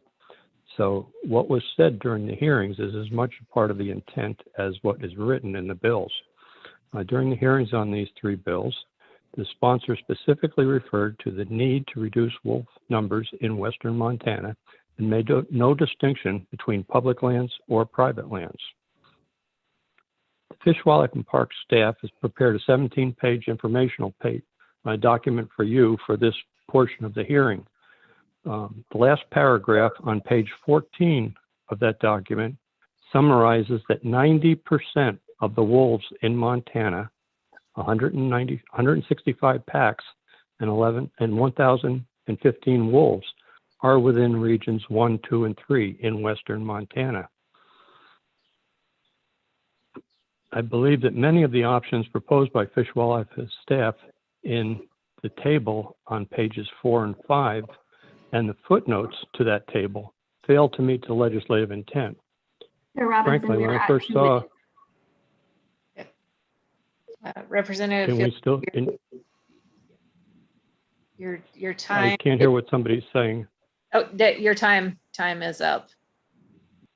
But if you I want, thought we had 20 minutes. I thought we had 20 minutes for proponents. it's 2 minutes per person is how we've set it up. But I'll let you do your closing remarks. Okay, thank you for letting me do my closing remarks. Montana had a January wolf population of 1,156 wolves, including about 190 packs. The Montana Wolf Management Plan calls for a minimum of 150 wolves or 15 breeding pairs. But because only 27% of the wolf packs have a breeding pair, to meet the 15 breeding pair requirement, Montana Wolf Management Plan necessitates a need to have approximately 282 wolves. We presently have 4 times more than what's called for by the Wolf Management Plan. So that's why the legislature brought these bills with the intent to reduce wolves closer to the numbers called for by the Wolf Management Plan. And we left some discretion up to the Department of Fish, Wildlife, and Parks and the Commission.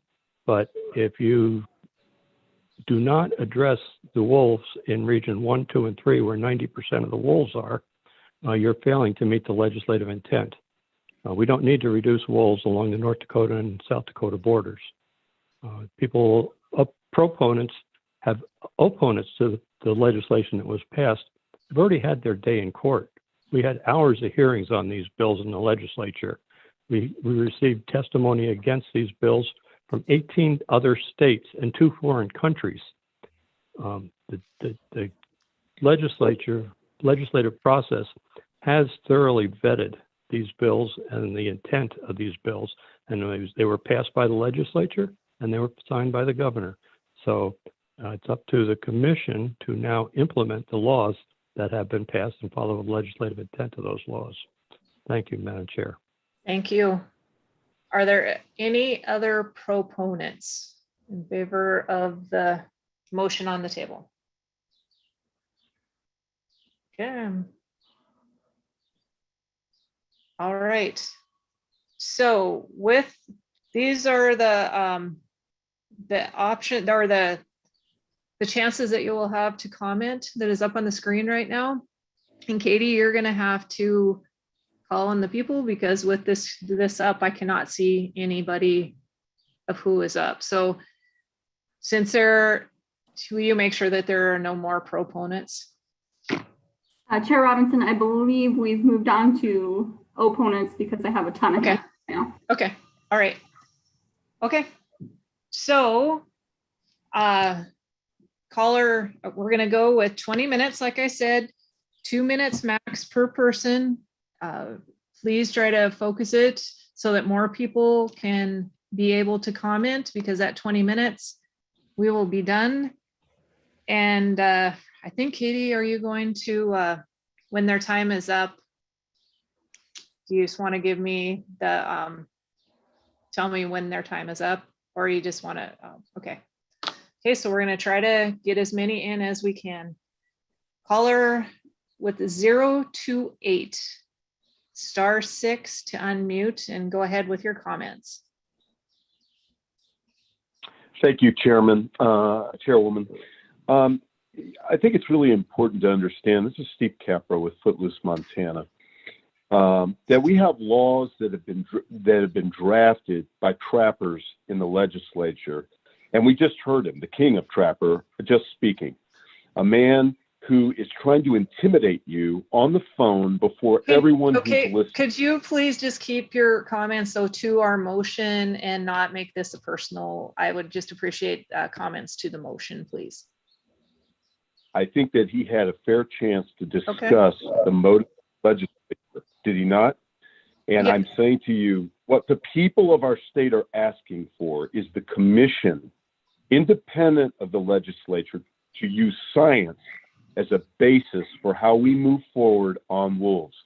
What the people are making clear, as he said, from our state, multiple states, and multiple countries, is the value of wolves in the wild for Montana far exceeds the value of destroying them and destroying our habitat as a result of it.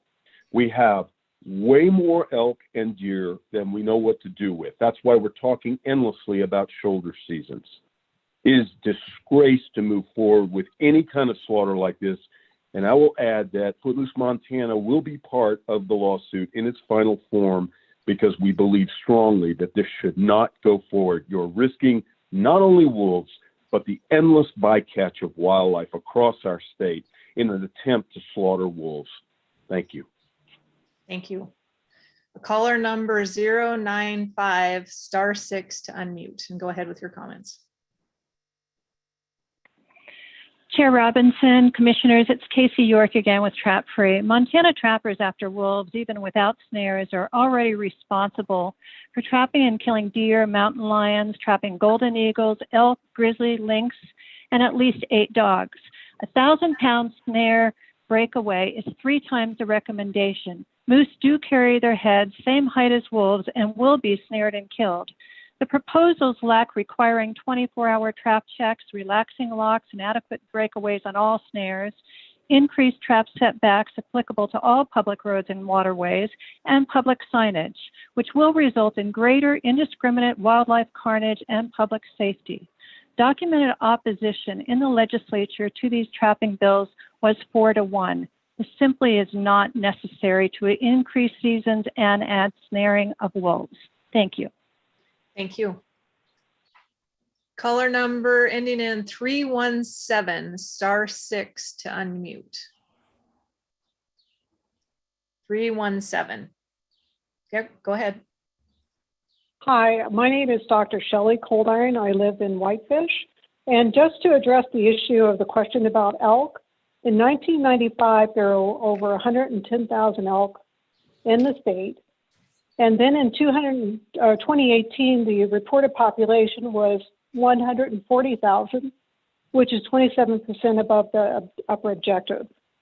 So we're not in dire need of being able to find another means that we think that we can blame the wolves for the elk population.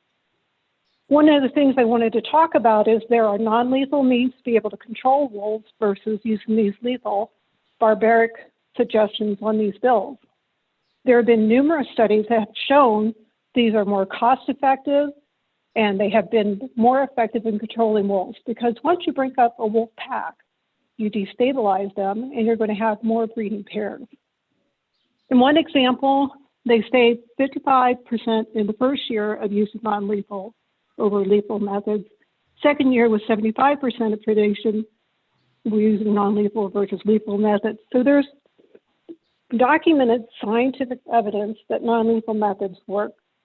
One thing I might suggest is there's around $55,000 that's set aside through hunting licenses for controlling wolves. Should we not use some of that money to try to do our own scientific study for implementing non-lethal measures for controlling wolves? And one of the other things is we keep blaming wolves for things that they're not responsible for. What about loss of habitat?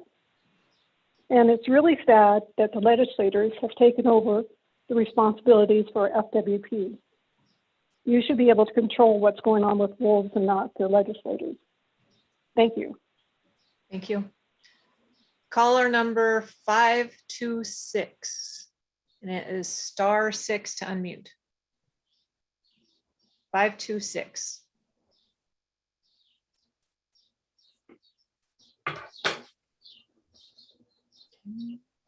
Caller ending in 526. If you want to make comments, you have to hit *6.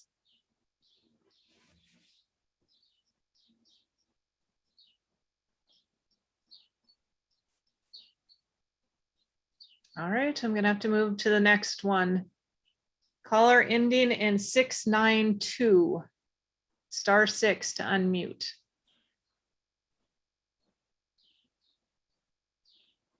Sick. Okay, go ahead. Hi, do you hear me? Yes, we can.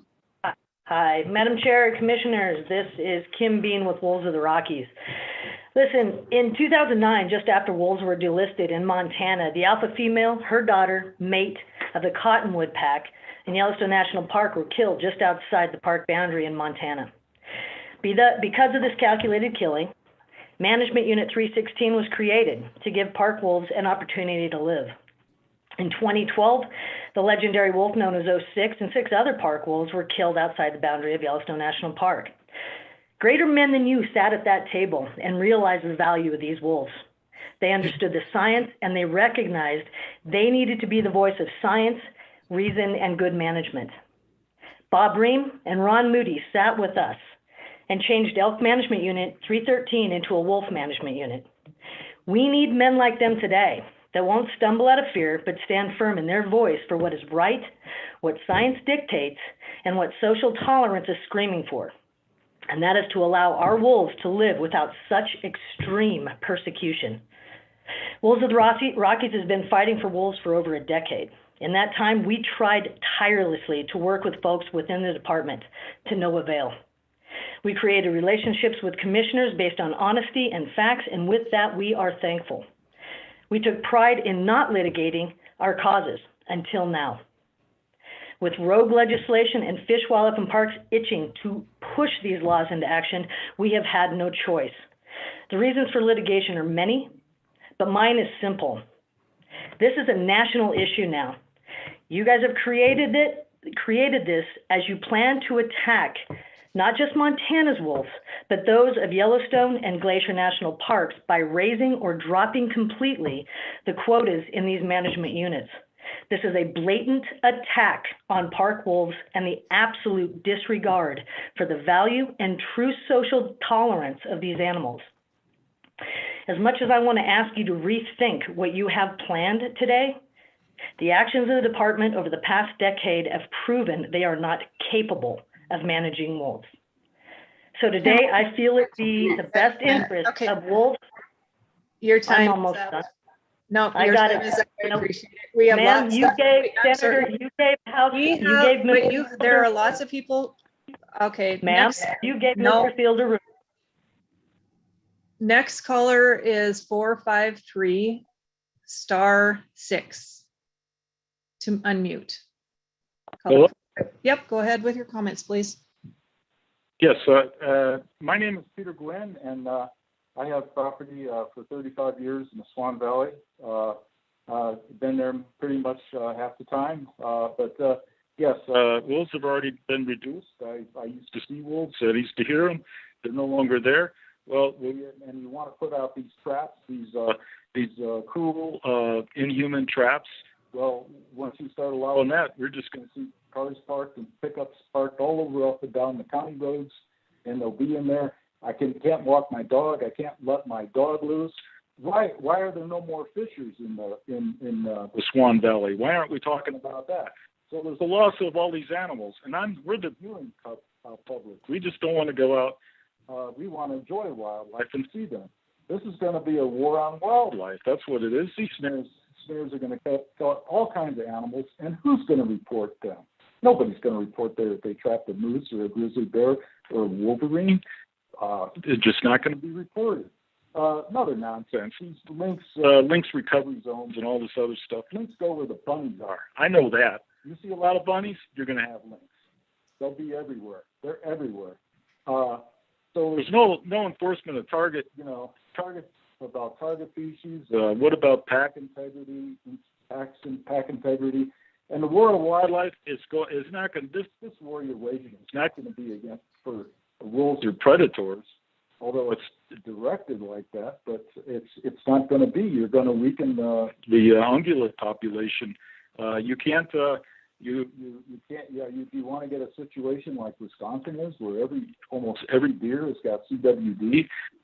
Wisconsin went on a wolf slaughter lately. I bet their CWD numbers go up. In the Black River area, I've heard people talk about it.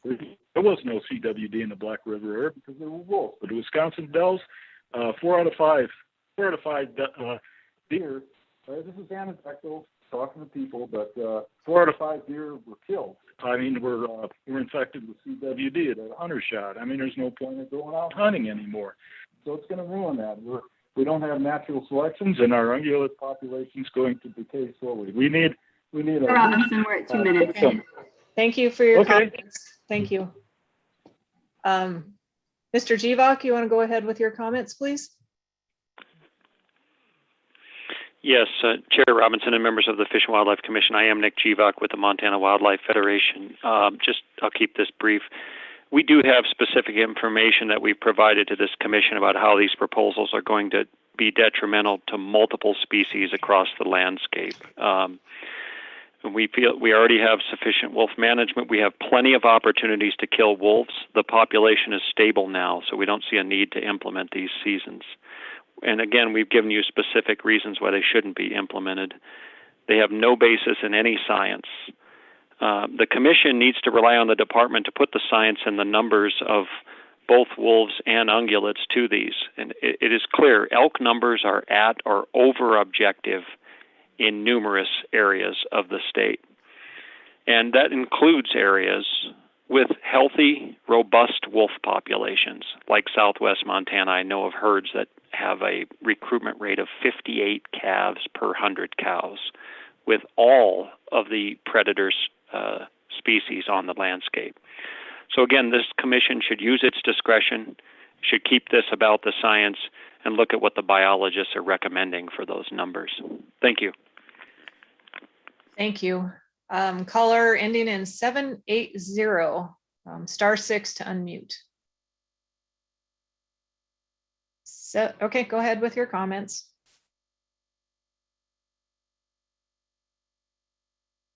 Go ahead, caller.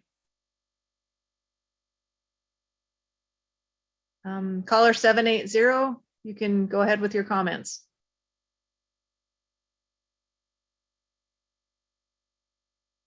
Okay, let's try caller. I'll give you one more chance. Okay, caller 945. 945 *6 to unmute.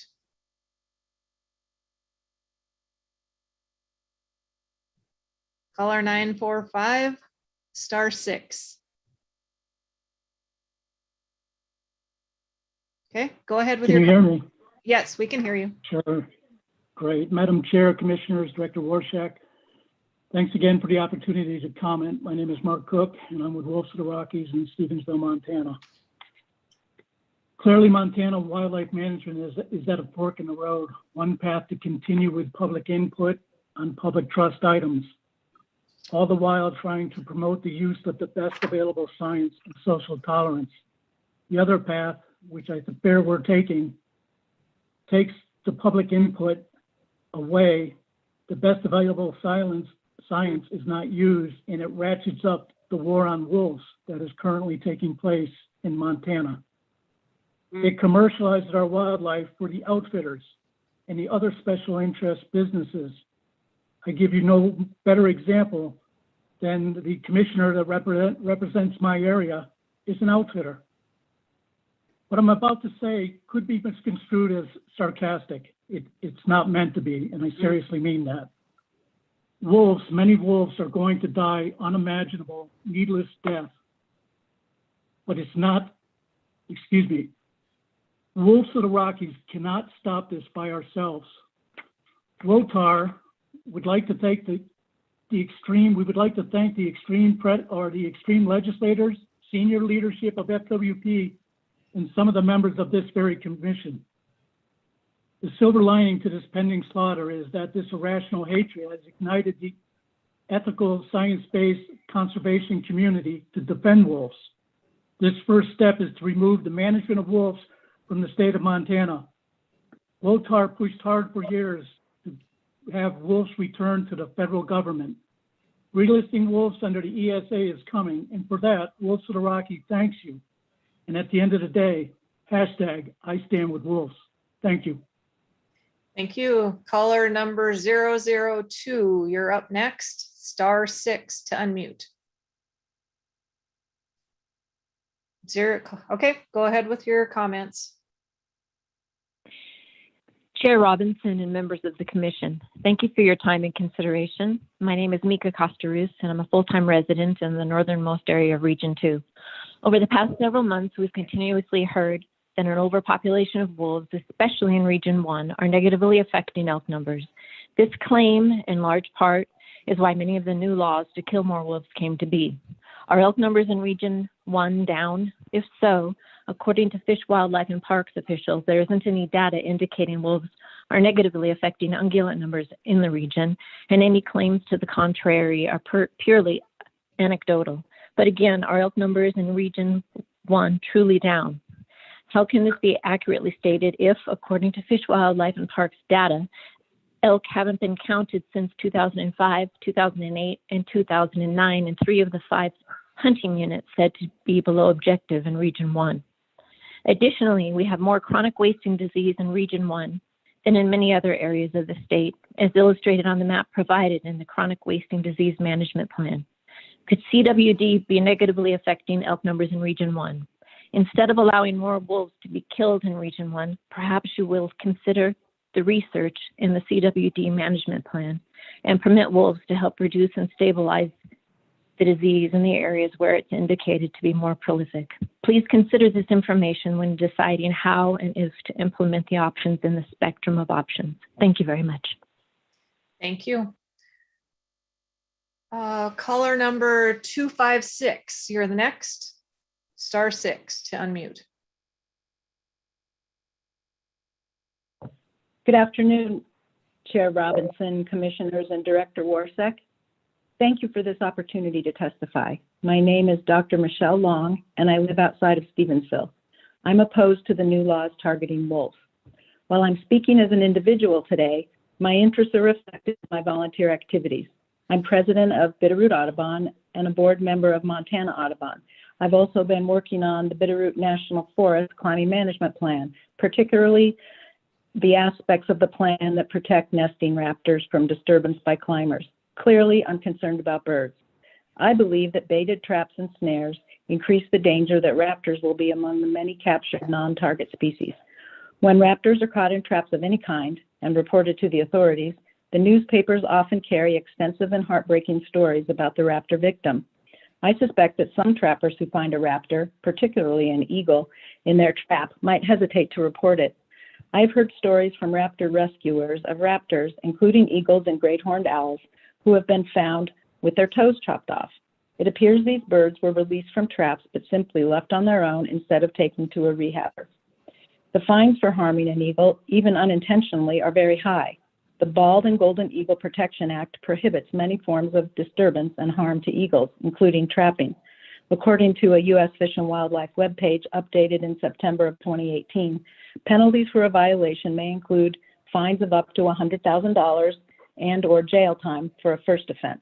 A second violation is a felony. Eagles, owls, and many other birds are also covered by the Migratory Bird Protection Act.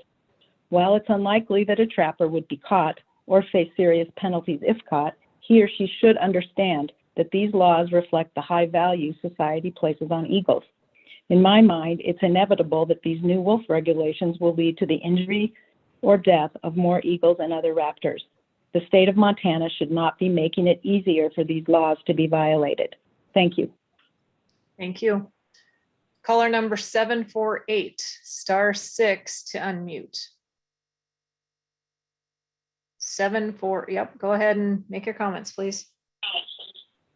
Hi, this is Andrea Zaccardi with the Center for Biological Diversity. I speak on behalf of our more than 1.7 million members and supporters nationwide, including members and supporters in Montana. I'd like to start out by emphasizing that the current management scheme is already decreasing the wolf population. Fish, Wildlife, and Parks has determined that because of the high level of take last year, the wolf population estimate will decrease this year. For this reason, I don't think night hunting or baiting should be on the table. Montana has determined before that these do not constitute fair chase, and both will increase the likelihood that non-target animals may be killed. Also, although snaring must be allowed to some extent, I think Fish, Wildlife and Parks and the Commission still has discretion to determine where and how much snaring is allowed. I would propose that snaring be limited to private lands, outside of lynx protection zones, outside of lynx and grizzly bear habitat, and that any snares allowed include at the very least the required setting requirements to minimize the potential for snaring laid out by Fish, Wildlife and Parks in their proposals, even on private land.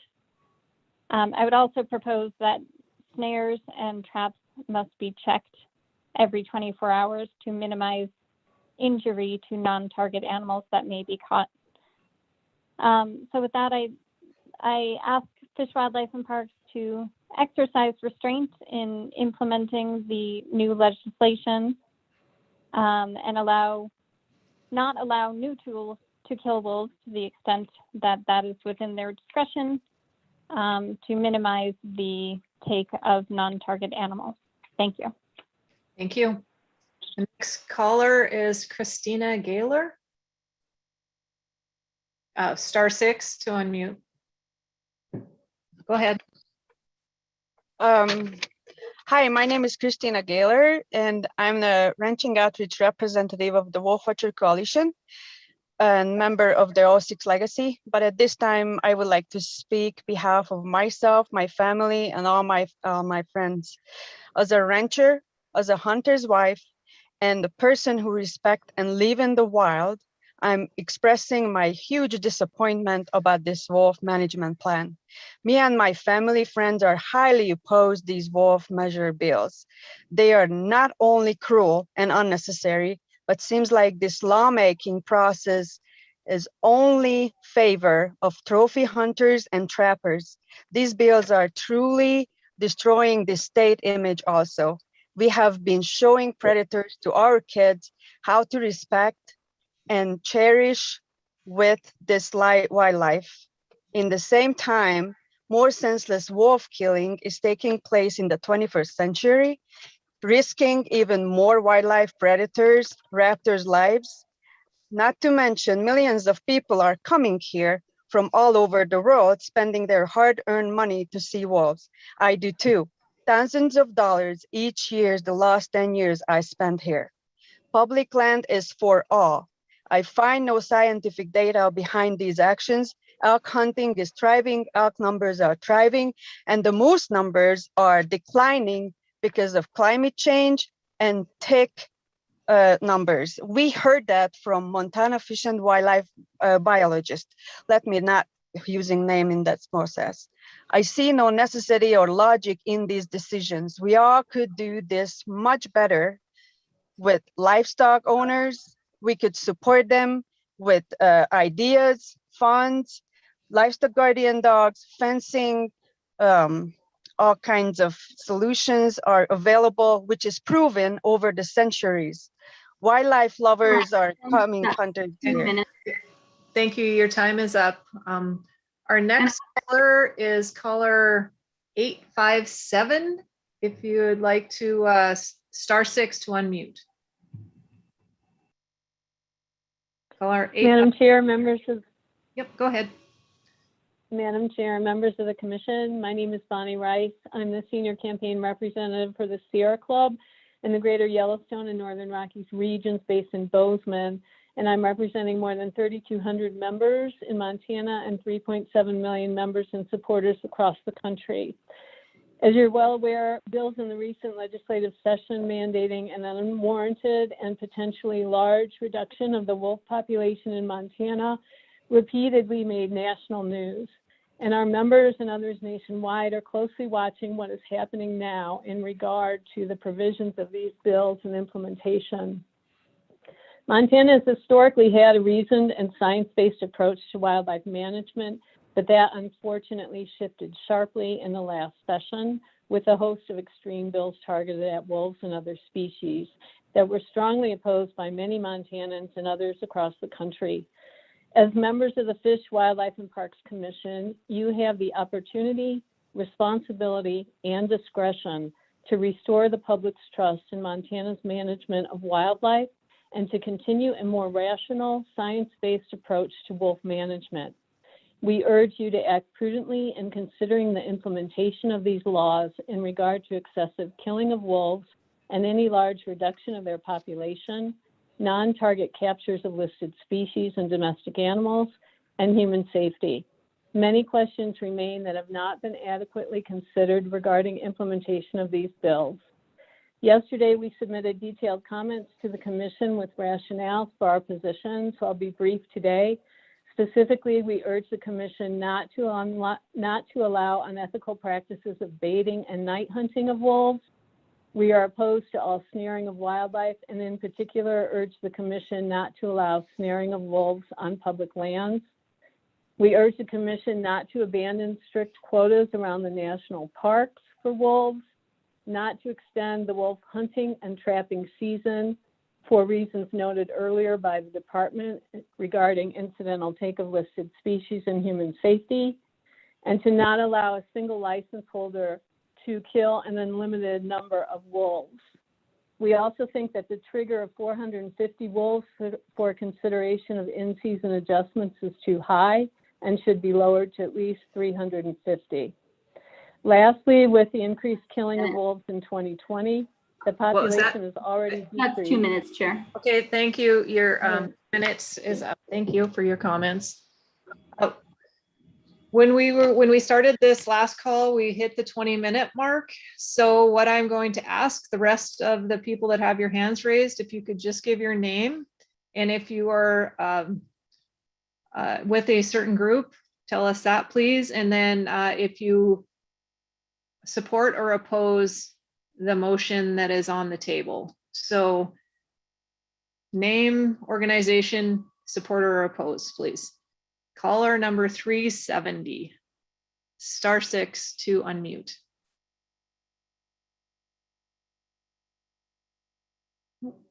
Okay. And I think I lost that caller. Okay, caller number 418, *6.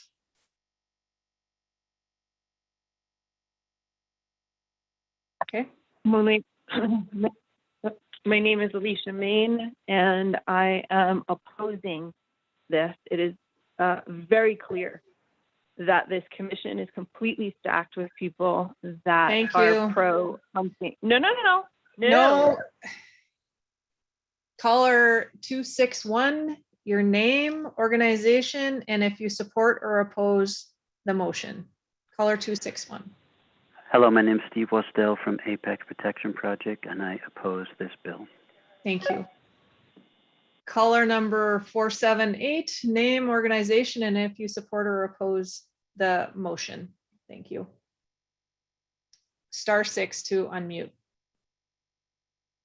Hi, my name is Elizabeth Hoag, and I oppose these new proposals. Thank you. Caller number 321, your name, organization, and if you support or oppose the motion. Yes, good afternoon again, commissioners and Commissioner Chair. My name is Dagmar Riddle, and I'm opposed to all these barbaric methods of extermination of our wolves. Okay, thank you. Caller number 717, name, organization, and if you support or oppose the motion. *6. *6 to unmute for 717.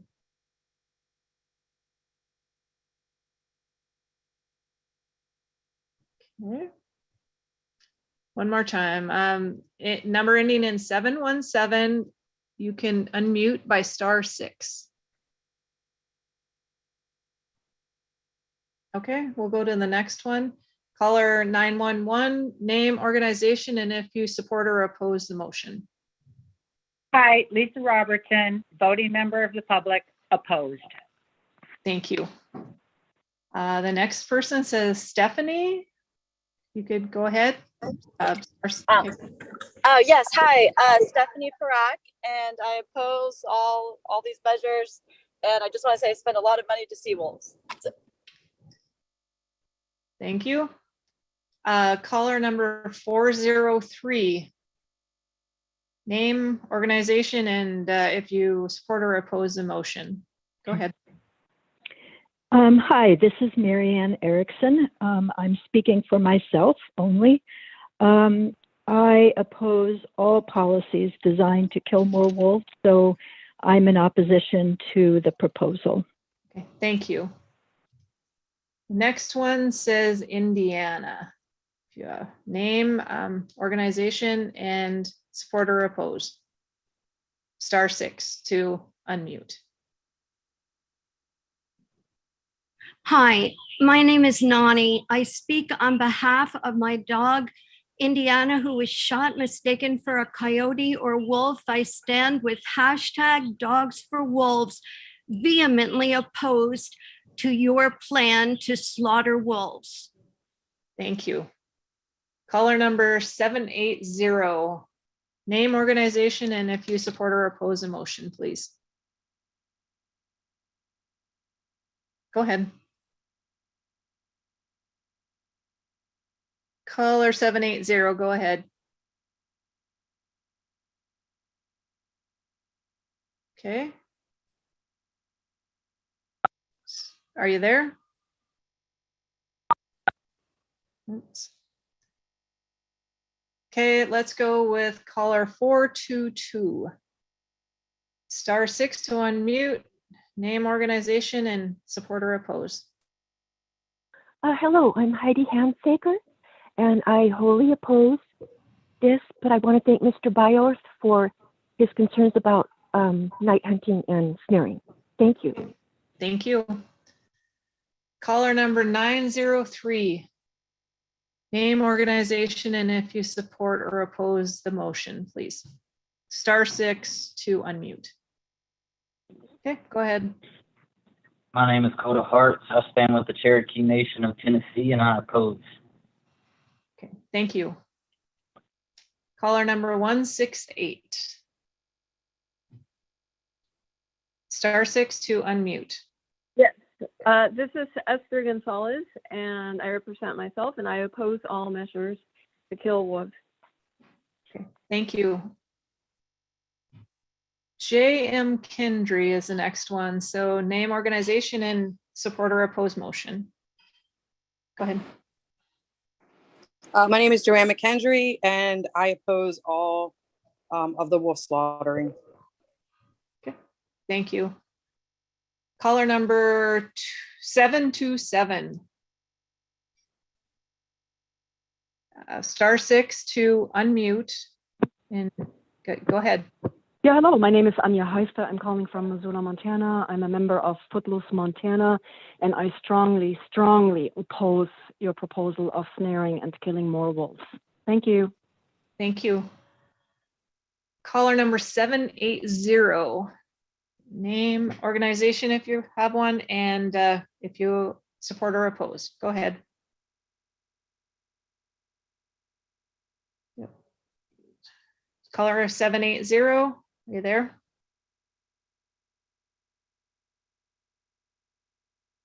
Okay. Let's go with caller 330. Name, organization, and if you support or oppose the motion. Go ahead. My name is Taya Cromley. I'm a landowner in Marr and Park counties, and I oppose this motion. Thank you. Let's see. Caller number 780. I want to try that one more time. Okay. Can you hear me now? Yes, I can. Go ahead. So sorry. My name is Michelle Dietrich. I'm from Hamilton, Montana, and I'm opposed to the motion. Okay, thank you. This puts grizzly bears at risk. Thank you. Allison Dahlman.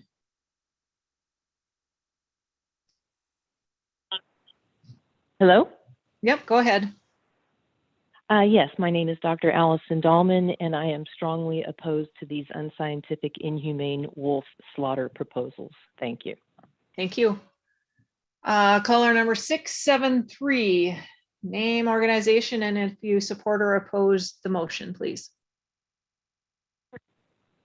My name is Claudia Narcisco, and I'm speaking for myself today, and I oppose the motion and anything that abrogates the responsibility of Fish, Wildlife, and Parks for their stewardship, public trust, and science. Okay, thank you. Okay, that's all we have for people to comment. And so I have one more. Caller 855. Go ahead. *6. Yes, I'm here. Yes, my name is Tracy, and I strongly oppose all these bills to decimate the wolf population. Okay, thank you. We have 3 more, and caller 669. Go ahead. Hi, my name is Corinne Happy Mahuna, and I'm strongly opposed to any increase or any slaughtering of the wolves. Thank you. Thank you. Caller 459.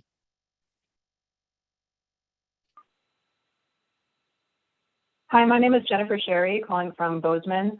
On behalf of the Natural Resources Defense Council and our supporters in Montana, I oppose the motion and urge you to take a more measured approach. Thank you. Yeah, thank you. Caller number 609. Go ahead. *6 to unmute. 609. Go. Hi, thank you. This is Blake Nicolazzo. I'm a resident of Montana, and I oppose the measures here for a couple of reasons. One being that we need the wolves to control the spread of chronic wasting disease, and I also oppose the inhumane slaughter of these animals. Thank you. Thank you. Caller 423.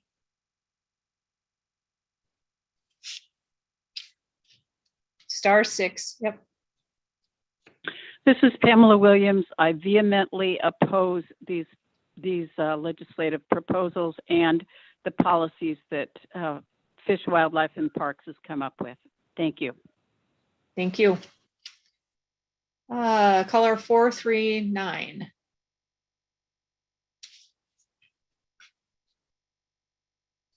Hello. Go ahead. My name is Rick Hawk. I'm with the Montana Fur Harvesters, and I strongly support the motion. Thank you. Thank you. Caller 116.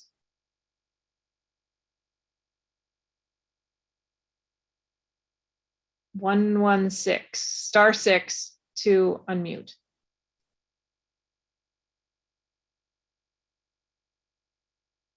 One more time, caller 116. You need to push *6 to unmute your phone. Okay. That's all we have for comments for right now. So I'm going to go back to the motion at hand.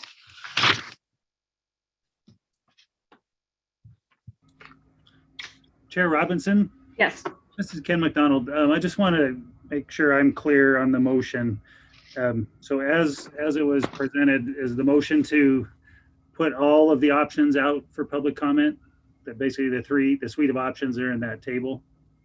Commissioner Siebel. Madam Chair, Mr. McDonald, yes, that was my intent. I used the wording that was suggested to us for the motion and then added that, and I'd be happy to amend the motion if that would be more correct. No, that was my understanding. I just wanted to confirm it. Thank you. Okay, so I just need to check with Mr. Kujula, make sure he had his hand raised. I just want to make sure, did you want to speak or are you on there?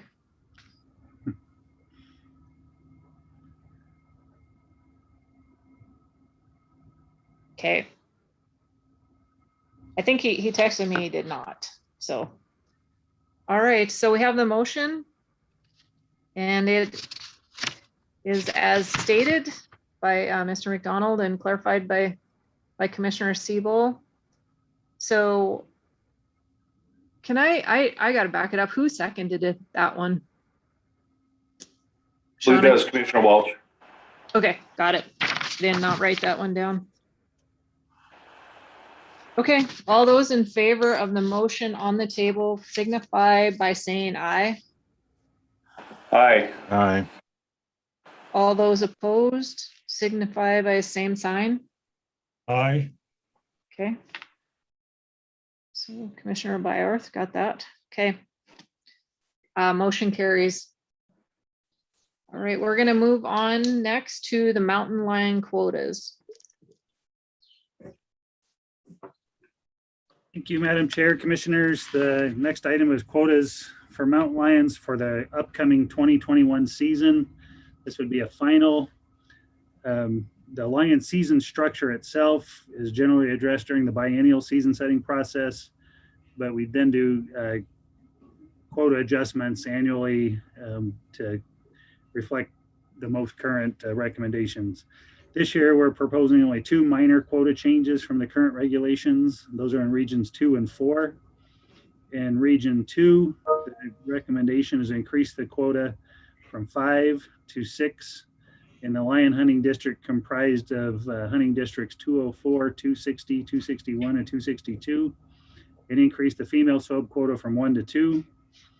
And then also in region 2, restructure the sub quotas in hunting districts 211 through 217 as described in your cover sheet. And then in region 4, in the hunting district comprised of 418, 420, and 448, increase the quota from 8 to 10, and then increase the female quota from 4 to 5 and the male quota from 4 to 5. And with that, I just was going to add one more point. As we recently completed a mountain lion monitoring and management strategy that looks to shift management of lions and monitoring of lions to a more of an eco-regional scale.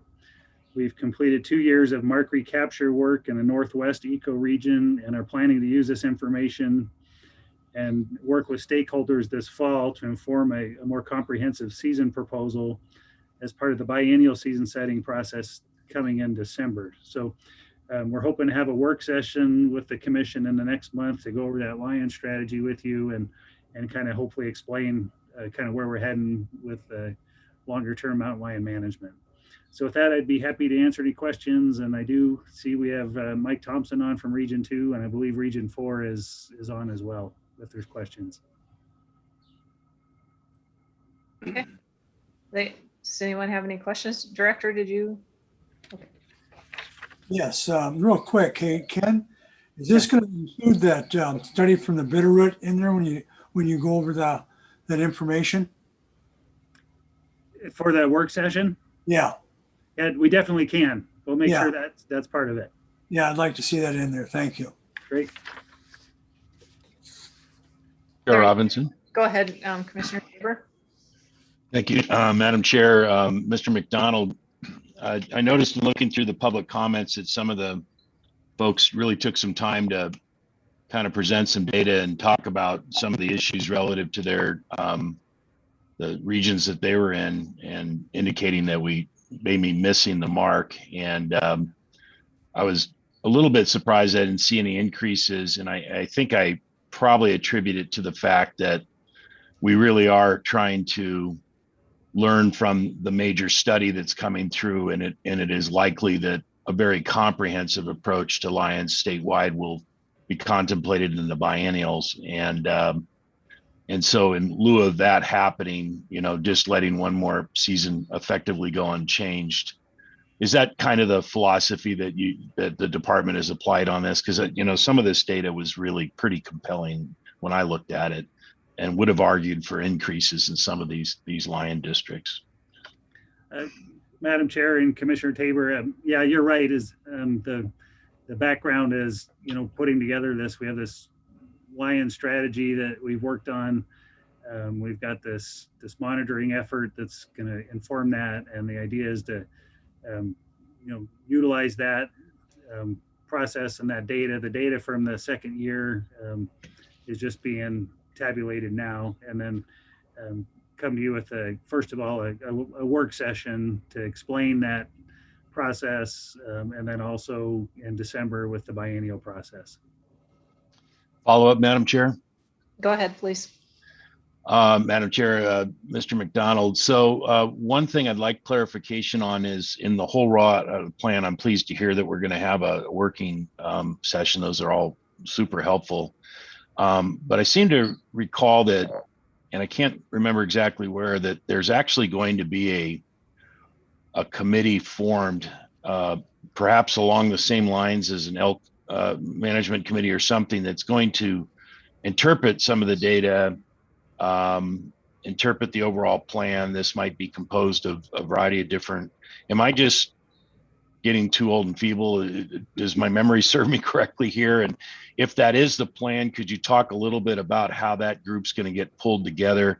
I believe I asked this question earlier, and we kind of got off into the weeds on a CAC, and I don't think that's what this really is. I think this is a special working committee that was designed to be formed. Yeah, thank you, Commissioner Tabor. And Brian, if you can chime in if I miss something. But yeah, the plan as it's laid out is to put together a stakeholder committee or stakeholder group to help inform, what direction we should be going with lions. Do we want to increase population, decrease, hold steady, kind of get some general objectives laid out, and then that will help inform the biologists' season setting recommendations for that December meeting. And Brian, you got more to add? Thank you, Ken. Brian Wakeling, Game Chief for the record. You captured it pretty accurately. And Commissioner Tabor, you also remembered a lot of that accurately.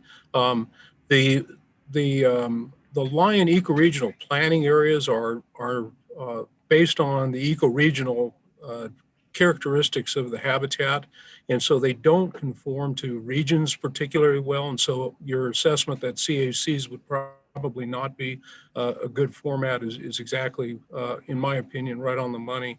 What we are trying to do is put together some teams that will look at the data that we're compiling, be able to make a recommendation. Obviously, what they're going to provide is just simply going to be a recommendation. All of that information would be compiled together and shared with the commission. And all of that is part of the topic that we'd like to discuss as part of that work session. One last follow-up, Chair Robinson. Sure. Mr. Wakeling, and perhaps Mr. McDonald, I would think that the commission would want to have some input with regards to who's on that committee and how it's formed, and making sure it has a fair representation of all the constituencies involved. Yeah. Chair Tabor, Vice Chair Tabor, I mean, obviously, within the commission's purview to make that, and certainly willing to, all of that is part of what we'd like to discuss as part of the work session. One of the things that's really important to keep in mind is also just the timeliness of being able to put this group together and be able to have that membership working on that in time to be able to put together a product for the commission and to be considering in December. But all of this is aspects that we would love to discuss with the commission as part of that work session. Any other questions from the commission?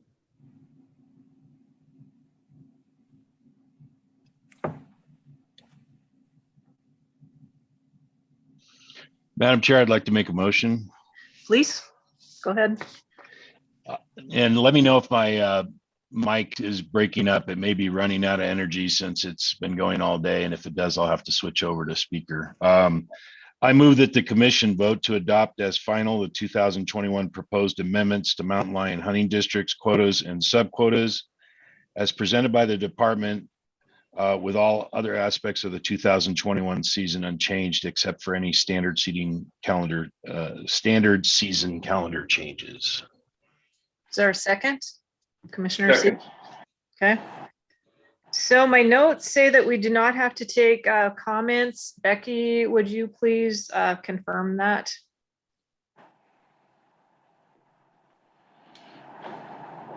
Robinson Commissioners, this is Becky. Sorry, but I was a little too enthusiastic with the button. The comment, usually when we take public comment at the final, it is because there's been a change to the proposal. And because there is no change to the proposal, and I'll let Ken confirm that or deny it, there is no need for public comment at this point. So I'm assuming that's the reason why there's no public comment here. Right. Are there any comments or questions from the commission before we vote on this motion? Okay. All those in favor of the motion, please signify by saying aye. Aye. Aye. All those opposed, same sign. Okay, motion carried. Next one is the non-resident hound handler permit. Thank you, Madam Chair. And just to clarify it, because I screwed it up, is this would be the non-resident, now called the hound license. The legislature made some changes over the session in a couple of different bills, and got rid of the hound handler component of it. So it's a hound license. And I just wanted to make sure this is clear. This is going to be a final. You didn't see this earlier as a proposed, and that's because what we're proposing is as a result of the legislative session and a couple of bills that had an effective date of May 15th. So it was after your April meeting. We need to finalize it at this meeting in order to meet the printing deadlines and application deadlines for the mountain lion season that's coming up. So we're asking if you're agreeable to adopt this as a final. Just a little background, the 2019 legislature created what was called a non-resident hound handler license, kind of with the objective of reducing unlawful outfitting by non-resident hound handlers and help Montana residents. In 2021, the legislature amended those statutes to change it from a non-resident hound handler license to a non-resident hound license. They increased the total number of licenses from 35 to 80. They removed the number of licenses that could be issued in a specific hunting district, which was 2. They removed that limitation. They decreased the fee from $500 to $250. And they also made the license valid for either hunting lions or black bears, depending on what the commission does with black bears this year. Like I said, the effective date was in May, so it affects this season. Because we're already past the bear season for this year, it will only apply for lion hunting in this license year, which goes through the end of February. Next year, we'll have to consider how we will allocate these hound licenses for bears versus lions. Some of that's going to depend on what the commission does with a bear hound season and all of that. So that'll be part of our discussions in December as part of the biennial process.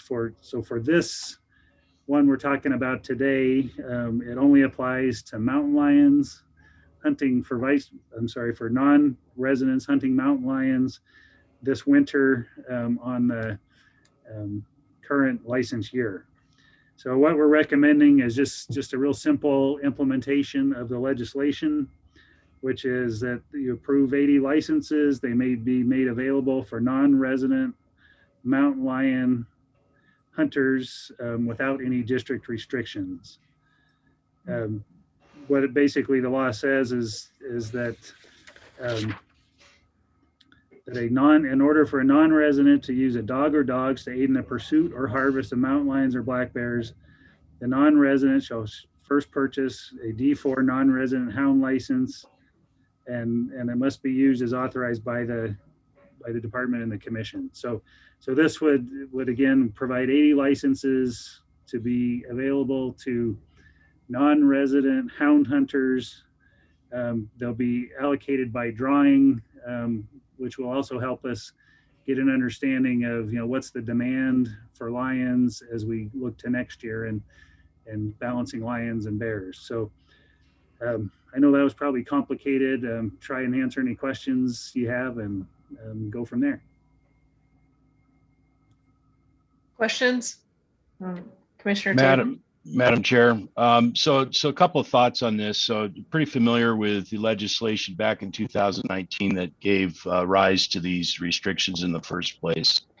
And it was really in a concerted effort by a group of different constituencies, very concerned by the number of non-resident hound handlers that were coming in and effectively doing illegal outfitting and overrunning areas.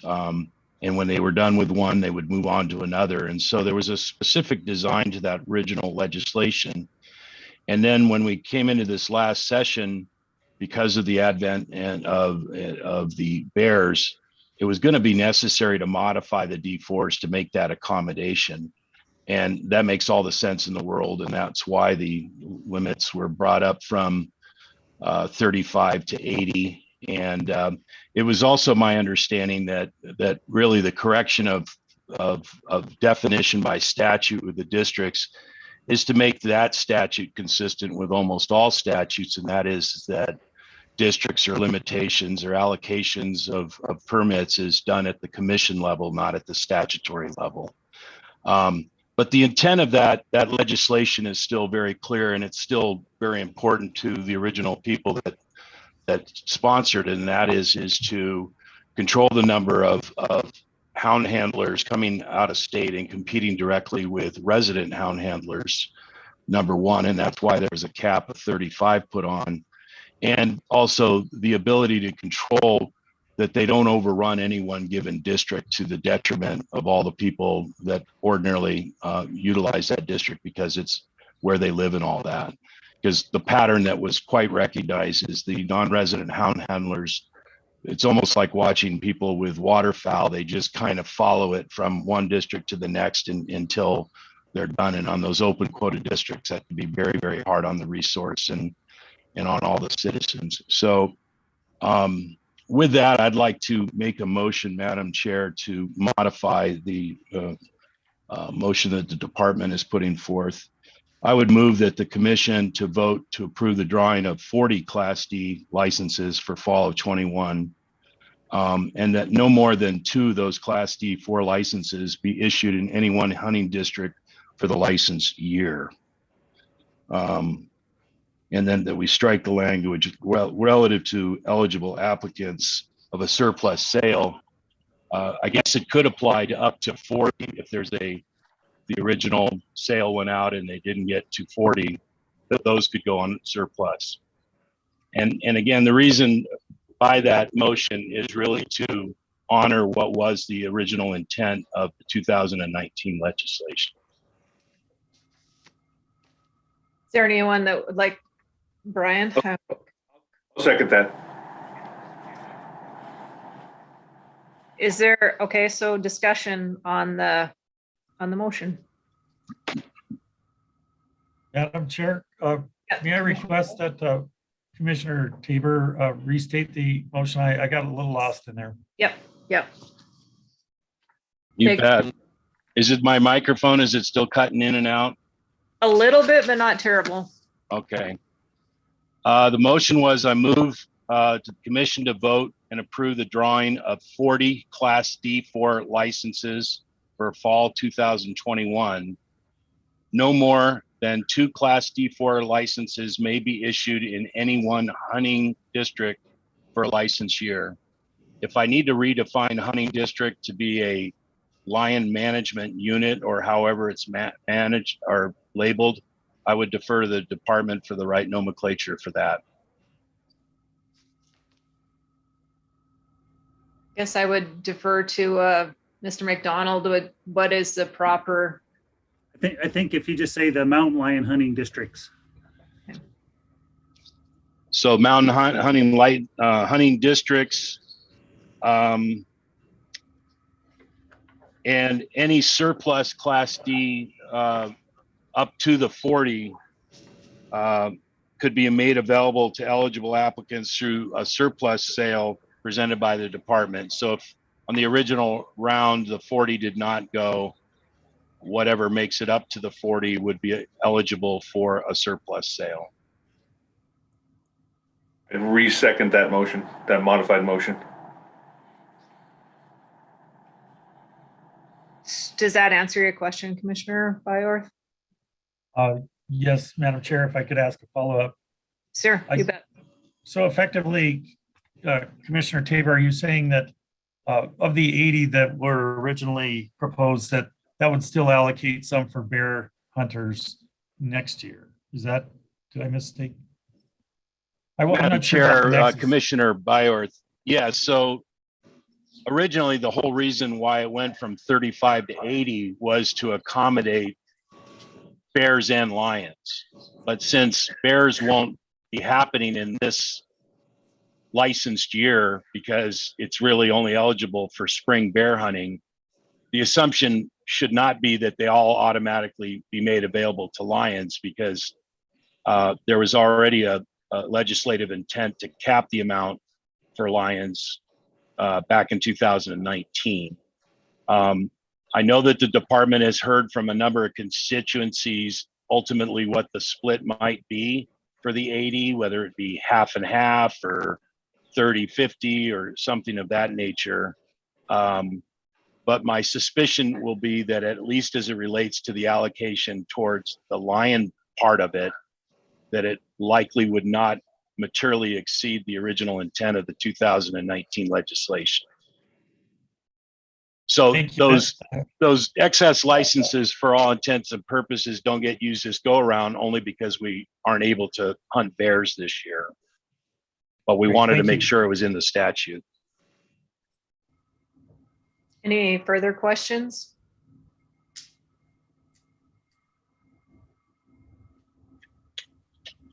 Okay. We will go out for public comment on the non-resident hound license.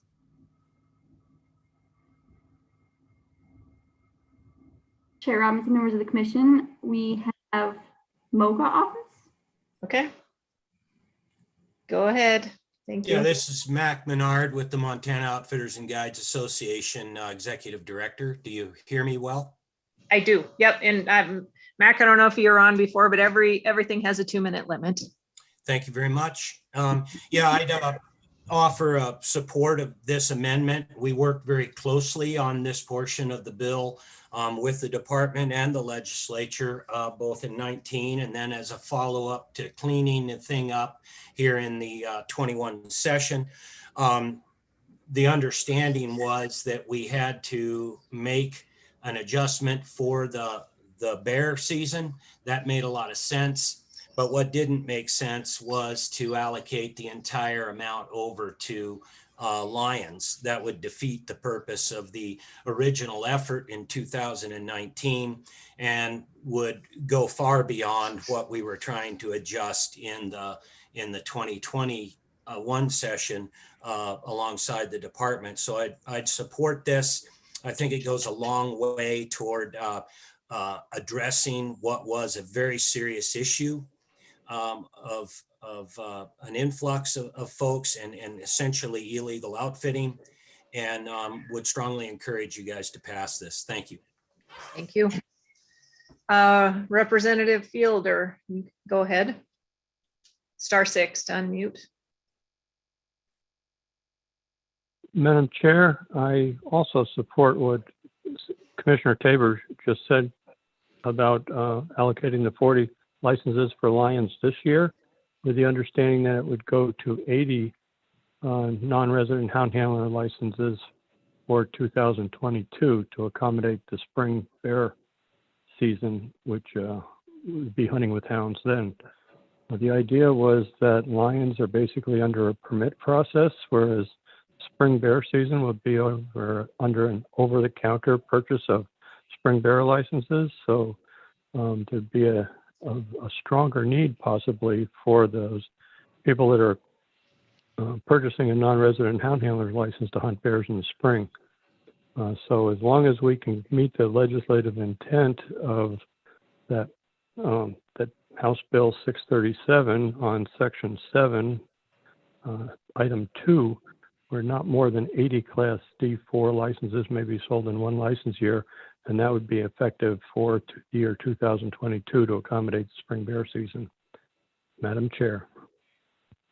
Thank you. Are there any other public comments on the mountain or the non-resident hound license? Okay, it doesn't look like it. So we have the motion on the table.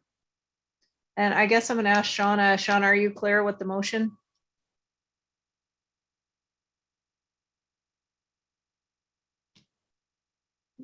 Sorry, Madam Chair, if Yes. you could clarify that as a piece of it broke up and I didn't quite get all the wording. Thank you. Okay, you want to try that again, Commissioner Tabor? You bet. I move to the commission to vote to approve the drawing of 40 Class D4 licenses for fall of 2021.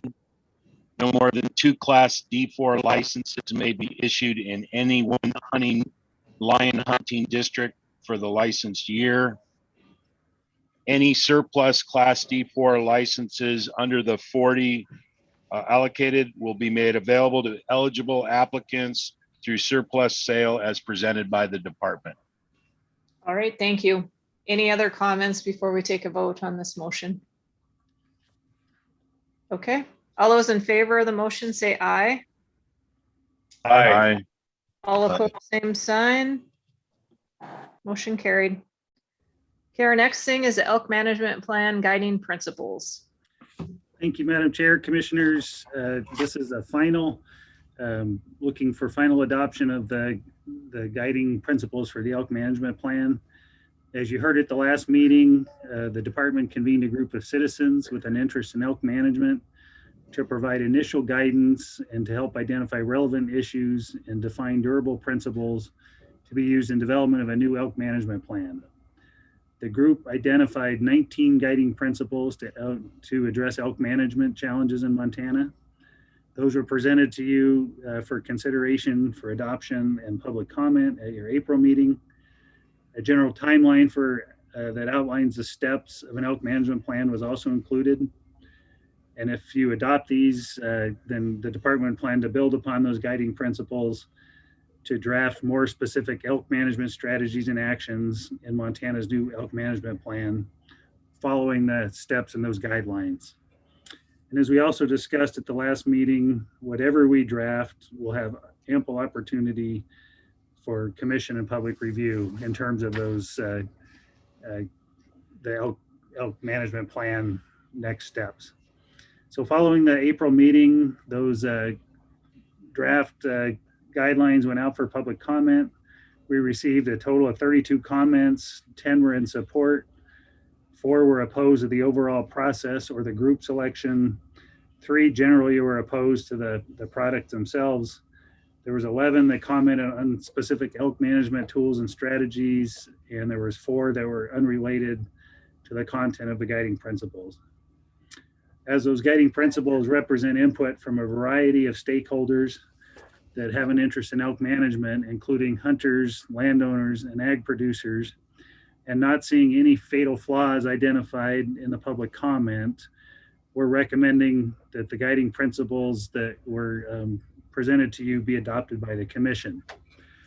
And with that said, although not included with the group's guiding principles, it's also been pointed out that a fundamental caveat of the elk management plan is that it must follow and be consistent with state statutes related to elk management.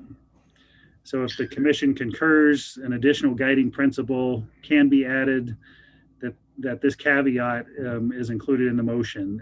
And so basically the motion could be that the commission adopts guidelines and the guiding principles as presented, plus an additional guiding principle that specific elk management strategies and actions be consistent with current rules and statutes.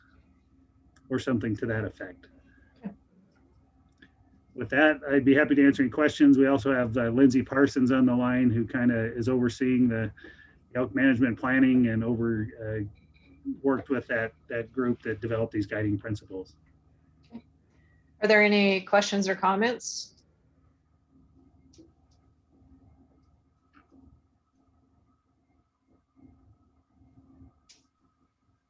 Chair Robinson, I had one. Okay, go ahead. Okay, in the language that we've been given on the motion, it says to, hold on one second, get back where I was. Move the commission vote to endorse the elk management plan timeline. What is the timeline? Madam Oh, Chair. here it is. I've got my materials here. Yeah. I just need a rebrief. Is this going to be finished up by the end of the year? Oh. Madam Chair, Commissioner Walsh, not by the end of the year. We're hoping, you know, it's probably about 2 years out from start to finish with all the public process. And would this be the starting date when we adopt these guidelines? Commissioner Walsh, yes, that would be correct. Are there any other questions? Commissioner Tabor, did you have your? No, I'm sorry.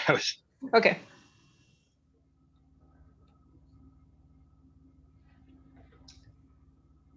Would entertain a motion if somebody would like to make a motion.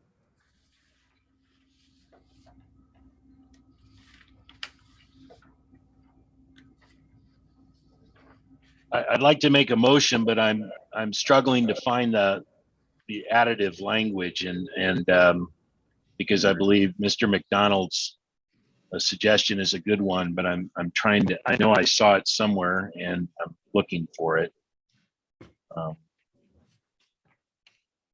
Does any of the other commissioners have that language handy?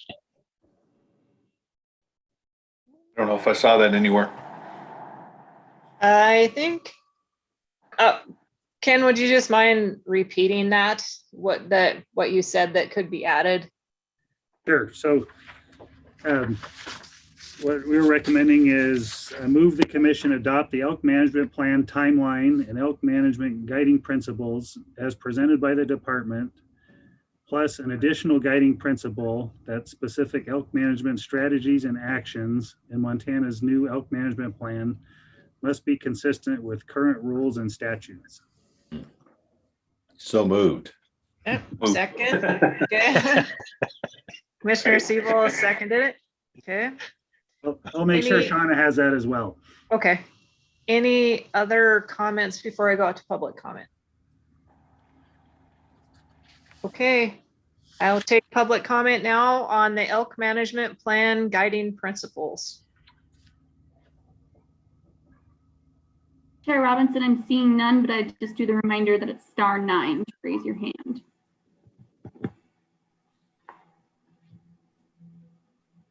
Seeing none. Okay. All right, so we will take action on the motion. All those in favor of the motion signify by saying aye. Aye. Aye. All opposed, same sign. Okay, motion carried. All right, access agreements. Thank you, Madam Chair and Commissioners. I believe this is our last one for wildlife.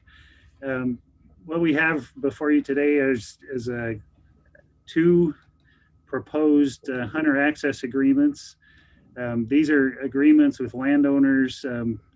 For years, we've called them 454 permits, referencing some old statute that originated the ability to do these. But we're getting too many Bill 454s out there. So from now on, they're hunter access agreements.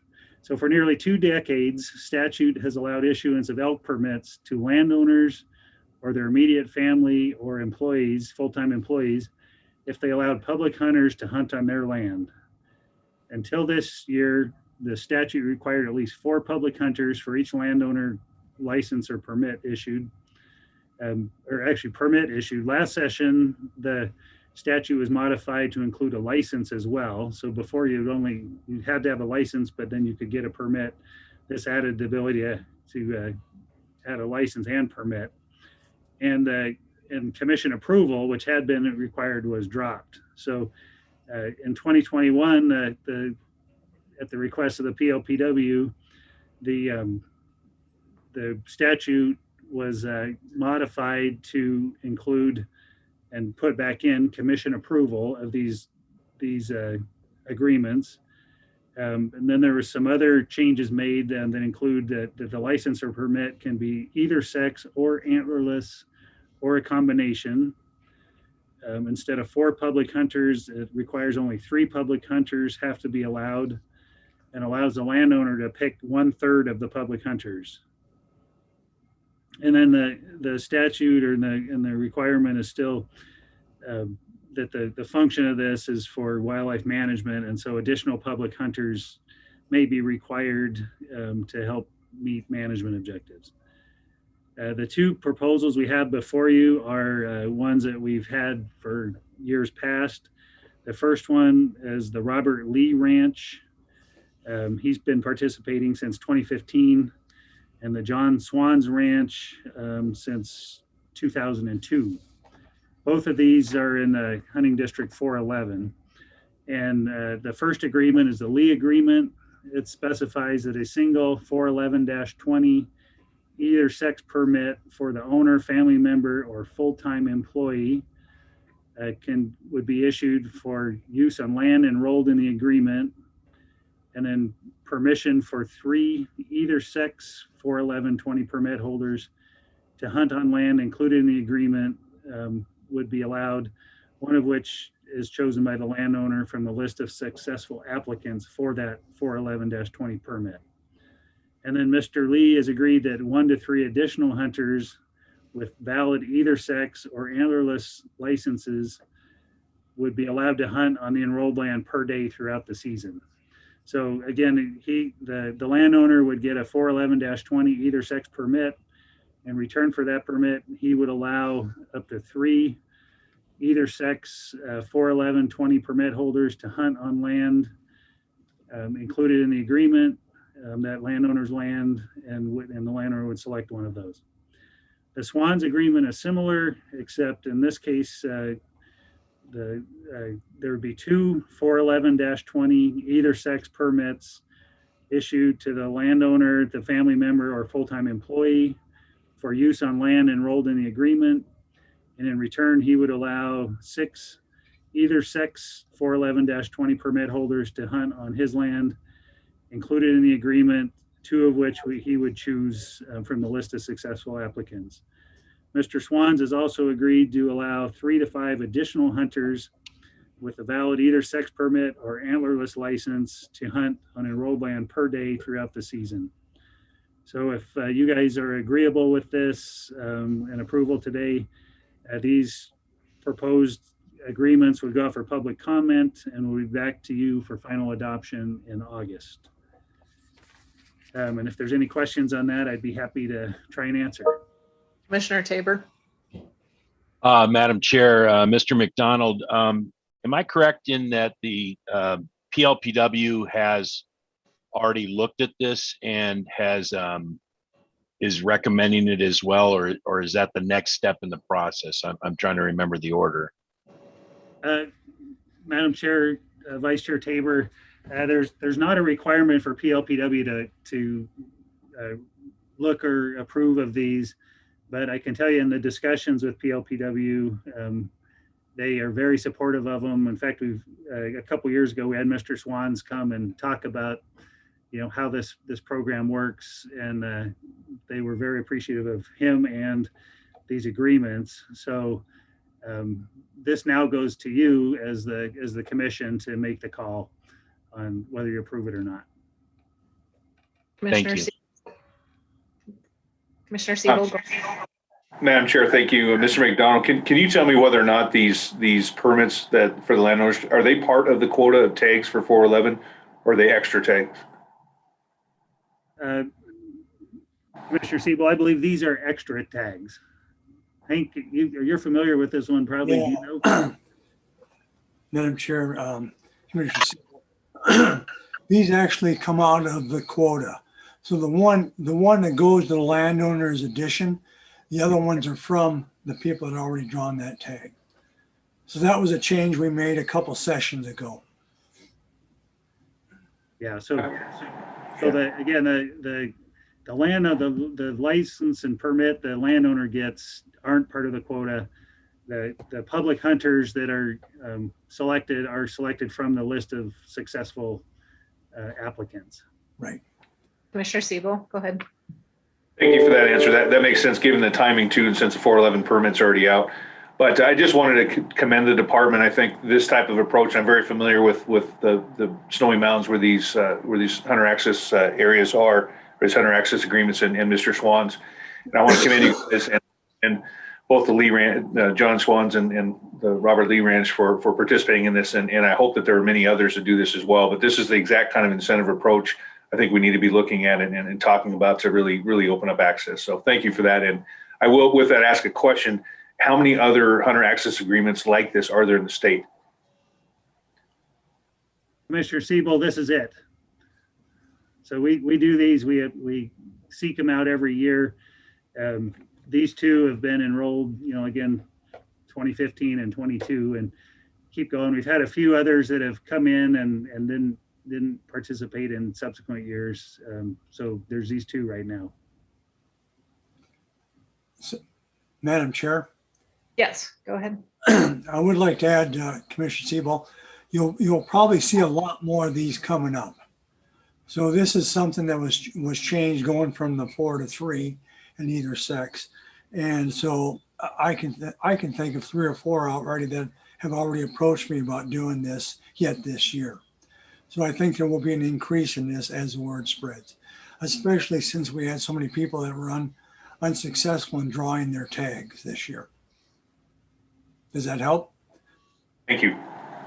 Commissioner Walsh, did you have a question?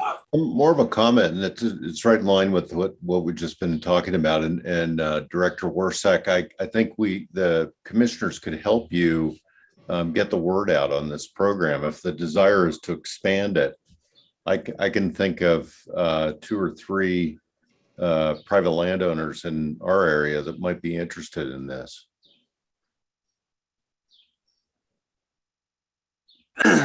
Madam Chair, Commissioner, I really do appreciate that. And that's one of the things we're going to work on too, is getting out with stock growers and other things, telling people what kind of incentives we have to try to gain access. And I think it's a win-win situation for a lot of these. All right. Any other questions? Oh, Madam Chair, Yep, Commissioner Byer, go ahead. This is a really tough situation. We see a lot of action at the commission on trying to figure out ways to balance public access and then incentivize private landowners. And I think this is a good example of something that appears to be working, at least on these 2 ranches.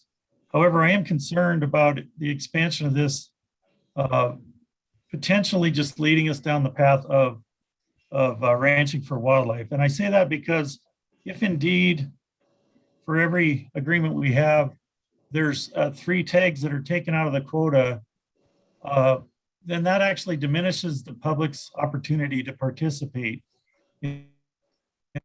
Again, I think I think the jury's still out on how these agreements might work in the future, but I would like us to enter this with a bit of caution so that we're not privatizing our wildlife to the exclusion of public opportunity.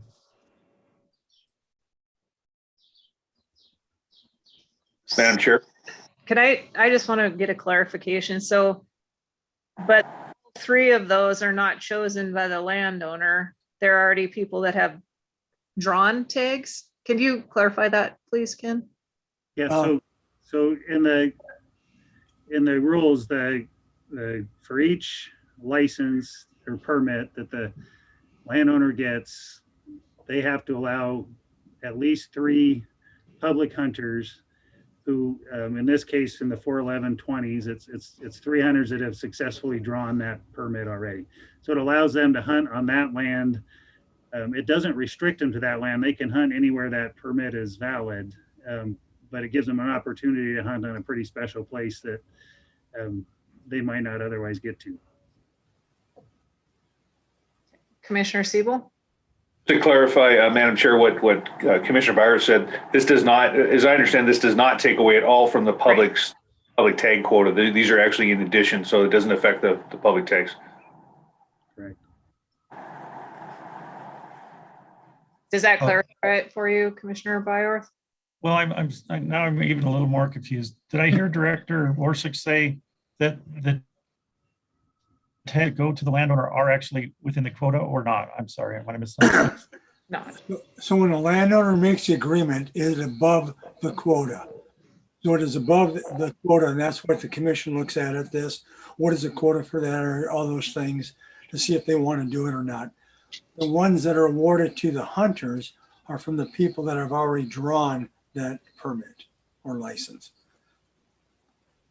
So before it used to be above that, and that's where the problem come into play.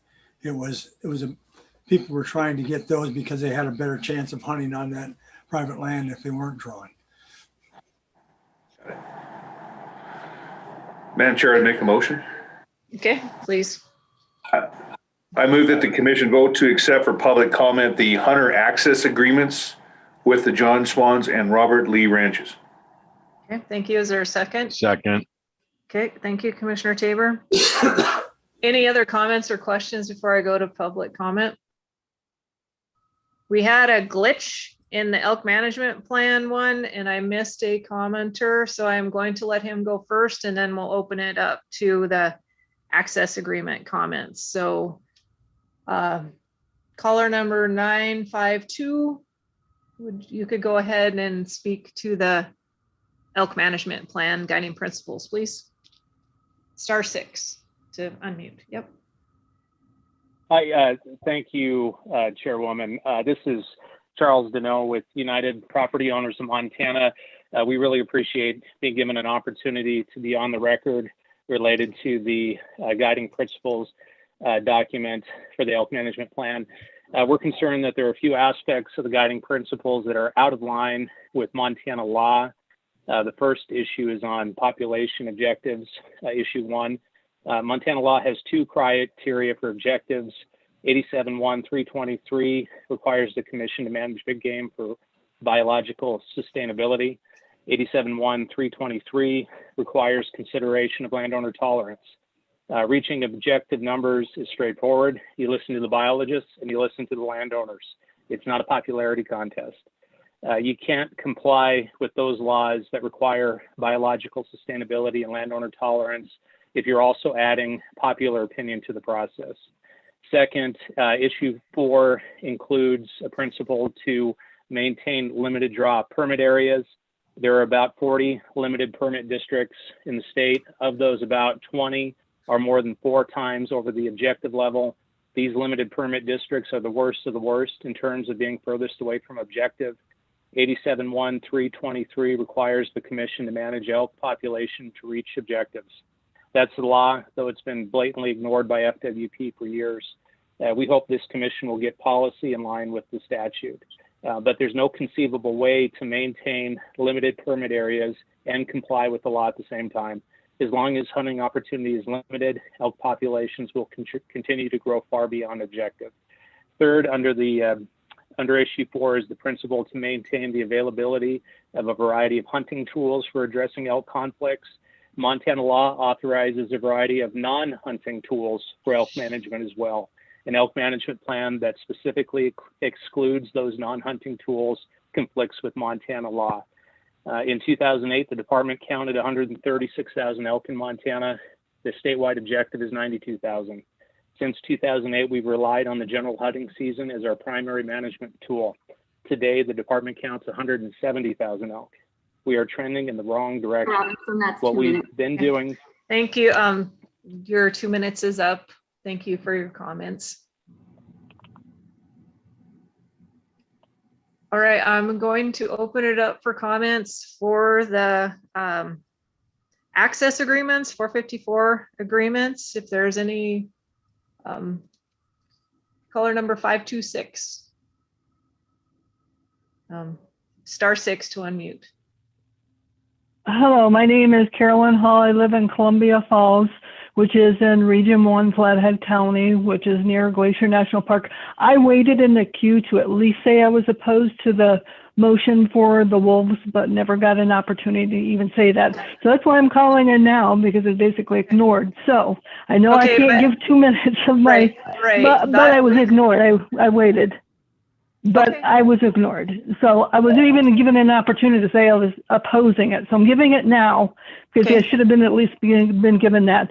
So I'm opposing the motion to exterminate wolves, which endanger grizzlies and also endanger Montanans like myself, because if snaring is allowed on public land, that endangers me. Thank you. Is there anyone to make a comment on the 454 agreements?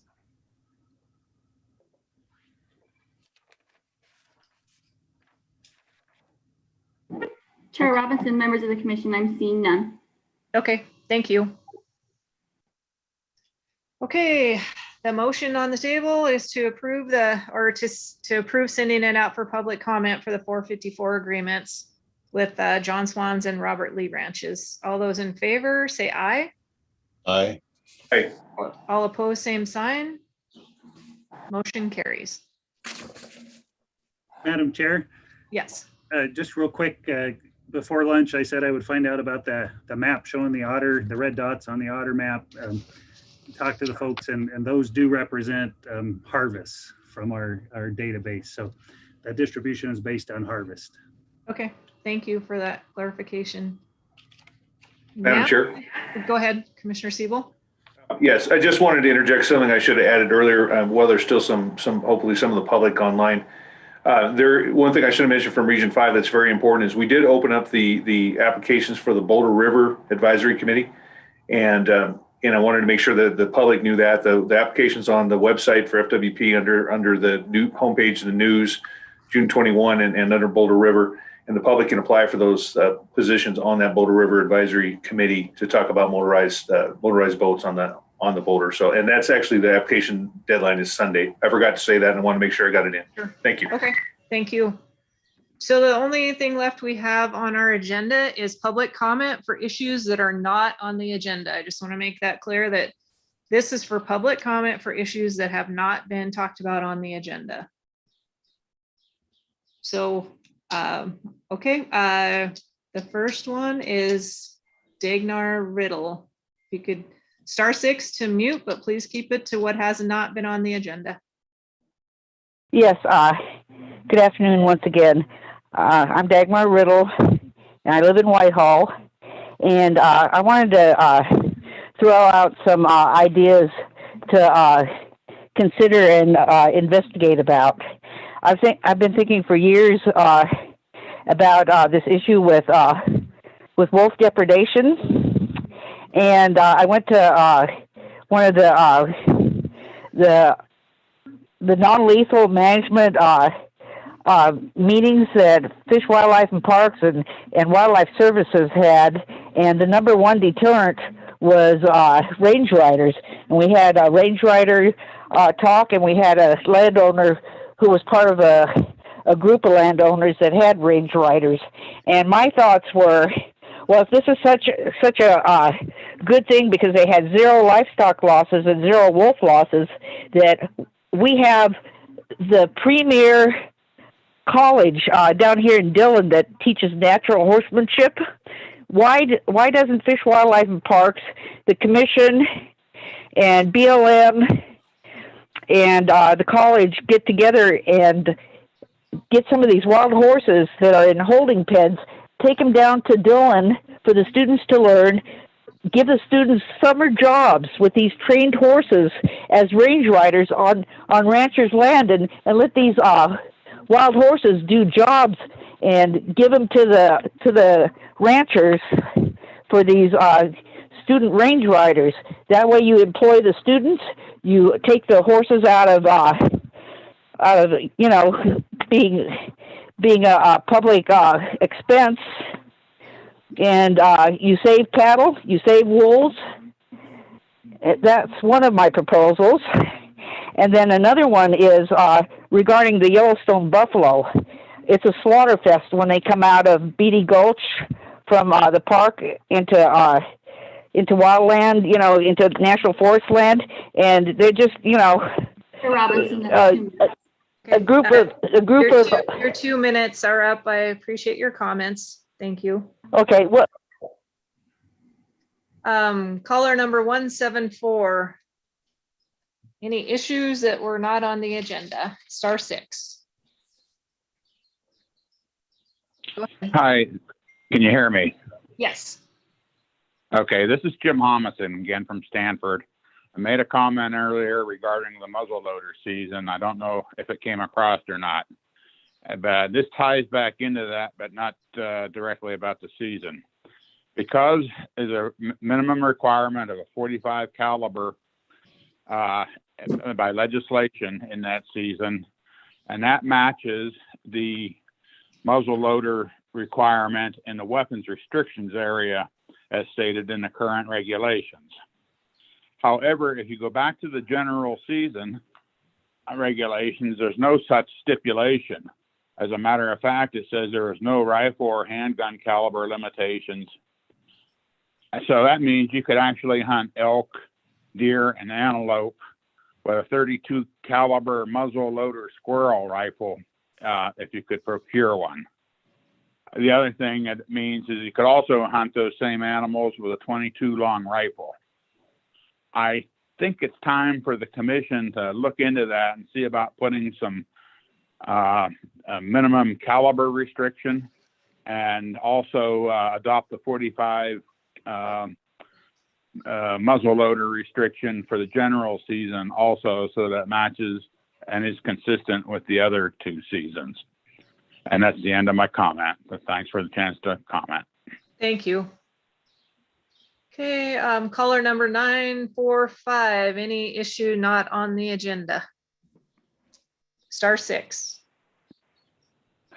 Madam Chair, Commissioners, Director Warshak, Mark Cook with Wolves of the Rockies, and I just would like to get something on the record. I would like to express our concern that the chair, Madam Chair herself, is deviating from a long-time precedent of allowing all interested individuals a proper, reasonable amount of time to make a comment. This has never happened in the long time that I've been doing this, and it needs to stop. Thank you for the opportunity to speak. Thank you. Caller 713. Any item not on the agenda? Hello? Yep, go ahead. Yes, Madam Chair, Commissioners, Director Warsich, my name is Dr. Allison Dahlman, veterinarian. Ecosystems evolved without distinguishing between game and non-game species. These are human terms, and harming game species does harm non-game species. They're interdependent, and this commission does not seem to understand that. You can't select one and not have a negative effect on the other. All species depend on genetic diversity to adapt to stress, disease, environmental conditions, natural and human-induced, and it's essential for species survival. At the end of 2020, there were only 1,150 wolves. It's very clear that you guys don't even have a clue how many otters exist, and yet you're continuing to decimate their numbers. Studies show that wolves and other species require 500 breeding individuals to avoid the effects of inbreeding, which necessitates a total population of 5,000 to 7,000. When there's only 1,691 at the end of 2013, and far fewer now with all the killing devices utilized, which are not species specific, we're obviously way below the survival rate for wolves and other species. The substantial genetic diversity decline in overall numbers and range cannot survive. Limited genetic diversity due to small populations in any species and historic declines is compounded by the isolation of these various populations.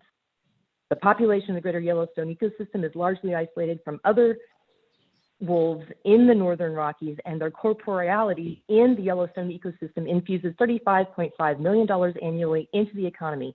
Tourists come to see the rare, endangered, iconic wolf and other species whose presence revitalized Yellowstone National Park and without whom Yellowstone will fail and those dollars will disappear. Wolves, you guys are concerned about chronic wasting disease and other prion diseases. Well, wolves are the natural limiter to these diseases. You need to bring science and studies back. Chair Robinson, that's 2 minutes. Thank you.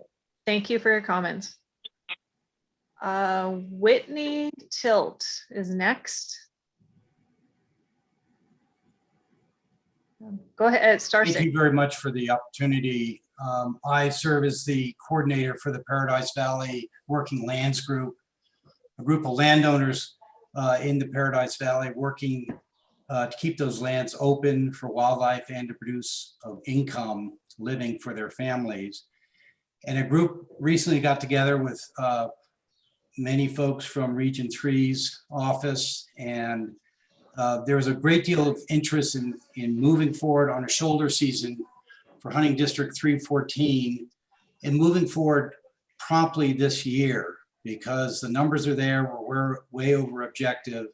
And it's really important to show that we use every single tool to keep landowner cooperation at the highest level possible. So I would hope that FWP and the commission would see fit to investigate moving forward with a hunting shoulder season in hunting District 314. Thank you. Thank you. Representative Fielder, do you have some issues that weren't on the agenda? Madam Chair, I want to voice a little bit of disappointment in the necessary requirement to have a Zoom meeting on an important topic like this.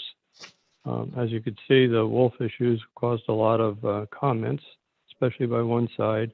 We saw that in the legislature too.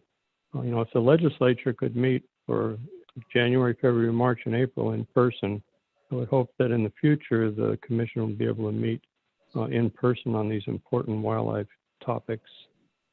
I just want to also point out that the Endangered Species Act calls for maintaining a minimum population of 30 breeding pairs and 300 wolves in the combined states of Montana, Idaho, and Wyoming. And so Montana alone has about four times what's required for those three states alone. And that doesn't include the wolf populations that have expanded into Washington and Oregon. So wolf management is an issue, and it's a controversial issue for some people. But I also want to stress that the legislature passed those laws, and obviously the legislature deals with they represent a lot of people in Montana. Each member of the House of Representatives represents 10,000 people.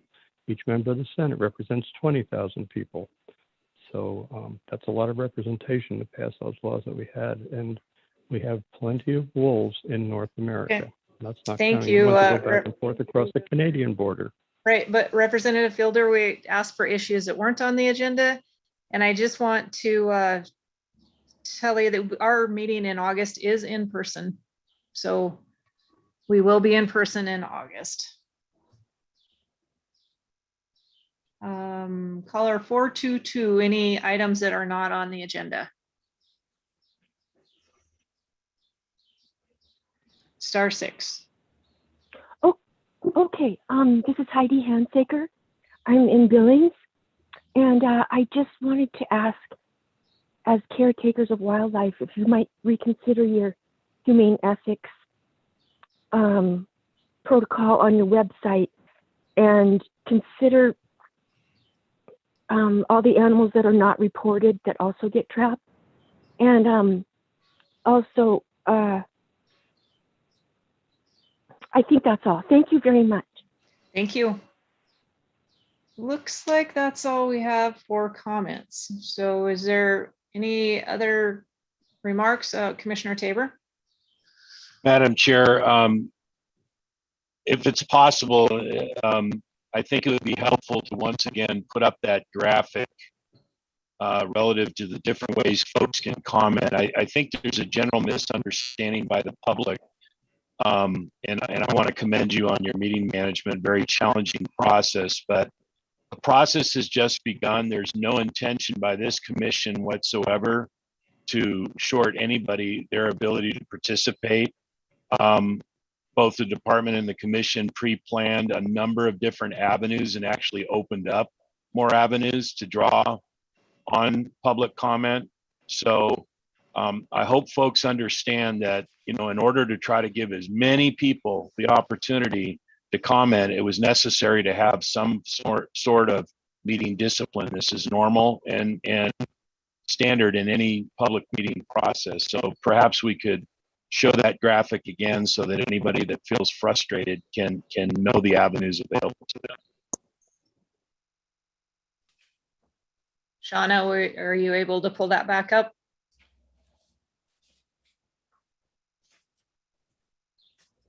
Okay, so public comment starts today and it's open until July 26th. On June 30th, there's going to be a 2-hour Zoom meeting just for the wolf proposal to comment. So from 6:30 to 8:30 p.m. on June 30th. And then August 20th is our next meeting, and it will be in person for people to come and make final comments. So there's quite a few chances to still comment. And Commissioner Robinson, this is Ken McDonald. Right, point out that the website public comment won't be open right away, but by June 26th, it should be open. Hopefully tomorrow it'll be done and people can comment there. So if you go right now, you probably wouldn't be able to get in. Okay, so starting June 26th, correction on that. Okay, is there anything else? Chair Robinson, I do see one more hand up for comment for issues not on the agenda. Okay, 095, if you'd like to speak to issues not on the agenda, please. Hi, thank you. I don't know what happened, Chair Robinson, Commissioners. This is Casey York with Trap Free again.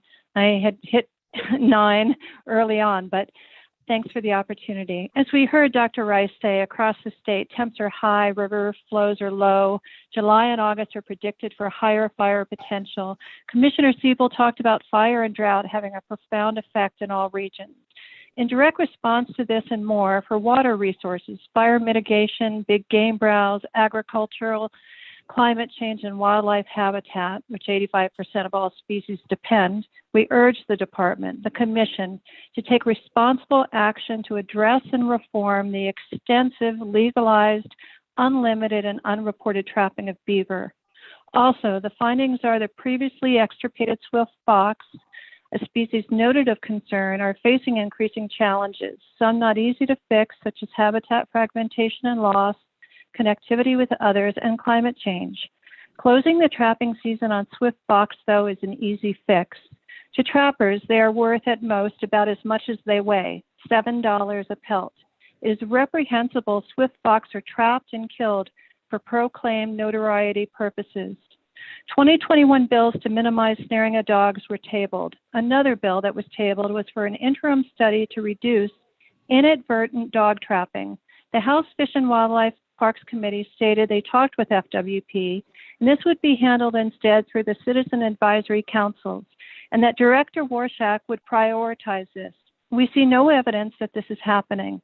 I served recently on Region 2's FWP subcommittee regarding trap setbacks, which are non-existent on some public roads. With increased outdoor recreation, we all agreed this issue will only become more difficult and contentious, yet it continues to be sidestepped, minimized, sending a clear and concerning message to the public who have the right to recreate safely from traps and snares on our public lands. Thank you for the opportunity to talk. Thank you. Are there any other public commenters that would like to talk about issues not on the agenda? A couple more minutes. Okay. Anything from the commission before we adjourn?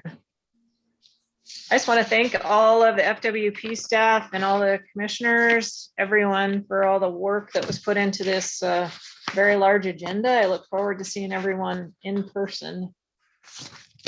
And if there's nothing else, we are adjourned. Oh, go ahead. Go ahead. I just a quick one, and that's during this meeting I got a few other texts regarding 314 and adding that to the shoulder season. So I'm hoping that the department can look at that. Okay. For the upcoming season. Madam Chair, I'd just like to add one thing, and I apologize for my voice being bad, but COVID's kicking my butt.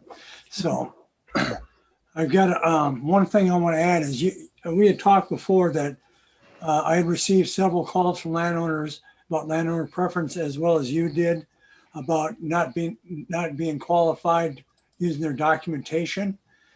And I did look into that. We had 70 landowners that the landowner preference, they were removed because it didn't have the correct documentation to show that they were in fact the correct landowner on that property.